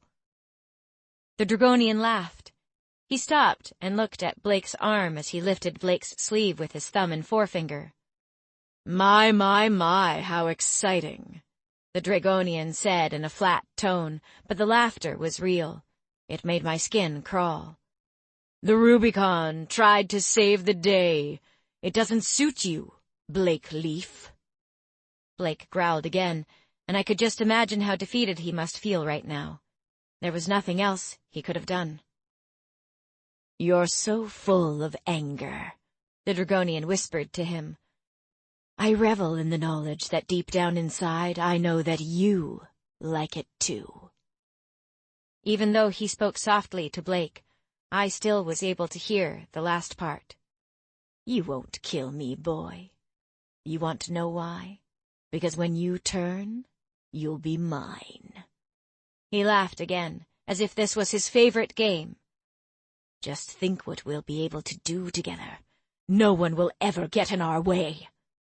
"I'll kill myself before that happens," Blake roared like a lion being captured. Somewhere deep inside, I knew that Blake was fighting against that, while the Rubicon rejoiced. "Wanna bet?" The Dragonian mocked him and stood up from his crouching position. "However, you'll hate me now because I'm going to kill all your friends, one by one." Goran spoke through the Dragonian. "We can't have brave young teenagers running riot when I finally break free from that disgusting hellhole you love so much. Which one should I kill first?" Blake cussed. "Blake," Lucian scolded through gritted teeth too. "Eeny, meeny, miny, mo." He counted us down one by one. My heart thumped louder as he stopped in front of me. Lucian roared like an insane person. "Leave her alone, you freak!" Lucian didn't appear to care anymore what he said. The Dragonian ignored Lucian and walked straight over to me. He never took his eyes from me once. I swallowed hard and imagined how a gazelle felt right before the predator's kill. The only difference was that I had lost my ability to run. My heart beat faster as he slithered nearer. Lucian was swearing worse than Blake, but the Dragonian didn't pay him any attention. He stopped in front of me and took a deep sniff. He reminded me of the rainbow dragon. "Not a dragon," he said, and he slid my hoodie off. His face froze. He just stared at me. He didn't make one peep, but our eyes were locked. I could see Goran's evil coiling from behind this man's soft gray eyes. I didn't know how long we stood there staring at each other. It was terrifying that he had so much mockery for Blake, but for me, he had none. I was probably not worthy enough. Lucian was still ranting like a crazy beast. The Dragonian's face unfroze, and darkness transformed his eyes from gray to black. I didn't think in a million years that he would do it. But when I felt the blade pushing into my stomach, I knew I wasn't going to live long enough to apologize for bringing everyone into this mess. His blade thrust more than once in my stomach, each time a different entrance, twisting through my flesh viciously. He held me tight while the laughter coming from his lips told me he enjoyed every single thrust. "No!" Lucian's voice cried out the loudest. It didn't even sound like him. My whole body felt as if it was on fire. The last stab, he kept the blade in and whispered something into my ear. It wasn't clear, and I only heard part of the words, like woman and condolences. I was concentrating too much on the mountain that was home to a blazing volcano. I could feel my sight slowly starting to disappear, but I couldn't tear my eyes away from the mountain. In the sky soared my last bit of hope, not for me, but for my friends. I saw a sunblast diving with the speed of light. He came so close I could see the yellow of his eyes and the vertical pupil inside a pair of dark red irises. He picked me up and the Dragonian with his talons, and with one jolt I was free. Lucian caught me, but the pain was so intense it almost made me feel numb. "Fight, Elena!" he yelled as tears streamed down his face. It sounded as if he was speaking into a tin can. Becky pulled off her blazer and gave it to Lucian. His lips were moving, but this time there was no sound. I could feel a thud vibrating through the ground and saw Becky and Lucian jump. Becky disappeared. Lucian lifted me and carried me to safety. I drifted away into the deep darkness with the smell of his cologne lingering in my nose.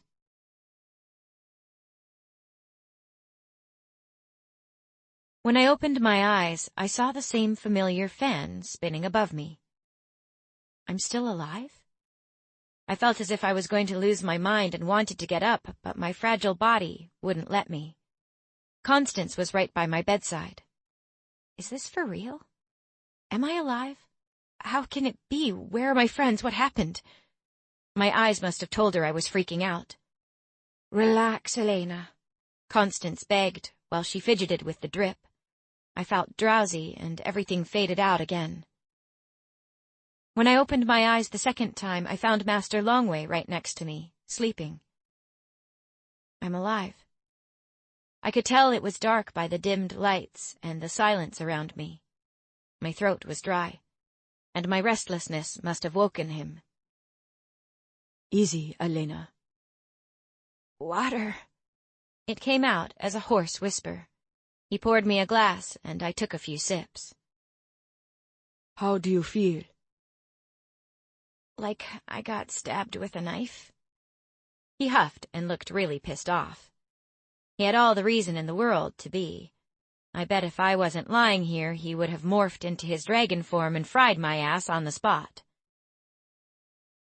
"Did you get that while picking a fight with the Sacred Caverns Keeper?"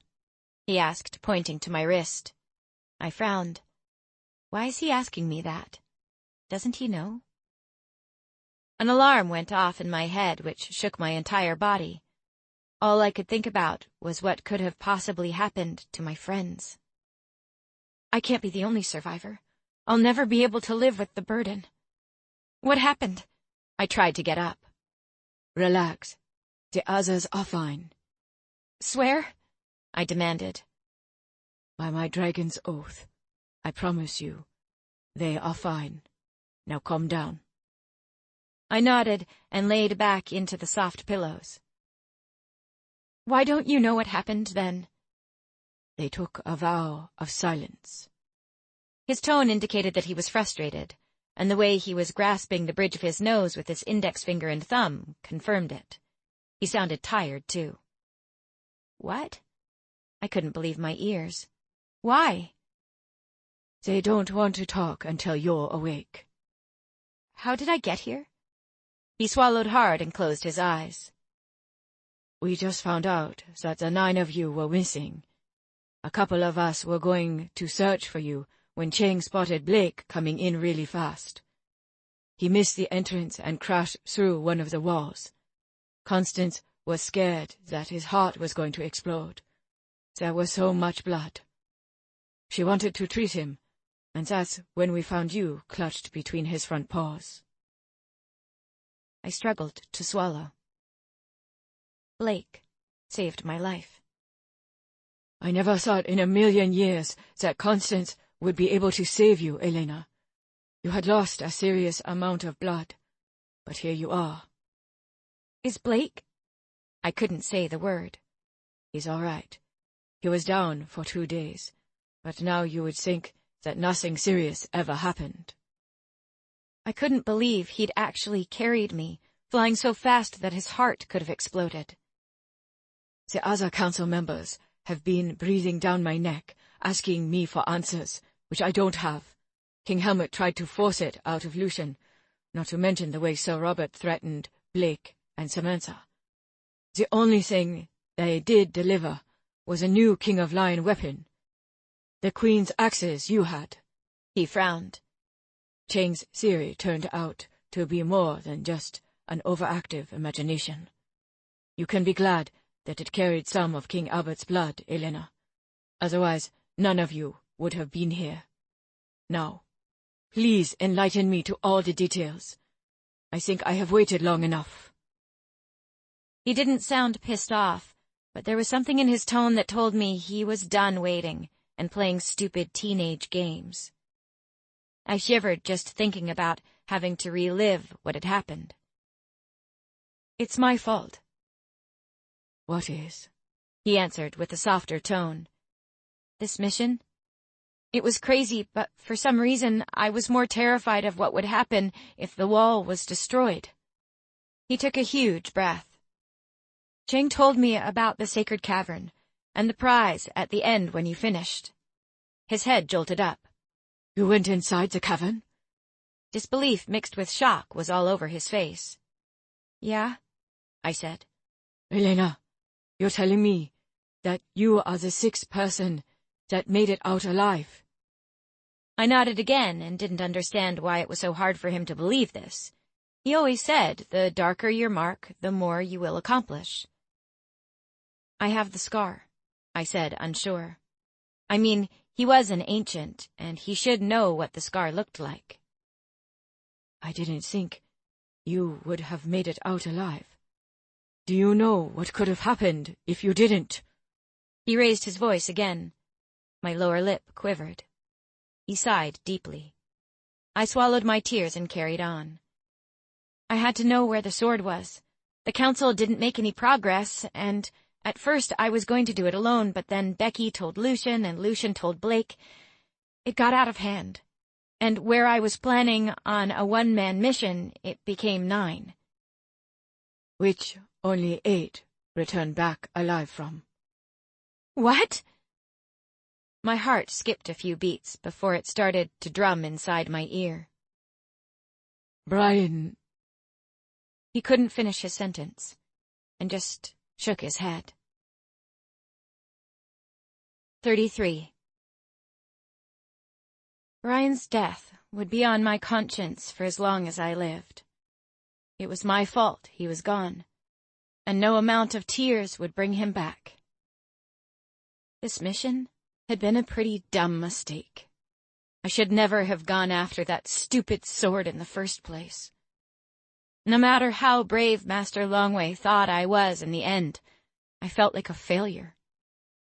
I hadn't saved Brian, and it should have been me instead of him. I told Constance I didn't want to receive any visitors yet, and she respected my wishes. Around 8, she dropped off a tray of food for me. I hadn't eaten anything during the past 3 days. "Elena, you need to eat something, please." She sat on the edge of my bed. "That whole mission was for nothing," I said as new tears formed in my eyes. "I'm so angry." "It wasn't for nothing, sweetheart. Ryan didn't die for nothing. He died a hero, protecting his friends from pure evil. It's the code of the metallic dragons, and the one King Albert believed with all his heart that the chromatic carried too. This mission proved that, Elena." The truth portion of my foretelling jumped into my head. At first I thought it had been about the King of Lion's sword and Chang's theory, but it could be this. That dragon was dragon, no matter the breed. "It's still my fault he's dead." "No, Elena. It's Gorin's fault. You guys weren't prepared to fight a sorcerer like him. To be honest, it's a wonder that most of you came back alive. What you did for Paegeia last week, it shows the kind of courage that doesn't exist anymore. It's what makes a true Dragonian. But for your friends to follow you all the way on this mission that seemed crazy, that's what makes kings and queens." Pins and needles ran over my body as she said those words. You need to get out of this bed and carry on with your life. Your friends need to see you, and you need them now more than ever. Don't push them away. Brian wouldn't have wanted this for you. She gave me a soft kiss on my head and left. I ate the beef stew Chef had made and drank the glass of milk on my tray. I felt so tired and decided to worry about facing life again tomorrow. I found Lucian on a chair right next to me the following morning. He rested his head on my bed, and his eyes were closed. A new tear rolled down my cheek. Why does he have to be so beautiful? I don't deserve him. After what I've done, I don't deserve any of them. Hey, he whispered, and brought me back to reality. He came closer and closed his eyes while mumbling a couple of words that sounded like a soft prayer. How do you feel? Better now that you're here, I croaked. He took a deep breath and leaned closer. Don't ever scare me like that again. I thought when he thrust that blade inside of you again and again. His face looked as if he was torn, but at the same time relieved. Everything was so messed up and felt wrong. What happened, Lucian? How did Brian die? It happened so fast. One minute we were statues and the next I could move. We only realized that it was Brian that had scooped you up when the other Sunblast came back for his rider. After Brian released you and the Dragonian, the two of them got into a fight. Brian was no match against a full-grown Sunblast.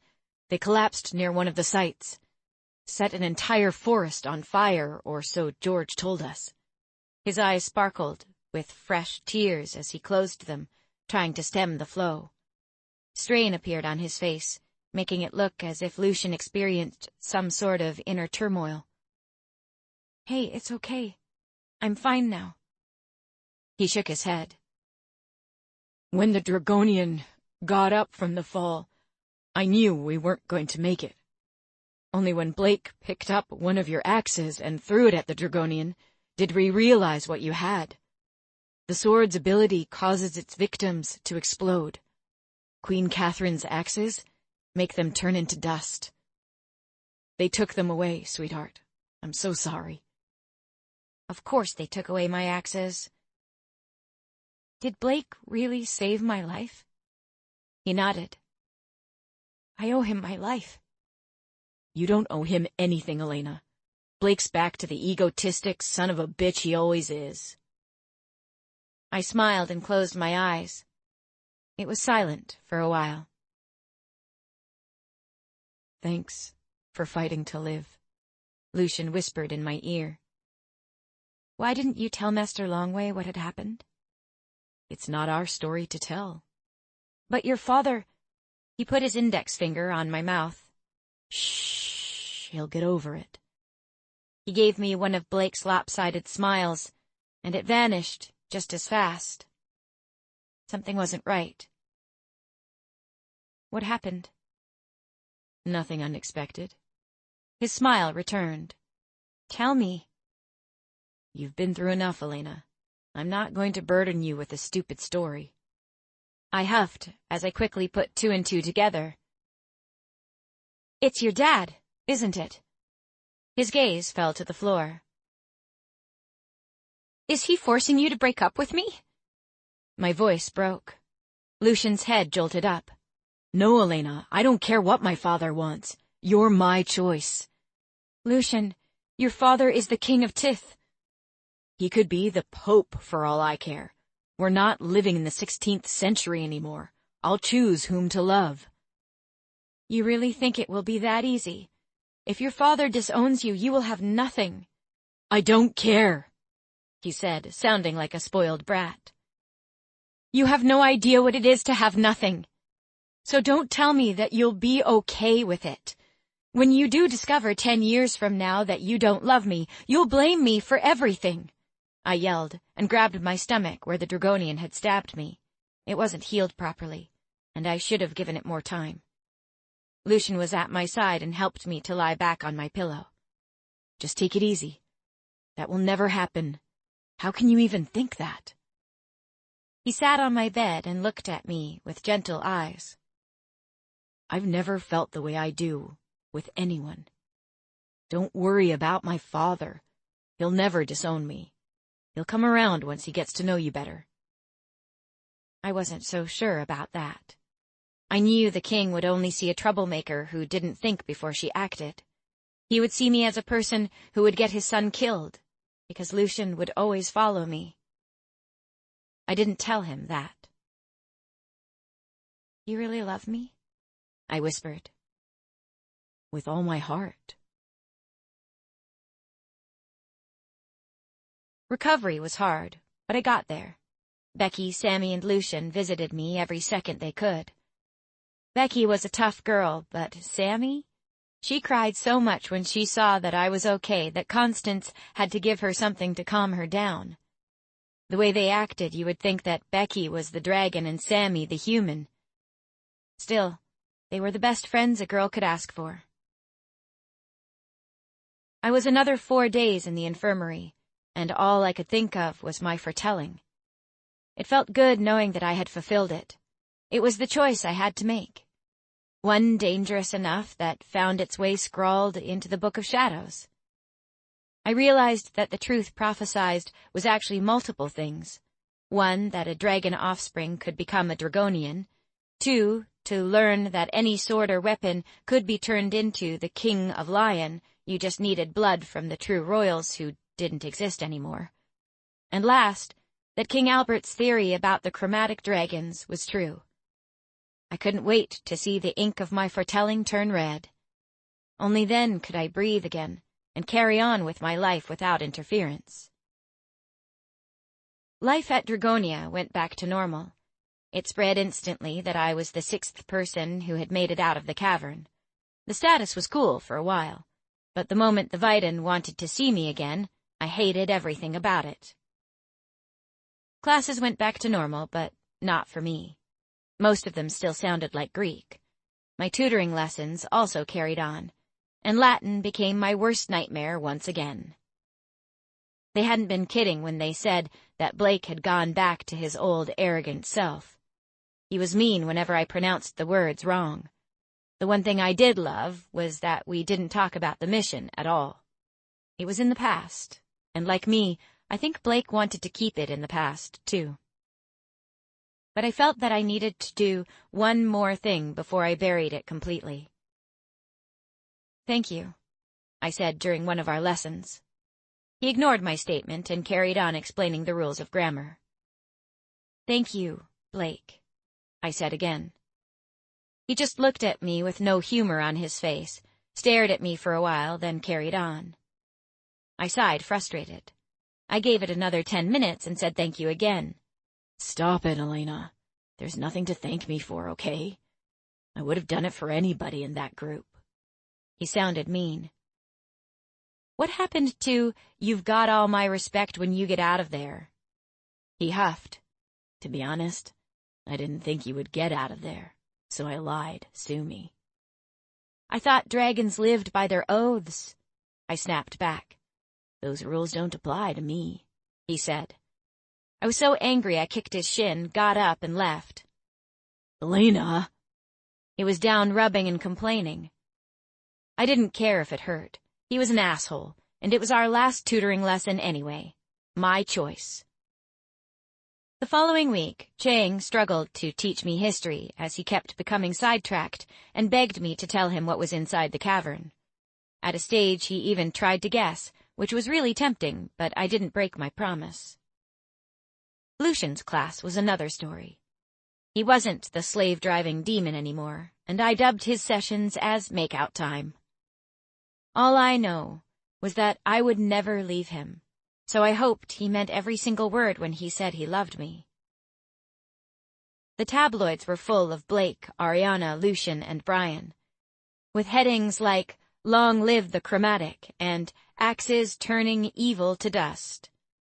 They didn't want to stop. The rest of the tutoring ended when Master Longway called the 8 of us to his office. He told us we were too emotional to study for the exams and that the board was going to let us pass. It was Tabitha's idea, and I couldn't believe that Brian's death was the miracle I needed to pass first year. It wasn't right. The last day of school came fast. I was going to spend half the summer with Becky and the other half with Sammy. Yeah, I didn't look forward to that other half. Now that I knew Sammy's father was the night villain, I was actually a little scared, but found some relief that her mother was a swallow annex like Constance. I spent the night before with Lucian up in the tower from which we'd started our mission. If my father finally comes to his senses, will you come and visit me at the palace? Of course I will. I turned around to look at him. I don't know how I'm going to spend this whole vacation without you. He laughed. Becky and Sammy live in Tith, too, Elena. You will see me every day, I promise, he said. His lips were warm on the tip of my nose. I lifted my chin and we found each other's lips in no time. It was a long, feverish kiss that left us both out of breath. We stayed there until the sun came up. The morning flew by fast, and before I knew it, it was time to say goodbye to Lucian. It was so hard. His dad waited for him outside with Emmanuel and the royal carriage, so we had to say our see you later in the reception area. He thrust a wrapped package with a beautiful bow in my hands. A girl had clearly helped him with this. "What is this?" I yelled as he reached the main door. "Becky will explain. I'll speak to you tonight," he shouted back. "I love you, Elena Watkins."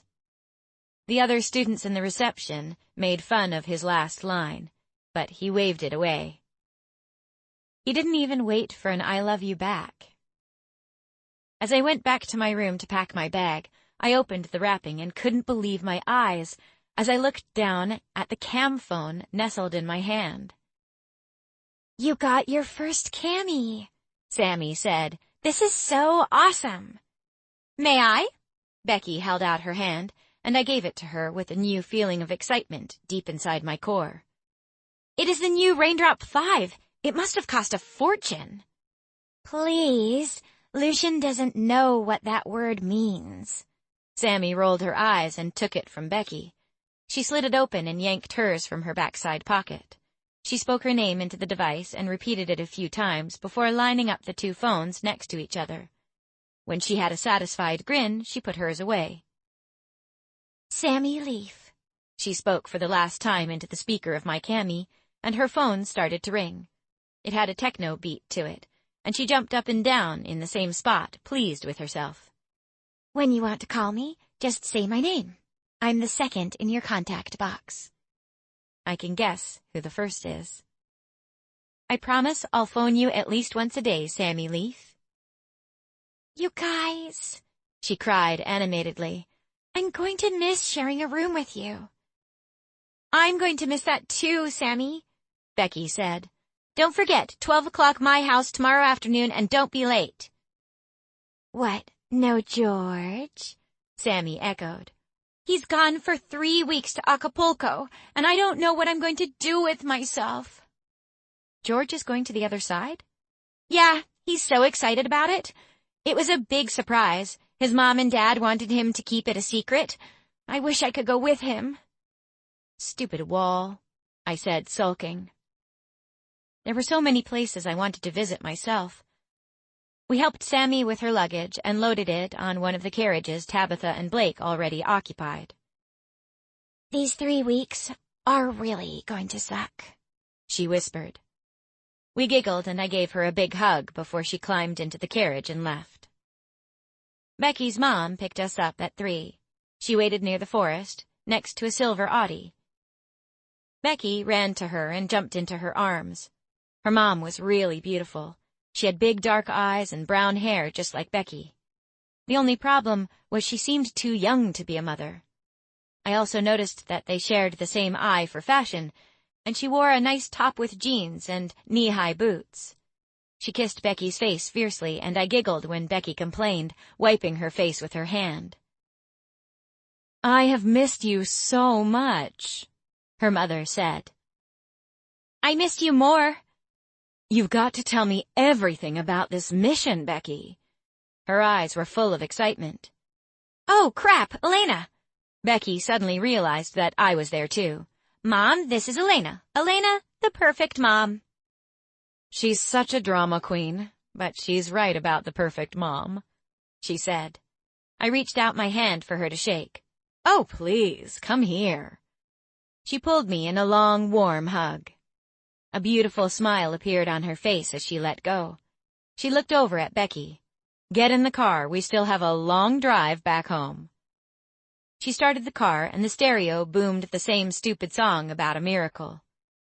I thought I would never listen to it ever again, remembering what had happened the last time I'd heard it. Becky and her mom sang out loud with the lead vocalist as she turned down the road. Their relationship reminded me so much of the one I'd had with Dad, when we didn't have to flee for our lives and things actually felt normal. They were best friends. I glared out the back window and sighed as trees passed by. I thought about Brian and about Dad. Both had died while protecting me. Buildings started to rush by. Somehow, I had got my miracle, even if it wasn't the way I truly wanted it. To my surprise, I started to smile.